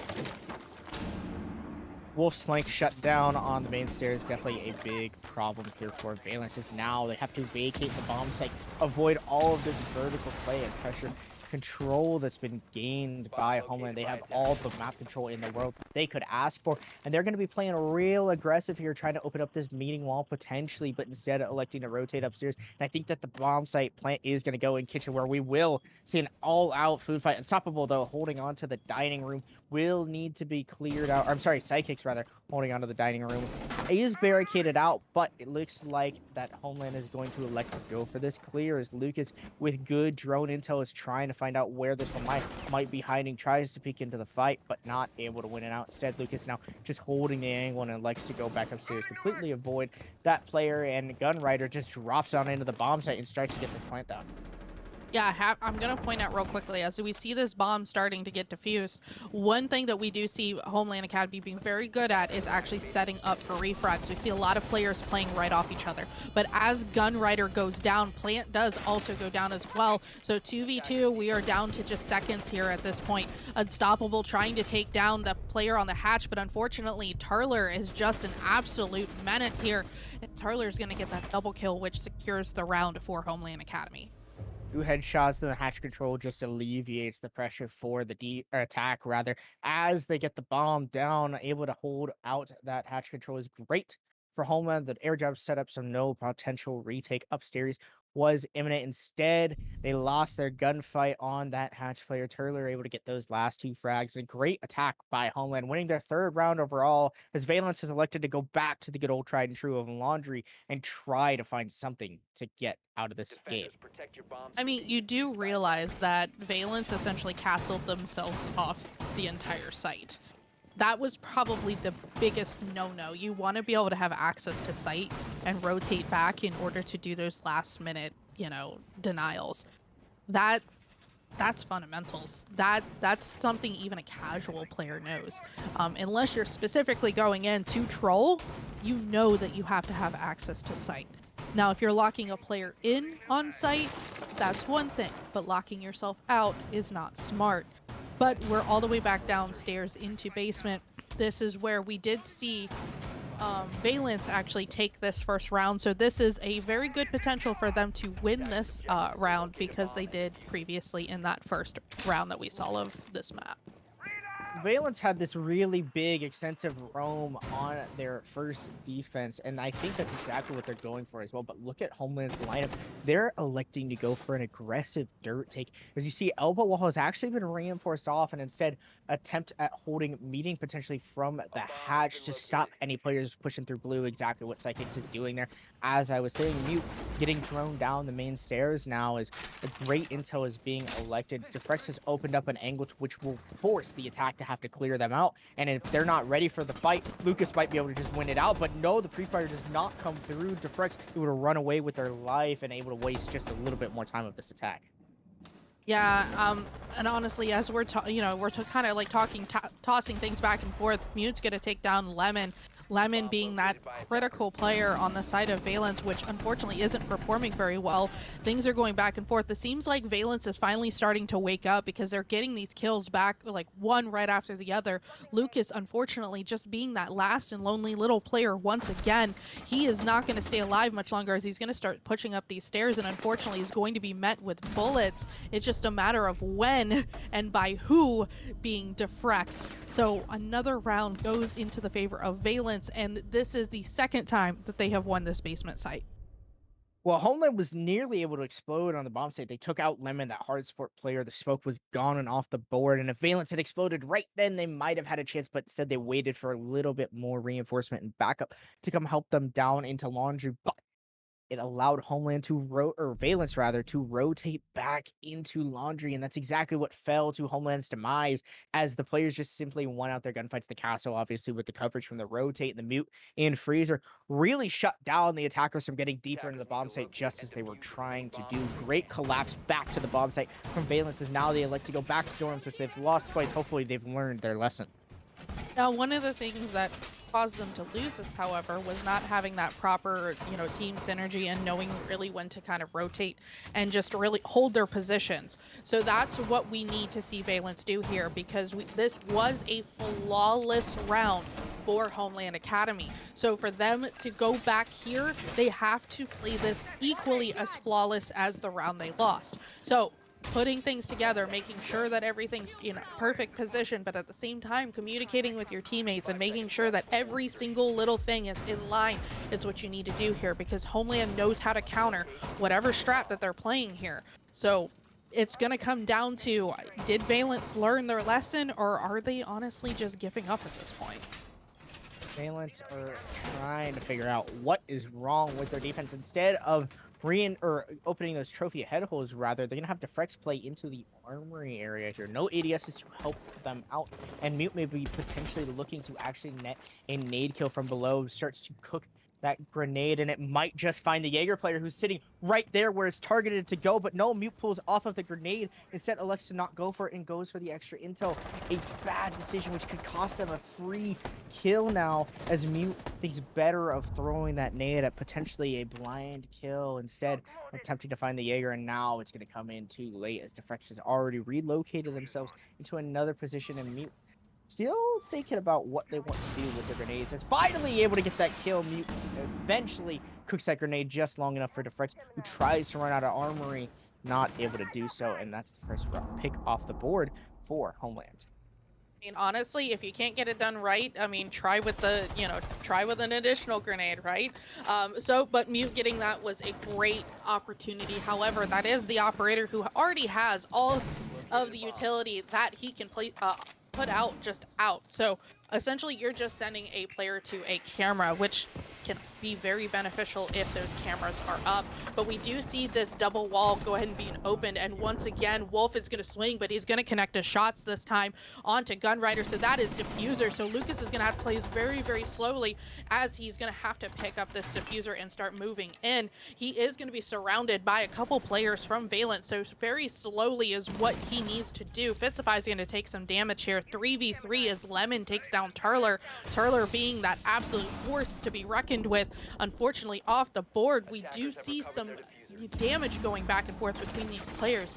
56 seconds left in the round. Homeland's going to have to commit to some type of push here. They're either going to have to start killing, or they're going to have to do some type of execute. But with the way that Valence has their team spread out, they just have almost every angle covered. And Lemon's going to take out Lucas with that smoke grenade. And honestly, I just feel like Valence is going to take this next round just by the way that they're playing more together as a team. Valence feels really uncomfortable on site now. It's going to force Mute and Fistfight, who are both on pretty low HP, to try to find a way into the bomb site. They're trying to enter into this attic breach. A pre-fire comes out from Fistfight, not able to find the shot, but Mute able to win out their fight on the Psychics. But both attackers now brought down to just a sliver of HP. Lemon on the first kill and drops down to the floor to find their second. A great defensive round from Valence, able to even it out 3-3. They learned on their mistakes after losing that player early, that Jaeger going down in Armory did not come down to the fault. Cameras are up, but we do see this double wall go ahead and be open, and once again, Wolf I will say, usually I tell players avoid trying to prone, but when you got a prone and you know you can get those kills, let's go. That was great gameplay there by Lemon. So kids, dorms, and dorms main hall, we go. We're going to see this site played once again, and hopefully we can see Valence actually pick this back up as they are gaining some momentum here. They're finally figuring out how to counter things as far as the way that they play. But remember, we have now officially swapped sides, so we're going to see how Homeland's going to be holding these sites.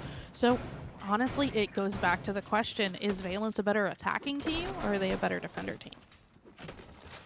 Who knows? But Homeland now is on home territory. Defensive Oregon clearly an advantage for the defenders. Mira and Cade off the board allows for Valkyrie to potentially be up, but not being brought up by Homeland. Instead, sticking with their tried and true lineup here on the dormitory defense, electing to extend to Trophy possibly a little bit, especially with that attic wall being opened up. I'm curious for how Homeland might hold this just a little bit different from Valence. Definitely some slight differences, but not a ton. Both teams having a very similar play style on both attack and defense, and I like that a lot. I think Homeland brings a little bit more spice when it comes to their executes, but Valence definitely has very, very strong plays.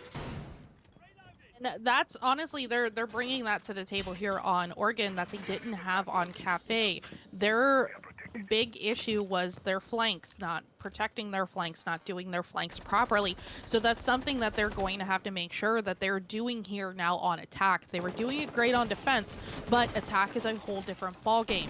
So we do already see Turlers potentially getting into an early engagement by hanging out there in Armory. Unfortunately, the Wolf is just going to kind of hang there and just really be patient, just playing that real patient game as Unstoppables underneath, potentially looking for some grenade kills.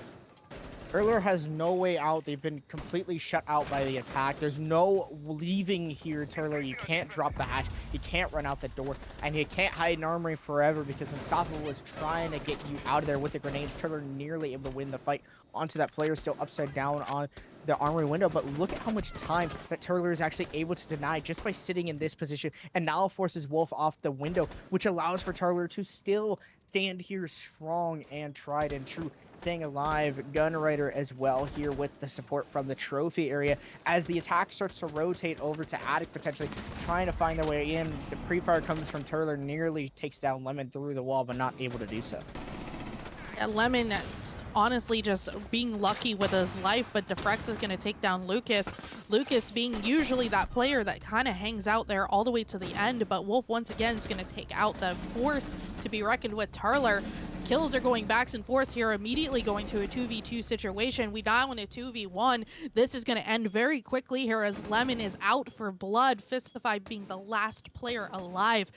A proper coordination here or just a very good rush could take out Fistify almost immediately, but we have to remember a 2v1 situation is not undoable. This can be done very easily now that Wolf actually is very low on his HP, so they're just going to have to be very quick to make a decision here. So 30 seconds are left here in the round, so we're gonna see air jabs go out. Things are gonna start getting planned. Flashes are gonna start going out. Lemon taking a little bit of damage, eventually going down. Fistify is also taking some damage as well. A couple great shots, and honestly, Homeland's just gonna take this round as it came down to just whose gun was just placed in a better place. Great shots by the Mute there. Huge, good clutch coming out from Fistify. Great job, honestly, by them. Lemon and the other player, Wolf, not able to play out those refrags just as they wanted to. Instead, they had Lemon running first, which I think was a bad idea next because that player was on full HP, which allowed the SMG-11 to melt right through them. Instead, they should have had Wolf walk in first, let them get shot down, and allowed for Lemon to take that refrag. I think that would have been a better action and plan done by Valence, instead electing to go with the latter, which is what their demise was, the Mute shotgun finishing it out, and a great clutch by Fistify to close out that round. Yeah, honestly, that's a really good point there, Clamps, is because of the fact that not only is Lemon your carrier, the person with the diffuser, the one who has to get the job done, but Lemon is also known as that player who has the ability to just frag out like a crazy person in those clutch situations. So by sending in a player that, yes, currently on the board, does go toe-to-toe with Lemon, you're putting a much bigger person, you know, as far as skill potential at risk by sending Lemon in first. I get why they did it. They know Lemon can, connect the shots. They know, Lemon's a great fragger. However, like you said, you want to kind of like send that HP player in first. Let that really good, connect the shot person follow up. But with that being said, all the way back downstairs, this is going to be the first round we're going to see in basement with Homeland Academy here on defense. I have a sneaky suspicion we potentially may see a slight little bit of a rush here because Defrex is going to be on this floor as this Rotero drone. I love to call them Rotero terrorists because 1 second you think it's a drone, the next second something's exploding next to you. Well, definitely hiding those explosives onto those drones allows for great intel, but what is better is the Mute jammers that have been put in place, and a swing comes out from Gunrider. Very aggressive, a near refrag coming through from Defrex, but has to get out of dodge, dies to Mute on the Vigil, who actually takes the swing here. Gunrider now trying to, again, play some of that aggression, but it's not working out for Valence, as they've already lost 2 bodies, just trying to find out if they can clear out this blue, or this elbow shield extension. It's not looking good for them, as they've already lost half of their bodies, and another swing comes through. Wolf taking a lot of damage yet again, just not able to place the shots properly, and it's fallen down. Yeah, falling down is not where you want to be right now. Now, Wolf could actually take advantage of some of the utility that he does have, potentially throw out some of those fire bolts and start denying some rotates, but unfortunately goes down without being able to use a single ounce of his utility. So at this point, it is going to be a 4v2 situation. Great numbers for Homeland Academy, but it's going to be very interesting just to see how Lemon and Unstoppable are going to be playing off each other in these last critical moments in this round. The whole defense has left the top floor, Nix, and now that allows for Valence to at least have this control of the meeting hatch. That might open up some potential plays and opportunity, but look at the barricades that are still in place, which allows for the defense to play aggressive. Unstoppable on the flank watch of Gunrider, who gets just way too aggressive, way too impatient for the attackers to make their way in and loses their life. But the damage has been done by them. They got 2 kills this round. Really good, solid effort by them, shutting down that blue push. But could that be dangerous? You see Mute here playing in Iconic, the close corner of the Evox drop. And if one of these attackers drop and they do not know of the positioning of this defender, it may just be the end of the round. Instead, though, electing to not drop down the stairs, Unstoppable is going to find their way all the way back out to the blue area, and Lemon splitting up here, just staying on the meeting hatch. And this could be the play that is needed for Valence. But as the drop comes through, Mute looking to take the swing here, but the Hibana not able to do so. Has not been read out, and Mute's able to hide out in the corner. Turler with the swing onto the Zofia, trying to run through tarps and falls down. Is it just me, or does everybody die to that corner? It's I feel iconic. like it's the iconic. iconic corner. That's I the call it iconic iconic corner. now. That's what I call. It's After watching appropriate.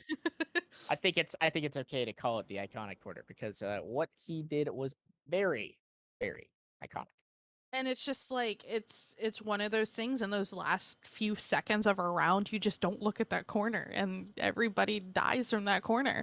But Valence is going to take a tactical timeout here, very, very much needed, as Homeland Academy is one singular round away from another match point situation.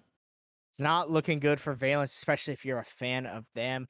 Homeland is looking to close this game out very, very early from what we were expecting. Great frags all around from them. And honestly, Knicks, they've just been looking like the better team, especially on this map. I think they did their homework on Cafe earlier, and that's what allowed them to win 7-4. And with this map advantage, they're looking to close it out here 5-3. Valence on the back foot, already having to use their timeout, not able to save that any longer. Takes their timeout, and now Valence need to try to find some sort of leg up on this attack. Honestly, they have the potential, they have the motivation, they have the skill to do it. Valence just needs to put this in play. I'm a little concerned with them because I don't know if they just gave up early or if maybe they're tired. Maybe they're like us and they're just hungry. I don't know. But this So is not the hungry. this is not the So Valence hungry. guess where we are. No. Are you gonna make a meal? Are you gonna make some dinner? No, I need some dinner. Homeland Academy is about to make dinner of Valence here in a moment. They're cooking up. I'll tell you what, they're cooking up some defense in the kitchen and meeting hall. They won this site when attacking it. Now they're going to the defense, which is definitely something they are looking forward to. Homeland has put themselves up 2 rounds and really has a good rotation advantage should they go through and possibly lose this round. They could still win the dorms and the basement, which are the more favorable bomb sites.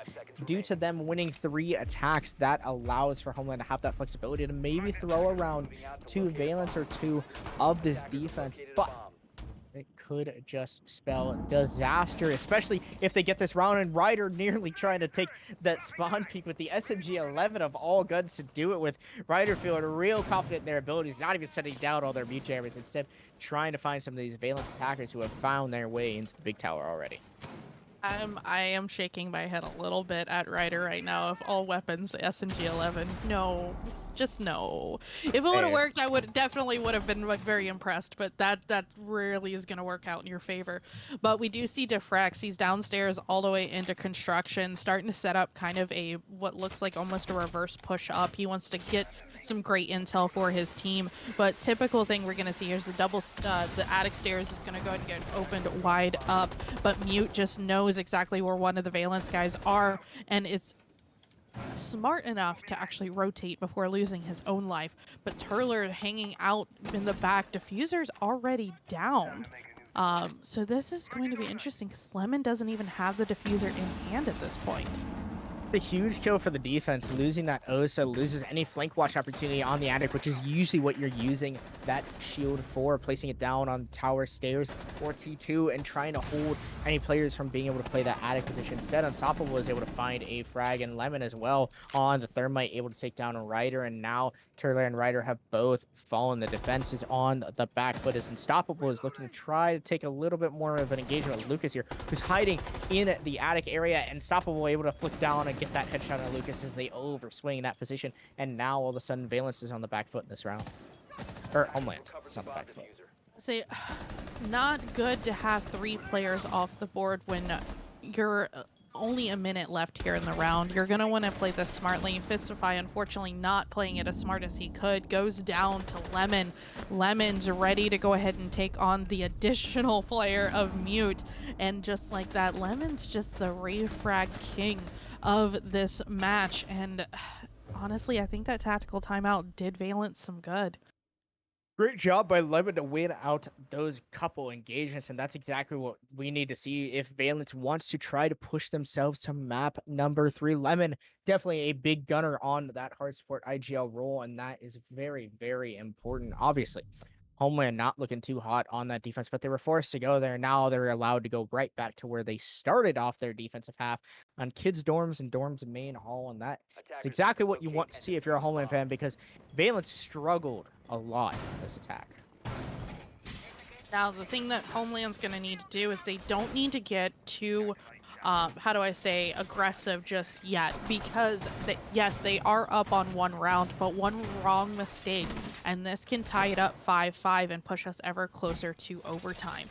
And I highly doubt either one of these teams want to go to a map 3, being that we're about 30 minutes away from midnight, so that you've got to realize a lot of these players are tired. They've been going for multiple hours. There's honestly anything, like even hunger, like both Clemps and I are going nuts because we're both hungry. Like, imagine what that could be doing to these players. I mean, Nix, it's grind time. It's grind time. I mean, we're in playoffs with Xenon, and all these players want to continue their run, but it might just be over for Valence, especially with Turler back in this armory position. And if they are not shut down by the attack this time around, it could spell disaster for Valence if they are not able to find this Aruni who plays her. But Gunrider on another aggressive peak loses their life. Yet again, Lemon able to get that kill. Great job by them. Loses a little bit of their HP, but it's so worth that trade because Ryder has fallen. Yet again, the aggression just isn't there. Stop peeking them, Ryder. You're getting too aggressive, too cocky, and that is putting your team at a disadvantage. That's exactly what I was talking about. Just because you're really close to the end of this match, it does not mean that you need to play this any differently than you normally would. Play this as if this is round 1. Be smart. Follow your strats. Don't do anything crazy. And that is unfortunately what happened with Gunrider, just getting too antsy right in the beginning. So Defrex here on the Ash is going to start pushing onto those tower stairs, making sure everything's cleared, getting those claymores down and making sure that there's no potential for a flank. But we're also going to see the wall being that double wall and closet starting to be open, but unfortunately there's not a player in there for Mute to get, so he is completely caught off guard and takes some damage. But Lemon's going to come in and get Turler, so that's going to be the top fragger for the side of Homeland Economy off the board.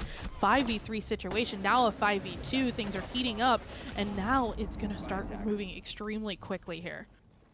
Homeland is trolling Nyx. I mean, they're just simply running at the attack. And remember, you're on defense. You can let them go plant the bomb, but no, Fistify with an ill-advised swing onto that player. And now Lucas left in a 1v4, not able to even find one player unstoppable. It would have picked it up with the LMG. That last player shut down. And honestly, Homeland, you guys just look awful right now because you're just simply running at Valence into their guns. And that is what Valence wants you to do. That's exactly what they're planning for. That's exactly what's going on. Didn't we have this conversation a little bit earlier when it came to being a defensive player? It's your site, your strat, your setup, your control. If you're not taking control of that site and holding it down and doing what you're supposed to be doing, you're not being a defensive team. Running out and doing those really early and ballsy things like Gunrider going down as early as he did, that is not smart to do in these last critical rounds of this map, because you're just putting your teammates at a disadvantage. Number one thing, and I know you will agree with me on this, Clemps, is when it comes to Siege, the one thing that you must be doing at all times is whatever maneuver you make, it has to be in the advantage of your team. Any disadvantage that you put your team up against, you're not doing your job as a teammate. Definitely not. And currently, I just want to highlight Ryder. I think that they've just been a little bit too aggressive. I hate to pick on you, but your aggression is now starting to cost your team, and that is not something you want, especially as a player myself. If I see a teammate doing some crazy stuff. Stop it. I slapped them at the hand. Pour a little bit of ketchup on their head. Tell them no. Bad. But Oh, you and ketchup tonight. it was you that started it, okay? Look. All right, and Mute is looking to get a little bit aggressive with the ketchup because they're looking to drop into the kitchen as soon as they get cleared out from the top floor. Defrex looking to find a frag under the big window. A roam clear is inevitable from Team Valence. It is exactly what they like to do on their plays, and that's exactly what we see as Psychics finds their way into the dining side of the building. And Unstoppable is looking to catch any players potentially rotating out of the security door. Yeah, slow and methodical is what we need to see from Homeland Academy, because we know Valence can play these sites very aggressively and very smart. Mute here on what I like to call barcode man, but Mute trying to shield himself from any type of intel gathering by Valence is great. Using the I can't even think of the operator's name right now. My poor brain isn't Vigil? working. Yes, the Vigil. Using the Vigil to their advantage to not only, you know, be sneaky, but actually gather intel. I would say, honestly, if you're going to be hatch jumping like we're watching Mute do, I would probably have brought the Oryx. That would have been a little bit more smart. But hiding from cams and drones and all that good stuff, also a smart move as well.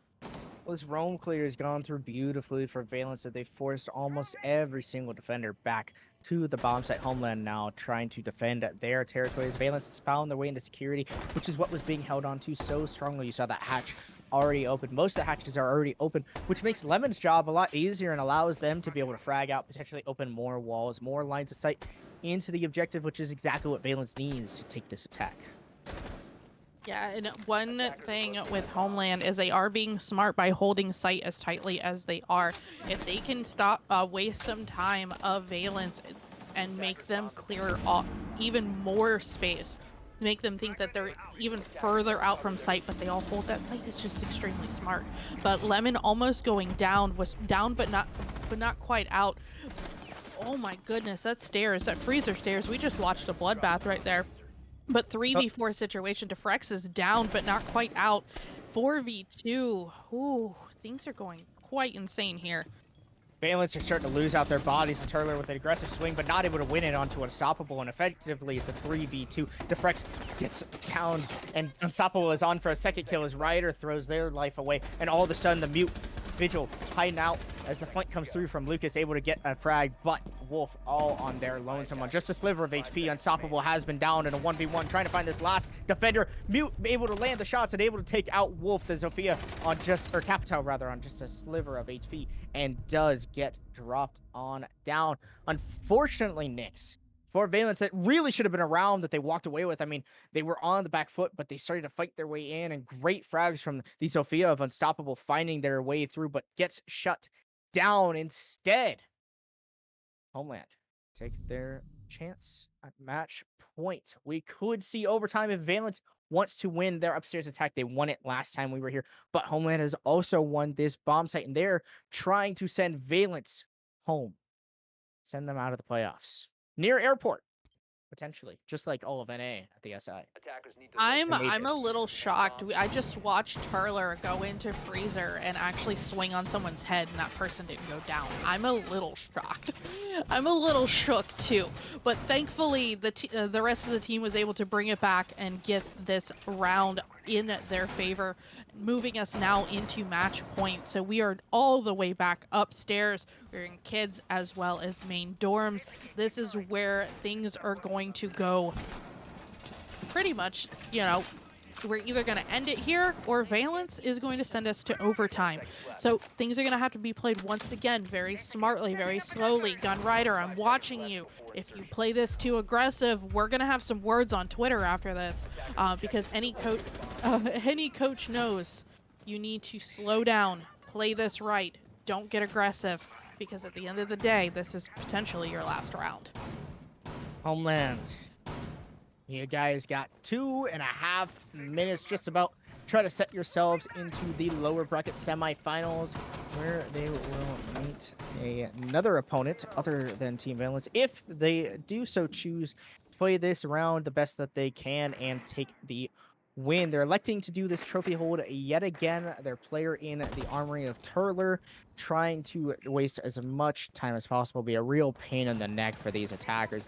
If Valence is able to get this intel on this player, this alibi who's hiding out in armory, it might just be exactly what they need to get a nade kill and start off with the early entry pick.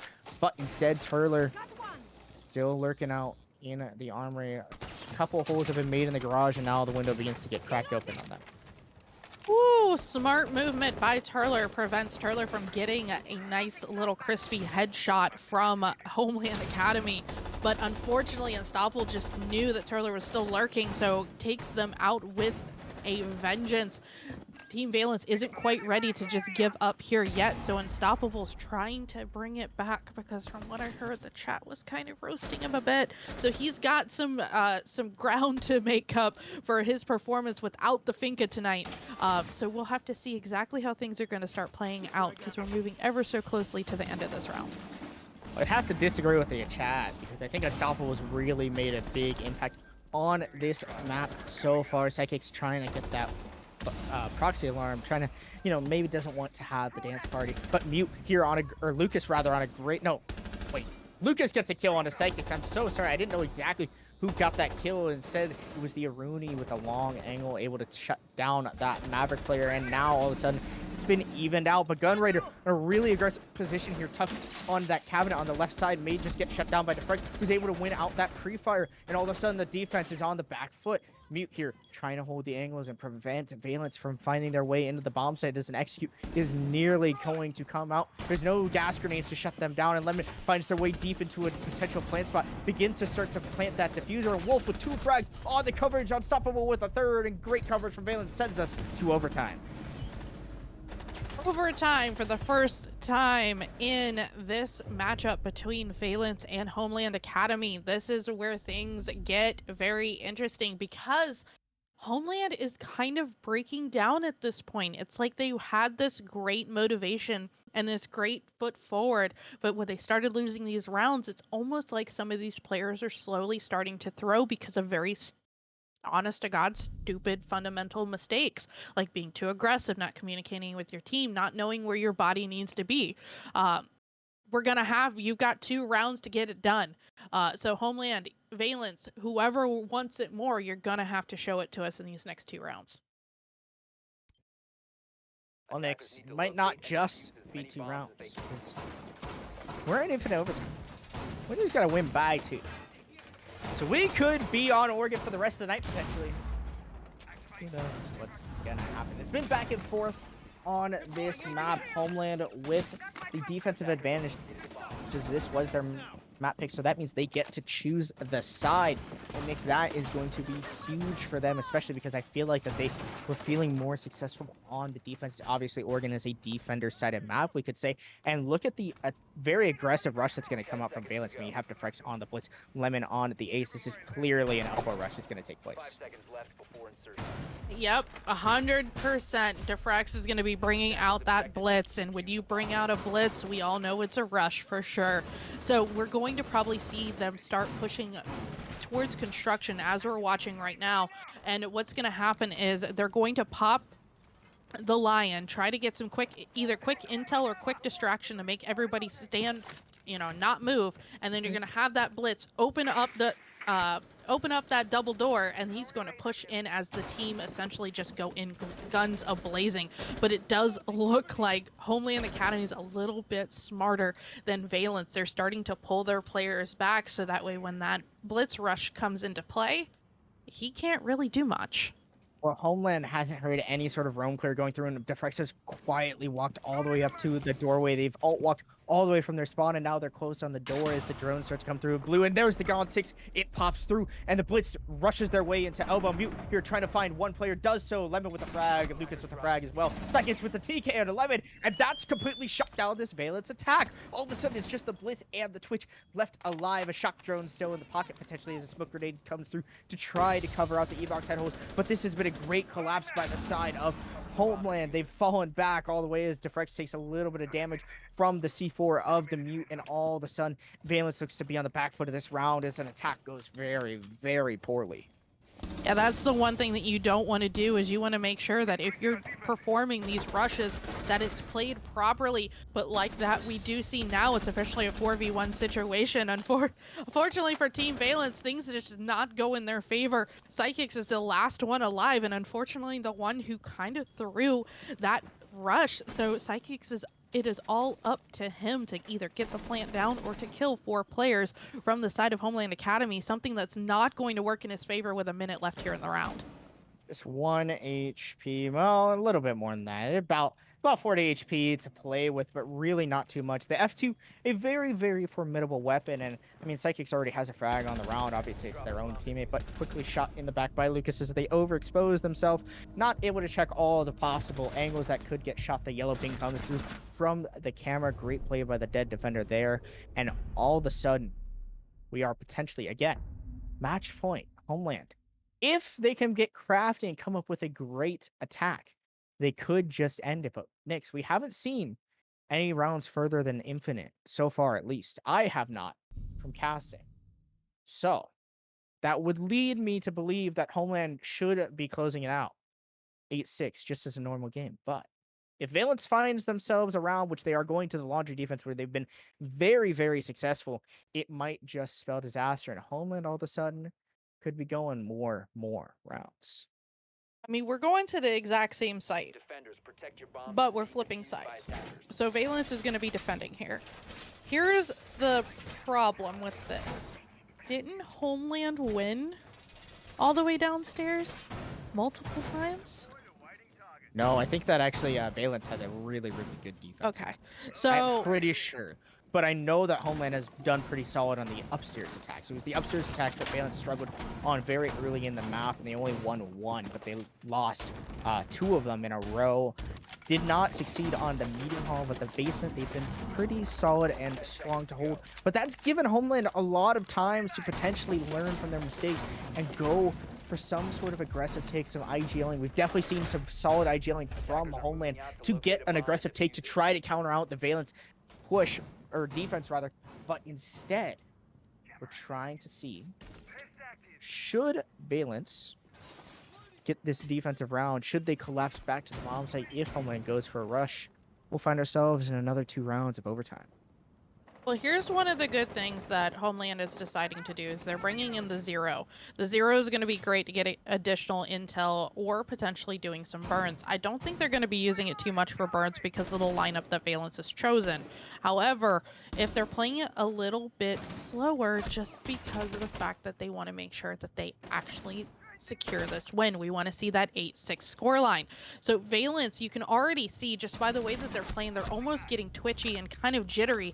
Mute's going to take down Defrex, so that's the first person off the board for Valence. That's not a position you want to be in, especially when it's overtime match point. The great start to the roam clear for Homeland. They take down Defrex, and that Mozzie is no longer on the map. Sure, the pest to deny intel, but you cannot use those drones should you capture them to garner more intel than maybe the attackers want you to. Sudden out Turler starts to work some vertical play onto the possible freezer hatch drop, and that's exactly where Unstoppable goes. Drops away, hides themselves out, but Wolf with a very aggressive swing and takes down Lucas to even it back out. Evening it back out, that's important here. Make sure you keep your numbers as strong as you possibly can, because we have a minute and 28 seconds left here, and this minute and 28 seconds can determine the fate of this matchup. I truly want to see Homeland slow it down a little bit. I know they're on attack. I know the idea is to get it going, but they need to make sure they have the intel that is going to make them win this. At this point, you have 3 members of Valence here on site as smoke grenades are going to start going out to start denying that push. They're going to have to really, really, really buckle down here. Homeland Academy has just got to make this flawless. Well, the rotation comes back down, but Psychics has not been cleared and dealt with from the upstairs and is able to take down Fistfy, the flank watch of the Zero. No longer on the board, and now 2 players of Homeland have actually made themselves into this elbow extension. The Castle is playing for the retake upstairs, and that might be exactly what Valence needs to shut down these last attackers from finding their way into the bomb site. Lemon pops another gas grenade, and that's going to stall this attack even further. A nade comes through, and from Mute actually lands, takes down Wolf. Mute, though, has been down, but not out, able to be revived by Turler. That's exactly what you see. Gunwriter now trying to find their way over to elbow, potentially going to open that wall, but Alexa different of it. Instead, Psychics is able to take down Mute from the hatch above and has retaken that good control from above, but the attackers have made their way to the bomb site. Turtler is able to take down one on Unstoppable, but now has to take the pistol out, try to find 2 defenders, but no, Valence able to take down the round. Lemon with a great kill there, and we're going to possibly round 16. Woo, things are gonna start heating up here, because I think at this point both teams are kind of out for each other's blood. I don't mean just in game at this point. I know each one of them having to go back and forth like this round after round. It's got to be not only annoying but stressful all at the same time, because that's honestly, like, could you imagine just sitting here round after round after round and not just it being never ending? I know how we feel as casters, but could you imagine on the player side of things? Have you ever gone infinite overtime, Clemps? Well, Nix, I'll tell you, it's been a long time since I've seen infinite overtime. I mean, the most recent memory is obviously the G2 game, which I think everyone remembers. 20 rounds, Empire and G2. But Fraudery, Mr. Fraudery has set us up beautifully for a big thriller on Oregon. I mean, what better map than to go infinite overtime on? And Homeland elects to defend Meeting Hall and Kitchen. A good job by them, potentially trying to find these last couple rounds. They just want to be out of this map. Lucas making this rotate over to Kitchen just like you would expect. Mute on the upstairs. Rome setting some of those wubs to try to deter these attackers from taking some of the ground that Homeland doesn't want them to have. And now, Nix. It's happening. Ketchup joke. Yeah, somebody go check the fridge, because it seems like Homeland needs to catch up on their motivation. No. Oh no. I'm delirious. Leave me alone. But 7-7, this is never a situation that you want to be in, where you're having to come back 2 rounds in a row. It's stressful. It's annoying. It's overtime. It puts so much pressure on these teams. But this is going to be kind of interesting to watch, because Wolf is going to come out with the OSA, and we already have meeting hatch open. I'm a little I'm wondering what's gonna happen here, because I feel like we're about to see a potential rush, maybe? Possibly. Lemon beginning to open up that attic hatch. Does so beautifully. The OC shield's going to drop down to make sure that no one of the defenders can find their way deeper into the attic, and Lemon now opening the main site wall. 15 frags for the hard sport player. Great job for them so far, and Ryder now in a very aggressive position here next to the stage, tries to cover this 3 back up and holding a really nice pixel angle between the actual stage desk, the podium, and potentially could look to find a frag there. Instead, this defense has been forced back pretty far now, as Homeland is trying to prevent Valence from finding their way to plant this diffuser. Planting the diffuser is the ideal situation here, but Gunrider is going to do everything in his power to protect himself by using those Kiba barriers very smartly. But as I say that, Mute's going to take down Unstoppable with a very cheeky little headshot. So that is going to be the first player on the side of Valence off the board. Unstoppable, unfortunately, being bullied in chat, so he really has some, you know, some making up to do to the chat. But as I was talking, Lucas went down as well, and Turler not far behind. Great pinch from Valence, as you saw Defrex make that late rotate over there, just waiting for Turler to try to run away, and a good job by them as they're able to pinch out one of the star players, honestly, for Homeland. Turler's been a pretty big impact, but guess who's still on the board? Mute, currently sitting at 17 and 10, plus 7 on this map alone. Huge play from them. Gunrider still hanging out behind the sandbags in a very strong, powerful position. Tags up Wolf just a little bit, but the execute is starting to come out. The smoke grenades come through, and Mute trying to hold an angle on this player as well, trying to duel with the Osa. Defrex finds a frag on Defisify, but Gunrider's found their way all the way up. It shuts down the diffuser, gets that kill, and now drops down the hatch, tries to run away, but guess how many attacker bodies are still up on the board? Defrex starting to plant that diffuser now as the Ash, and Gunrider's just trying to find a frag from this hatch, runs away, nearly spotted out by Wolf. Does so actually. Wolf now knows the location of this defender, and I just think it's over for Gunrider. I think the Valence is going to go up on the round count here as Gunrider makes their way all the way over to the kitchen side of things. It just looks like it's too little too late. Yeah, too little too late, unfortunately, for the side of Homeland Academy. It's just one of those situations where just unfortunate placement of players, and I have to say, Lemon almost getting that plant down and just getting picked off right before successfully doing so, but Defrext, congratulations on him picking it up and just, you know, completing that whole cycle. So with 3 seconds left, Gunrider's not going to really be able to do anything here, and this officially puts Valence on their first version of, or their first overtime match point. We're swapping rounds. We're trading rounds. Homeland found themselves to take their timeout. They still had it available, which is good for them because they are now on the back foot. Next, we're going to round 16. Been a while since I've been able to say anything like that. I've actually never said anything like that because I have not casted long enough to cast an infinite overtime game. But that is exactly what we're experiencing right now. And Homeland, what do you think they're talking about? What do you think is going on in their heads? What are they trying to figure out what they can do better against this Valence attack? I mean, hopefully telling Gunrider to chill out. Because as we've seen, when things get hairy, Gunrider does typically get a little bit more aggressive, a little bit more solo play, rather than playing with the team.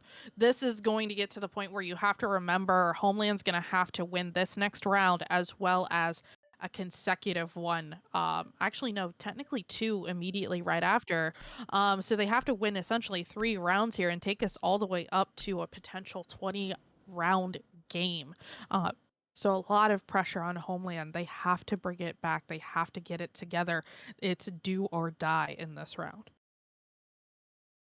Do or die. Valence trying to not get sent home by Homeland Academy, and Homeland is trying to send Valence out of the playoff bracket here, trying to find themselves going to the next round, but they may just have to fight themselves all the way to map 3 of Chalet. Should Valence take this round instead? We don't know, because guess what, Nix? We could be going all night on Oregon. That's exactly what we may just see, because Homeland has looked very strong on their attacks. And I don't know about you, Nix, but I almost kind of want to see a little bit more of this Oregon play, because I think that the teams have been really close against each other, and I think that they've both had really, really strong sides. I do feel like one of the great things about having this infinite overtime situation is it's almost, let's say, a more pressure-filled version of a script in a way, because you're going back and forth, you're swapping sides, you're basically being able to replay these sites multiple times, figure out what you did wrong, figure out what the other team did. So it's really this ability to kind of like really test your strats to, you know, and push them to the brink, because that's honestly what these teams should be doing. But just watching Unstoppable kind of hanging out here on top of this what do you call it, dresser, it's making me wonder if Valence just is kind of in a it's all or nothing, let's all rush and just get as many kills as we can in the first 30 seconds. Valence has a little bit of a room to play with, because Unstoppable here hiding out just might be in a good spot. Should they not get spotted, they could shut down the entire attack, and this is a risk that Valence is clearly willing to take should Unstoppable not be droned out in this position. This is a good hiding spot, especially with Defrex here on the support of Unstoppable, trying to shoot out as many drones as possible, deny the intel for Homeland, and it might just spell disaster. Disaster is not what you want, especially when you're about to close out this round. I don't think they know that he's up there. They're popping those oh my god, I can't even talk at this point. Lucas is trying to use his ability in order to start getting information, but Unstoppable, they had no clue he was there, and unfortunately goes down, but Mute just knew that he had to refrag his teammate, so he takes Unstoppable down almost immediately. So while early pick is gotten, he wasn't able to successfully stay alive. Well, a good refrag comes out from the Yana, and unfortunately Unstoppable, which is not enough patience, could have potentially waited longer and played real big spoiler, but instead it's Sidekicks from below, takes down Turtler, and all of a sudden Valence have taken the advantage here in round 16. Mute here looking to cut down that alibi on the flank back, and exactly what they do, looking to find their 20th kill potentially from below with a nade, does so exactly. Mute on a triple kill for the round, trying to pull it back for their team. Fistfight 6 and 9, you gotta step it up, help Mute out out here. Lemon here on the jump up angle could potentially find the Maverick and set Mute into a 1v2 scenario. Mute using a Gemini clone now to find a little bit more intel, find these last couple defenders. Where could they be hiding? This could be it for your team. You could just go to another round, but it could be over. Lemon drops fist fight. All of a sudden, Mute in a 1v2 on for the quad kill, able to take down one, and now all of a sudden in a 1v1 against Lemon, who's hiding out. And kids, there could be enough intel on this, but the shotgun comes up. No, it's the SMG-11. Lemon able to take down Mute, shuts down the ace opportunity, and instead we're going to map number 3 of Chalet. I was about to say, I don't think any of us are going to be sleeping anytime soon tonight because Chalet is Valence's map. However, we have yet to see how Homeland's going to respond to such a powerful team on Chalet. I do know we're going to be taking a very quick break here because we want to get this lobby back up and running and get immediately back into game. So if you guys don't mind hanging out with us, we'll be back in just a few minutes.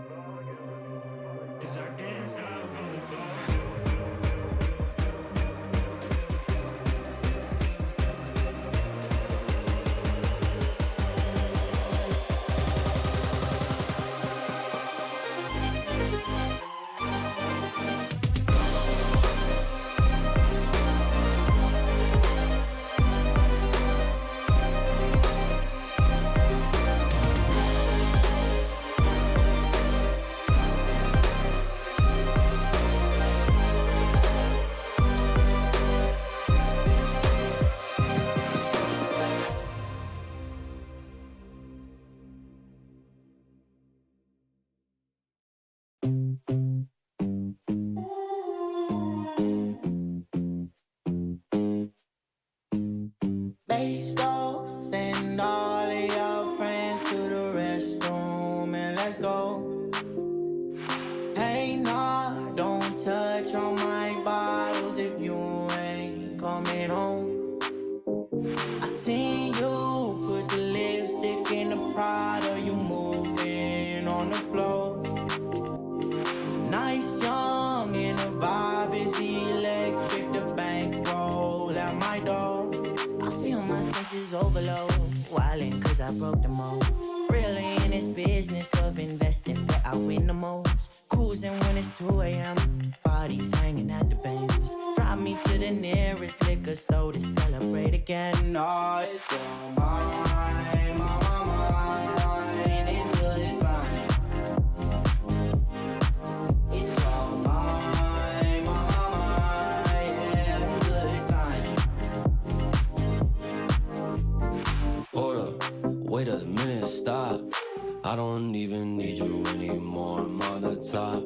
I've been on a roll, you've been on a drop. I can't give you lessons, and this shit is hard rock. This ain't new to me. She just sent 140 notes to me. Dripping YSL, these bitches using me. I can't give a damn cause I've been through the rain. I seen you put the lipstick in the Prada. You moving on the floor. Nice, young, and the vibe is electric. The bankroll at my door. I feel my senses overload. Wildin' cause I broke the mold. Really in this business of investing where I win the most. Cruising when it's 2 a.m. Parties hanging at the bangers. Drive me to the nearest liquor store to celebrate again. Oh, it's so.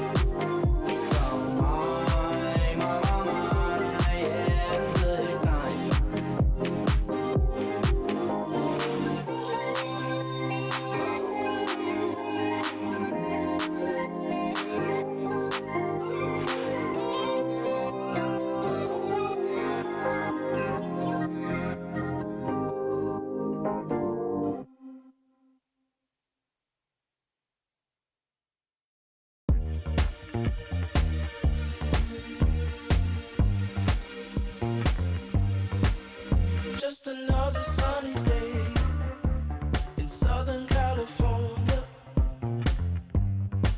It's where the people came to play.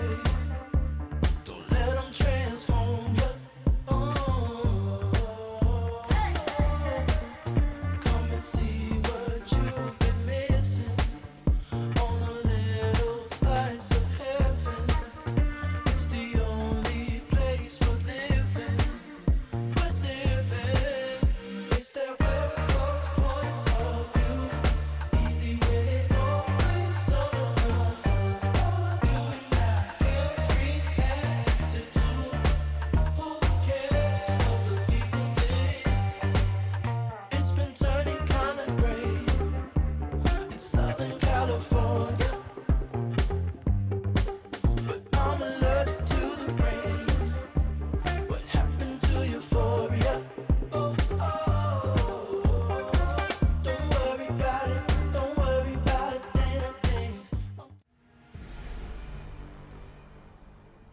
Immediately, yeah, immediately into game, and I know both Clemson and I are ready to see some Shelly action. Definitely. I mean, we're a little sleepy, a little fun times, but Homeland did have the side choice advantage, and they elected to take attack. And well, so we see a little bit of what happened in the chat. One of the players had to take a bathroom break. That's why we were on a little bit more of an extended break than we thought we might have fell in. So we were gonna send Nix to go pull him out, but that did not happen. Instead, Flores goes off the board. You cannot retrieve him anymore. He is gone for the rest of this match. I was gonna say, you're sending me I thought we were gonna get you a rope and have you just go retrieve Nope. him. I mean, Nope. Oh, Homeland Academy coming out with that Finka ban again. Poor Unstoppable, just not able to win a single Finka round tonight. Finka, not there anymore. She's gone. She's off the board. No longer in thought, even in the lobby. And Valkyrie going off the board as well. No Navy SEAL left to be seen on the defense. Instead, taken off. And Valence now probably going to ban out something spicy. It's Cade. Shocker. So I'm going to go ahead and warn everybody out there in the Twitch chat world. When Clemson and I go to map number 3, that is when the really funny and ridiculous things start coming out of our mouths. So please don't judge us. We are both hungry and tired. So I can't really, well, we can't really be held too responsible for what we say, but Bar and Gaming Room is where we're starting things off tonight here on Chalet. Map number 3. This is the make it or break it, all or nothing here for Homeland Academy and Valence. Really sunburned. You're sunburned. Yeah. A little bit. I don't know why I brought that up. I just felt like bringing it up because you're like, nothing, like anything that we say, it doesn't matter at this point. So I was like, you know what? I warned them. Everyone needs to know. Everyone needs to know that I'm sunburned because I was golfing today, and yeah, so I'm sunburned. So anyway, He's back to the practicing game. He's practicing to be an old man. Oh, dude, I already am. Don't worry about it. Oh. Anything that I can find a way to hurt without like intentionally doing so, it happens. Absolutely happens, and that's that happened today. So I also forgot my shoes, so that didn't help. But yeah, kind of sad. Kind of sad. Other than that, we're seeing Chalet, and this is a map that Valence strives on. They get a 73% win rate. They look real good and real clean onto the map of Chalet. They've always looked really strong, really solid, and Valence definitely looking to make it happen once again. Wolf playing here in the library, tucked nice and safe in the corner. A bar defense for the start of Valence. That's exactly what they like to start off with. They like to start aggressive in the bar and then potentially move to the basement where they've got this very creative setup as well.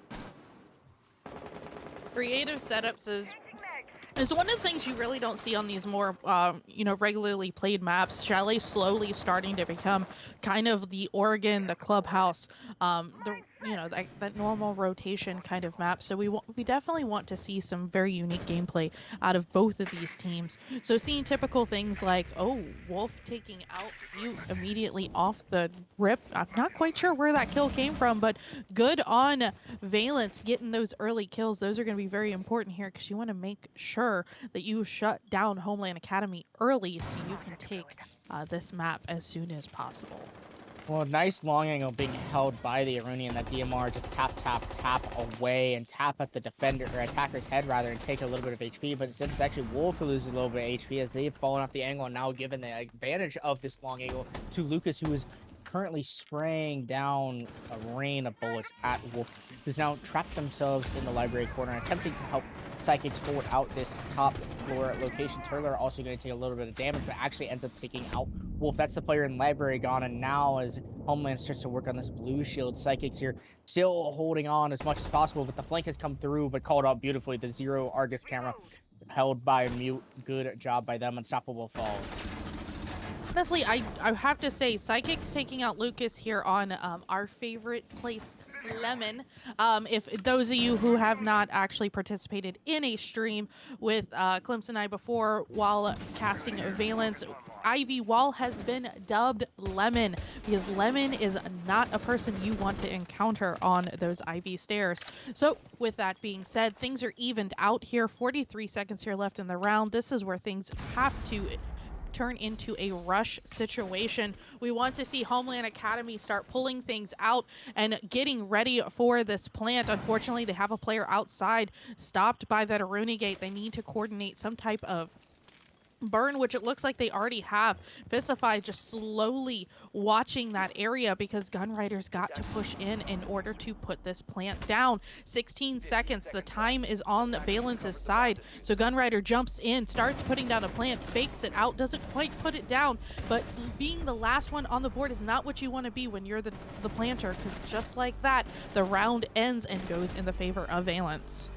Already Valence showing off their defensive strides, tried and true on the bar, and a great flank up the blue stairs late by Psychics, taking over that hallway. Does not want it to be deemed Lemon anymore, instead calling themselves out. No flank drone set up, no Arcus camera there.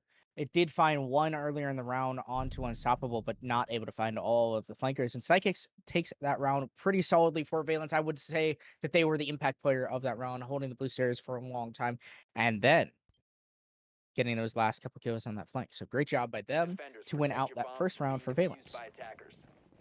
All the way downstairs we shall go, down to Garage and Wine Cellar. I love seeing teams play this site because this is where either everything can go right or everything can go wrong. There's not too much flexibility with this site because a well-rounded team who can hold these sites down and play these cheeky little angles are usually the ones who are going to win. And by win, I mean the defensive side of things. So this is a very defender-sided site, at least in my opinion, especially if you have the proper strategy for it. However, if you don't stick to your guns and play this properly, it can be very easily lost by a good rush through those garage doors. So we'll have to see how Valence plans on playing this and if they're going to play it strategically. Well, one thing I know about Cast and Valence is they have a very crafty setup here on the basement defense, and they've ran it since even week 1 in the season when we casted them way back when. And this is something that they love to do. They love to reinforce the big garage. They love this angle with Thorn. Unstoppable here, holding an angle, waiting for an attacker to possibly push into their crosshair, instead distracted by a drone. And now as the Yana starts to find their way into the garage, they're going to have to deal with the shield. This shield is absolutely cheeky where this is, especially with it being reversed. Normally you see a player playing it in its normal form, but seeing a Homeland Academy sit there, actually no, sorry, Team Valence playing it in a very unique way, that's always great to see. Unstoppable is going to actually get a Razor Bloom kill on to Turler for the first kill of the round. Didn't even have to waste any of his bullets.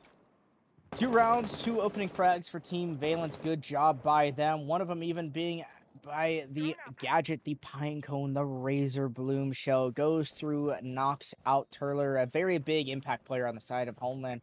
And them falling down is definitely going to slow down this attack, as all of a sudden they started to make a rotation over to the big garage side. Thatcher comes through, and Thatcher is not an operator we've seen at all in the series. I'm pretty sure he's been up at least a little bit, but seeing Fistify run that EMP Baron machine, Thatcher very strong, able to shut down a lot of utility.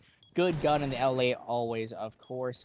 And yeah, well, as we start to see Valence hold the bomb site here as Homeland works the upper floors, and now a nade could come through and spell the end of Wolf, but instead actually gets the frag with the shotgun. 2 now as the Thatcher tries to hop through the window for the refrag. Lucas able to work down the blue stairs and gets a frag of their own, but Gun Riders left all outside the breach, and I already watched 2 of their teammates die. Now Lucas trying to hold the flank on these 2 defenders that are coming through. Good intel for the attack, knows that this flank is coming through, but instead I think that Valence are going to think better of it and just rotate back to the bomb site. I mean, that's really what they would need to do at this point, because time is honestly on Valence's side. Being defenders, they have that, like you said earlier in this, in this series, time is essentially an additional player for Valence at this point. They can just wait it out and essentially win. Gunrider being the last one of, just on his team, getting that kill on Unstoppable. Phenomenal move here, but you still have 3 other players who want to know exactly where you are, because they honestly, if they kill you, you're pretty much done at this point. But 10 seconds left here in the round, you're gonna have to make a really risky move or get killed by Defrex. So second round now in the favor of Valence. It looks like Homeland Academy just might be ready for bedtime. Maybe. I mean, they definitely set themselves to the grave by allowing Valence to take their map of Chalet, and that's exactly where we are. Home field advantage, I would say, for Valence. They've got defense. They've already won 2 rounds, which is pretty darn good. If they win a 3rd and potentially even a 4th, they've put themselves in a really good buffer to play, and that's exactly what Valence wants. They want to get as many rounds here on this defense, so when they switch their attacks, which they're so good at here on Chalet, if they're able to take advantage of that, this could be over for Homeland Academy's playoff run. Well, I have to point out something that was actually mentioned in our production chat. It is very typical for a team to lose, or actually, let me backtrack a little bit. It is very typical for the following match or map to actually go quickly after an infinite overtime. Now, being that Homeland Academy lost that infinite overtime match there on Oregon, it is kind of statistically known that they are the ones who are probably looking at, losing Chalet here, because that's a lot of momentum, that's a lot of motivation, that's a lot of, just positivity off the board, because you just stressed yourself out and pushed yourself to the brink. So having to make up from that and being able to move into an additional map after that, it's really stressful, and it takes a lot of strength and energy in order to bring that back. So Homeland's really going to have to dig deep here and figure out exactly how they want to play this, because their game plan and their strategy is everything moving into these next additional rounds. Homeland definitely struggling here, and they need to try to get something working here. As Lucas here on the rappel trying to take some pre-fires, open up some angles here to shut down these defenders of Valence from trying to run back. Instead now, trying to find something here. No defenders wanting to peek this angle, which is good by them. Psychics instead and Defrex with great angles. 3 defenders actually holding the upstairs portion of dining, which is so important, especially if you want to try to deny any plants behind that table. Instead of throwing C4s, how about you just hold vertical control, which is exactly what's trying to be done. Lemon takes a little bit of damage from Turler on the vertical angle, but not enough to take them out. Just like that, we do see the Yana clone coming in to Piano. Great intel opportunity there, but unfortunately, Valence, they gave away their position by throwing out that Wamai disc. So Unstoppable, they kind of know where he's at, so making this smart move by rotating around. But a lot of these windows are wide open, so any wrong move from Valence, this can be an easy pick as far as a life goes. But same on the side of Homeland. If you're repelling and you're not quick with your shots, you're going to be essentially a very, very easily picked off player. And as I say that, Lemon goes down to Fistify, a critical player, as we've seen throughout this entire matchup between these two teams. Lemon has been an unstoppable force, and on a map that we decided to make a call out for, we may have to switch it back to Ivy.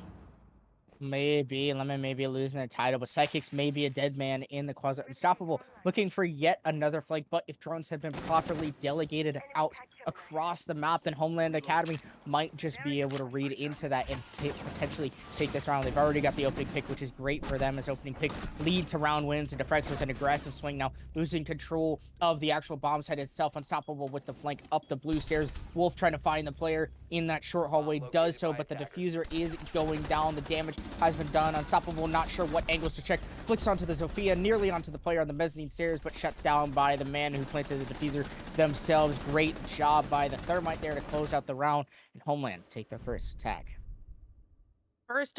First round, and we're moving into round 4. This is where we're going to see a typical Homeland kind of come out to play. Previously, in other matchups earlier in the season, we have seen Homeland kind of take a loss within their first couple rounds, but really, truly took the time to really figure out and learn their opponent and how they play on that particular map, and use those losses to their advantage in order to restrat.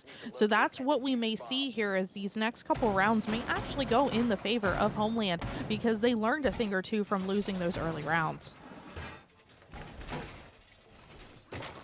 Well, Knicks, back to bar, and Valence showed real good dominance of this defense of the bomb site, and I think that they're trying to go back and repeat, doubling down on their bar defenses here in the first half of the map of Chalet. And Valence looking strong so far, but Homeland has shut down the momentum and now is currently on the front foot with that last attacking round win. A good job by them, just able to cause Valence to start peeking out a little bit too aggressive. Losing Lemon, that smoke really hurt their defense, especially because now you couldn't deny with those gas grenades. So make sure you're playing a little bit safer. Instead, it likes to bring the frost and put some of those bear traps out, trying to catch a Homeland attacker lacking. And lacking, honestly, we've been seeing Homeland do a little bit here on their attack. Now we do see what looks like going to be potentially maybe a 3-2 split here. So we have 3 players that are going to be on the one side trying to push into Solar, where they're going to want to make sure that everything is squeaky clean and they have plenty of intel in order to properly start clearing out these sites. Now, Gunrider, who's going to be your planter, looks like he's going to actually start potentially droning out and maybe moving in himself, which I don't think is a very smart move from Homeland Academy by sending in their diffusing player all by themselves, because once that diffuser goes down, you're gonna have to send a bunch of players clear across the map in order to retrieve that. But luckily, he does have his teammates with him at this point, and they're starting to move in to start gaining some of that vertical control over site. Earlier here on the angle of the case window, that Ivy hallway, attempting to find a player in the library area as Gunrider begins to open up that office wall. But look who's looming down below. Defrex with that C4, maybe looking to catch an attacker standing on some of that wooden floor, and that might be exactly what happens, especially as the burn starts to go through. You may just see a body go away, and that's exactly what happens. A body of Gunrider falls to that C4. Victim goes the diffuser as it falls to the ground, and Lucas now attempting to find a refrag, but instead it's Psychics who takes down Turler after an aggressive swing into the hallway. All of a sudden, it's an advantage for Valence. So, an advantage that's slowly starting to dwindle down as Mute's going to take out Wolf with a well-placed grenade. Visify and his teammates looking like they want to start slowly clearing and maybe pushing down Ivy in order to slowly start getting into sight. Now, the only problem here is the fact that you literally almost have sight wide open. You have 2 players hiding in stockroom, and a well-placed grenade could do quite a bit of damage here. You just have to make sure you line it up properly. Any time that you're given this team in order to spread back out is just going to be detrimental to you. And at that point, that's what we're going to see. Lemon's going to be hanging out over here by the bomb chassis, waiting ever so patiently for someone to run in through that open door. And then we also have Homeland Academy, who looks like they're about to start setting up for their execute. 2 players potentially dropping through that hatch, but Lemon, being as patient as he is, potentially could take them out just as quickly as they drop. This fight drops down and the entry into the bomb site happens, but Lemon able to take down Lucas, which is some of the coverage. Mute drops down and Lemon able to finish out that last player. Mute does find a frag, but is immediately cut down by that player within the stock closet room. Great job by Lemon, who takes down not only the diffuser barrier, but that Yana on the coverage, and a great job by Valence overall. Another good, strong defense as they elect to go back to the wine cellar snowmobile garage. Yes, and these players are really going through the ringer tonight, having to do a best of 3 so late and pushing so late into the night. Almost, it looks like 1 a.m. is our expected potential end time, unless they decide to go infinite OT again. These guys are really feeling it, and I really think that Homeland may be losing a little bit of steam here, as, you know, they've really been pushing it back and forth all night, trying to keep up with Valence's just really aggressive counterattacks, and, you know, just really great defenses that we've been seeing. They started really rough early in this matchup, but really have learned, you know, honestly, that just having that little bit of stamina really will do you very well in the world of Siege. 10 seconds left. Well, going late at night for sure is not something all of these players wanted to do. Homeland, you guys need to pick it up because you guys could be going home. There's not a lot of time left. You're losing rounds that you really need to be winning, and if Valence is able to pick up another round or 2, it could just spell disaster. This crafty defense once again being set up by Valence, but it's different. It's not the wine cellar defense we saw before, not with that thorn shield. Instead, it's an upstairs roam, and that's exactly what Unstoppable is looking to do, is to try to shut down a lot of the drones in the roam clear game from Homeland, but instead it's a quick entry into the big garage, just like last time. Lucas all the way up next to the bomb site already. Yeah, I wonder if we're going to actually see a little bit more coordinated team play here from Homeland Academy, because we have seen in the past Homeland actually have a singular player on site with no assistance to be found whatsoever. But it does look like we do have 4 players that are going to start pushing wine cellar, which is great, but where is our 5th player? Our 5th player is somewhere up above, not quite to be found. So it looks like Turler is going to be up top, potentially playing some soft angles. So that's where our 5th is hiding. But we got to see Homeland go ahead and start setting up for this plant attempt because they have everybody ready to go. They just got to execute.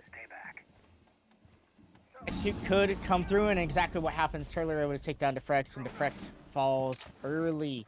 That is one of your big roamers. The alibi goes down. He's been a pretty big impact player on the round so far, but Unstoppable is still looming upstairs, which could spell disaster for the defense. Psychics as well actually able to take down Turler, but a nade does come through, but immediately even back out by Lemon on the Warden of all operators for Lemon to be on. Psychics takes down another player from the hatch. Unstoppable as well from upstairs, and it seems like the Roam has completely shut down the Homeland attack. They did not take into account the amount of power and control that was established by Valence, and all of a sudden it's put Fistfy down into a 1v3. All of their utils still in their packet could potentially shut down some of the sites, but instead Lemon able to take the swing into the elbow extension and shuts down that last player. The same player that was the first on site was the last one alive. There's a problem with that. you have a player that's ready to go, sitting on site, ready to give you intel, and then your entire team just falls apart around you. That is not a typical way that you want to push site. But with that being said, Homeland is taking a tactical timeout, which is absolutely appropriate here.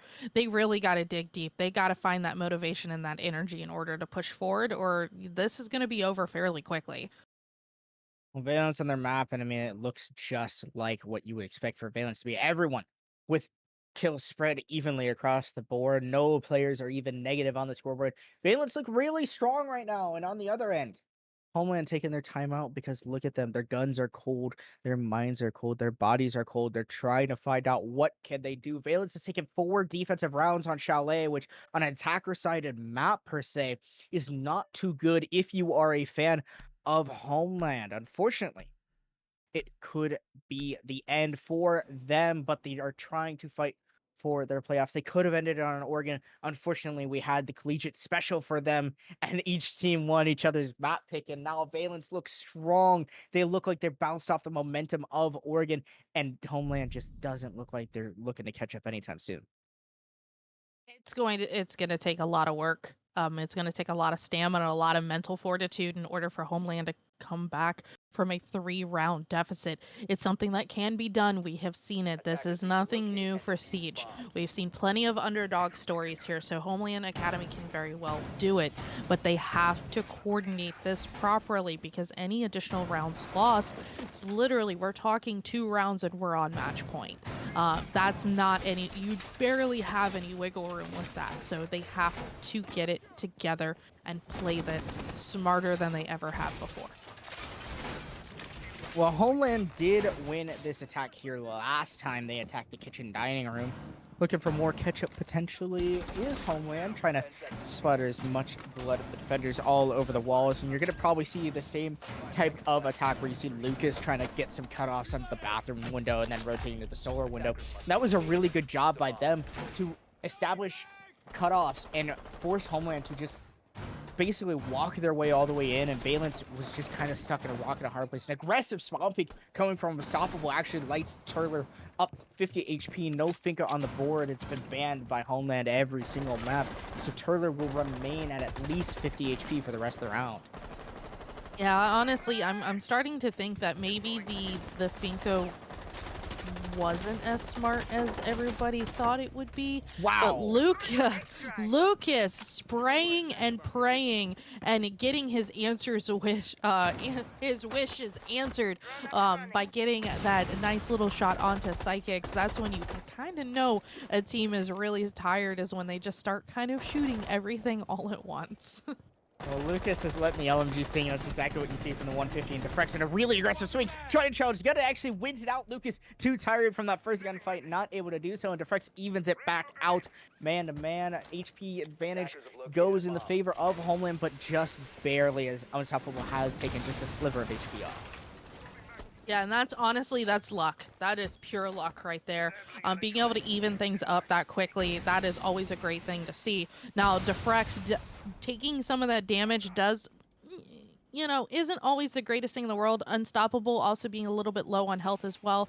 But we do have Unstoppable with 2 impact grenades still here on the board. So we could see some potential vertical play out of him if he could, you know, be a little smart and move for that flank. But as I say, that Defrex goes down, and Lemon just knowing where Fisify is evening things up. So things are going to go back and forth here. 1:11 left on the round. We see a utility dumping into sight left and right. We have no execution here in sight from Homeland. Just Turler going down, unfortunately.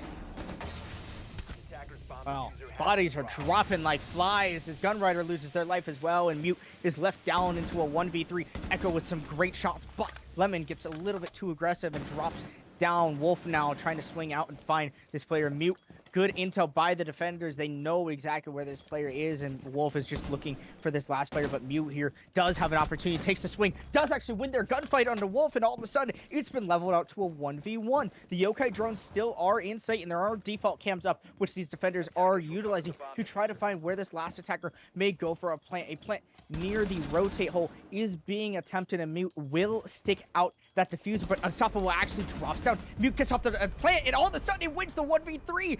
Put the team on their backdrop. 21 kills last map, and is looking very aggressive once again.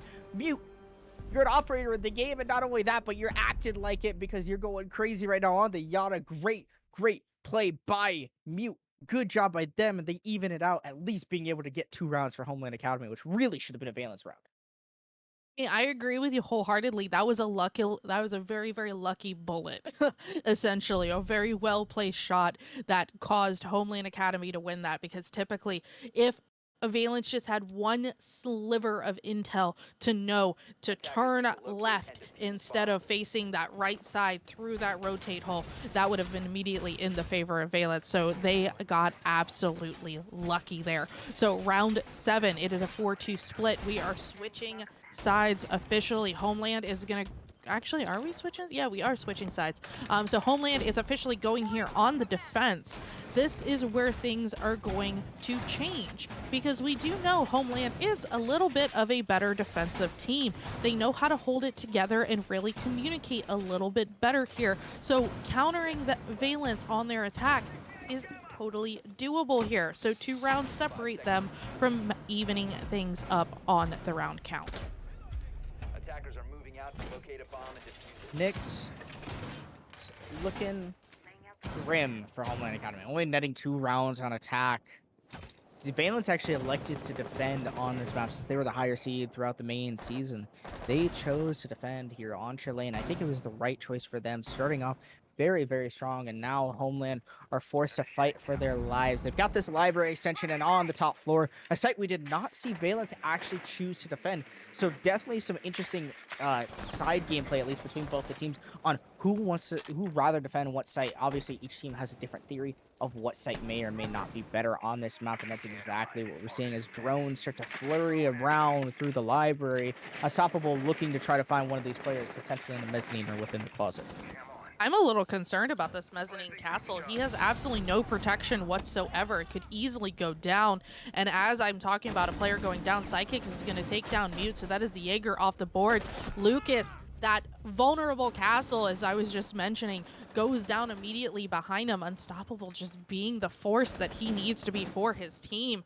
Turler is going to be hanging out here in Piano and trying to stay alive as long as they can, as drones are going to start coming in and gathering additional intel for Valence, because it looks like they're ready to go ahead and start setting up for some additional kills. But do they have the intel on this flank? Fistify could shut down this entire attack should they time this blue flank perfectly, and they do so exactly fine too, but not able to find the third player. Does tag up Psychics just to a little bit of HP, but Turler is now left into a 1 versus 3. We saw it before from the side of Homeland, but no, shut down by the player repelling into the big window, and Valence takes their first attacking round. Luckily for them, they were just outsmarted Homeland Academy. Homeland being the team that usually is the better of the two on defense, just falling short. And it goes right back to the whole just having the mental stamina and the fortitude in order to push this far into a competitive series, because it is 12:30 a.m. Eastern Standard Time. These players are tired. So honestly, it might just be it getting to the point where they're just ready to wrap it up and, call it a night.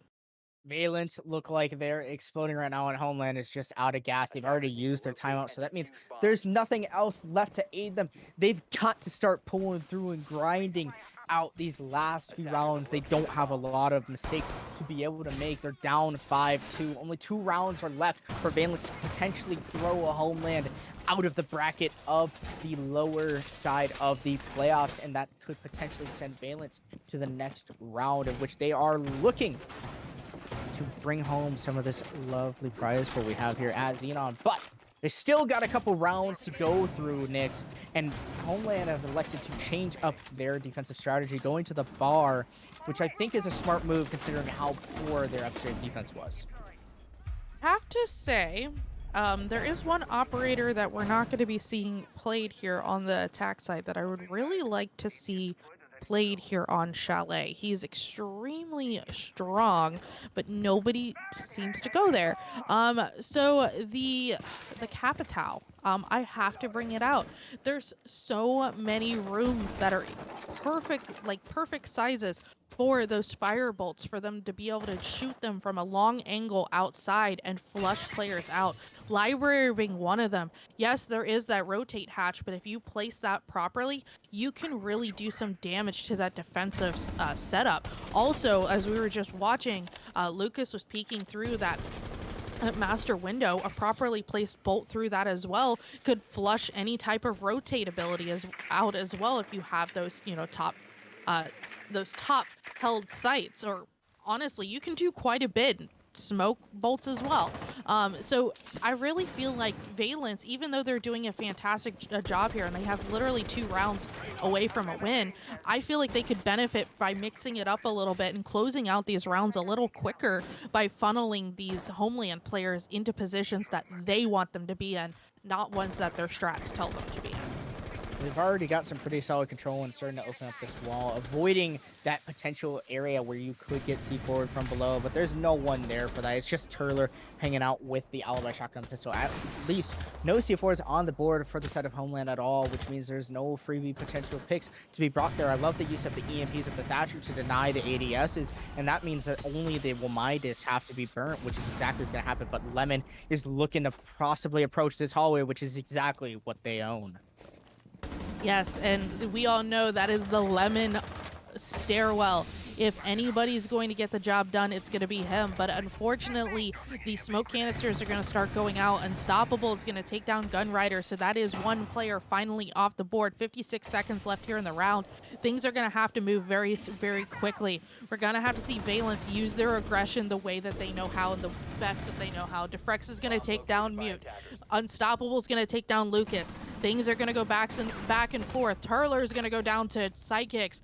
And just like that is a 5v1 situation. Team Valence is not playing around with Homeland Academy. Fisify is the last one who remains hanging out here on Lemon Stairs.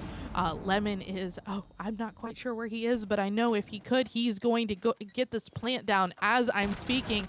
And then Fisify is going to take down Lemon, but he still has 4 other players that he's got to find. But Defrex is going to find him first. And Valence is now officially on match point. Valence is not playing with their food anytime soon, and Homeland on the back foot, lost 2 defenses already, and it seems like that they're just in a pit, Knicks, but they cannot find themselves out. Unfortunately, I don't think we're going to see infinite overtime again, especially for map 3. Who would want to see that? Pretty late, and I think that everyone's ready to go to bed. I guarantee you Homeland is as well, unless they're trying to make something happen here in potentially their final round of Xenon Gaming Series Season 3. However, we could see them potentially come back in Season 4. Hopefully going to happen. Valence looking real good for themselves. A very good favorite to win potentially the entire season. Valence has always looked very, very strong, especially from watching them. And they've been fighting their way through this lower bracket after taking an early loss, but now looking like they're on the front foot here to take down Homeland Academy.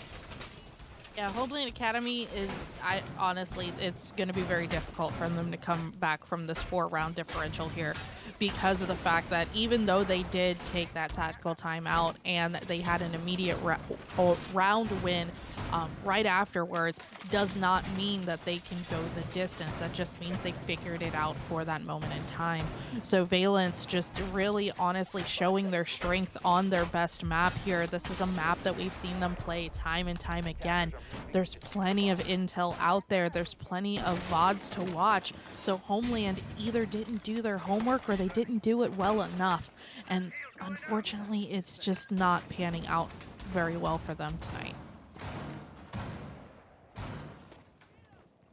Well, Homeland Academy, match point. They choose to go to the kitchen dining bomb site, and Valence has been cooking up potential last attack here for this series. They're trying to find these last defenders. Unstoppable, making their entry into the library very, very quickly, and Valence looking strong on their drones and on their clear, but Turbo is looking to cut down one of these attackers potentially very early as they have already cut down a drone.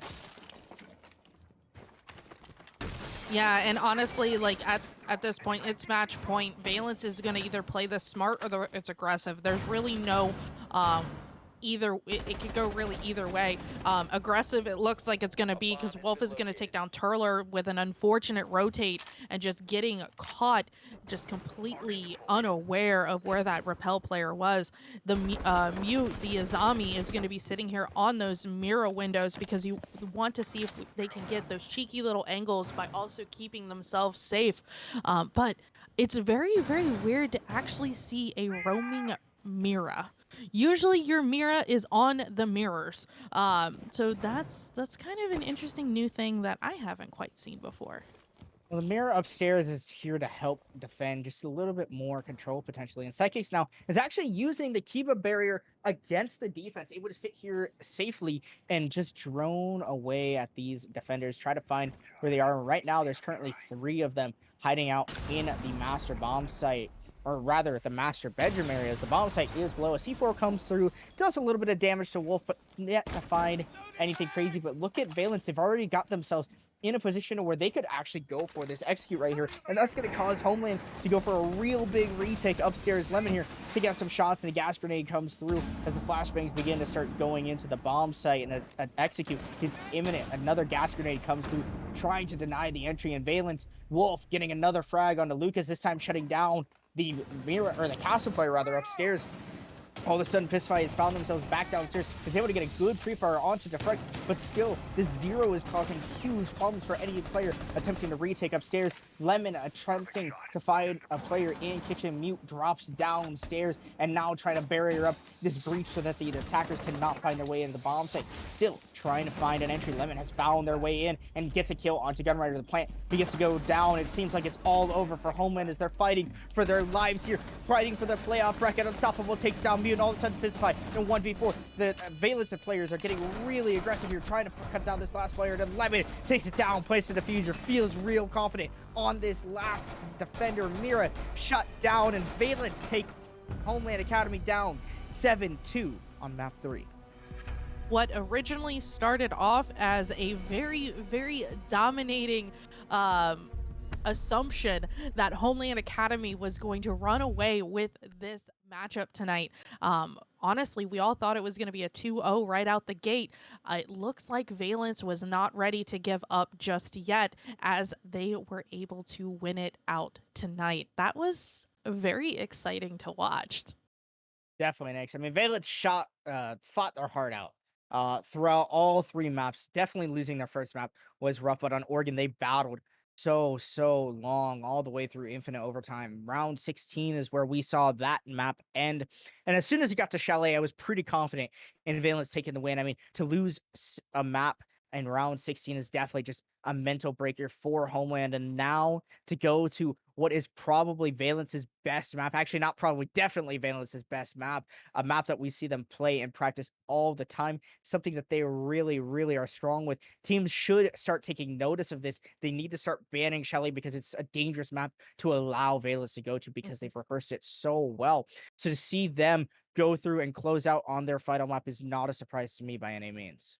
Me neither. And with that being said, I do know we have another matchup coming everybody's way here on Sunday. We will be having our wonderful Ricky, Mysteric, and Crisis joining you guys at 8 p.m. Eastern Standard Time, as we will have the lower bracket semi-final play out. I'm really excited to see who potentially will be moving on to the finals for that match. But I know Clamps, a little birdie told me that you and me will be back on Monday for Outlast and Superlight. Well, the most fraudulent production indeed is the upper bracket final that you guys will see from Nix and I on Monday. It's going to be a fun night for sure, so don't be afraid to come over there and stop by, because you're going to see one of your two grand finalist teams, potentially both, battling it out. It could be a grand finals and a second grand final. Who knows? Those are both a really strong team. Outlast Academy, a team that I've casted before. I've not casted Superlight quite yet, but I know that they're a very strong roster and have been performing very well in Xenon. So it's definitely a match to not miss. Other than that, Nick, if you got any final comments, I just want to say thanks for hanging out with me. Tiggy, Nebsy on at the 6 observing. Both of them did a phenomenal job. And Andrew, obviously, ThatBattery, our producer at the helm. Awesome from you. Obviously, our casters earlier as well, Alio and Andrew, doing it all. Thanks for having us tonight. Other than that, Nick, anything else to close out? Honestly, just stay tuned for what's good looks like going to be an epic conclusion of the playoffs here shortly over the next couple days. But no, Climps, thanks for joining me as well, and we will catch you guys here on Sunday. Don't forget to catch up.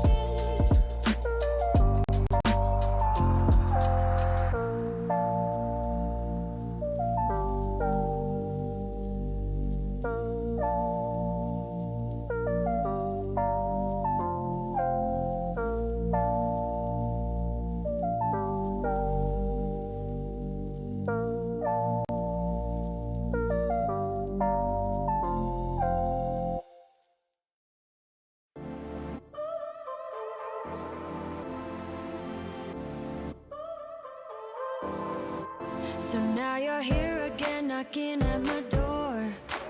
A little too late for, I'm sorry for. The lights went out 'cause you came kept cutting your cord, and I started to fade into your gray. See, I finally opened up my eyes, and I saw me coming back to life. That I'd be better without you inside. It's time to be someone I wanna recognize. The future starts right now. I made a reservation, but you never came, so I'm checking out. The fire you stole away, I know one day we'll come back around. The future is now.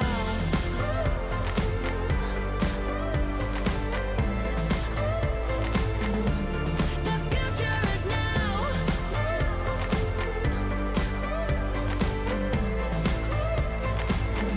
The future is now. I waited for you in the passenger seat. There's only so far I can ride in your dreams. While you were chasing everything else but me, I'm starting to break out from your gray. See, I finally opened up my eyes, and I saw me coming back to life. That I'd be better without you inside. It's time to be someone I wanna recognize. The future starts right now. I made a reservation, but you never came, so I'm checking out. The fire you stole away, I know one day we'll come back around. The future is now.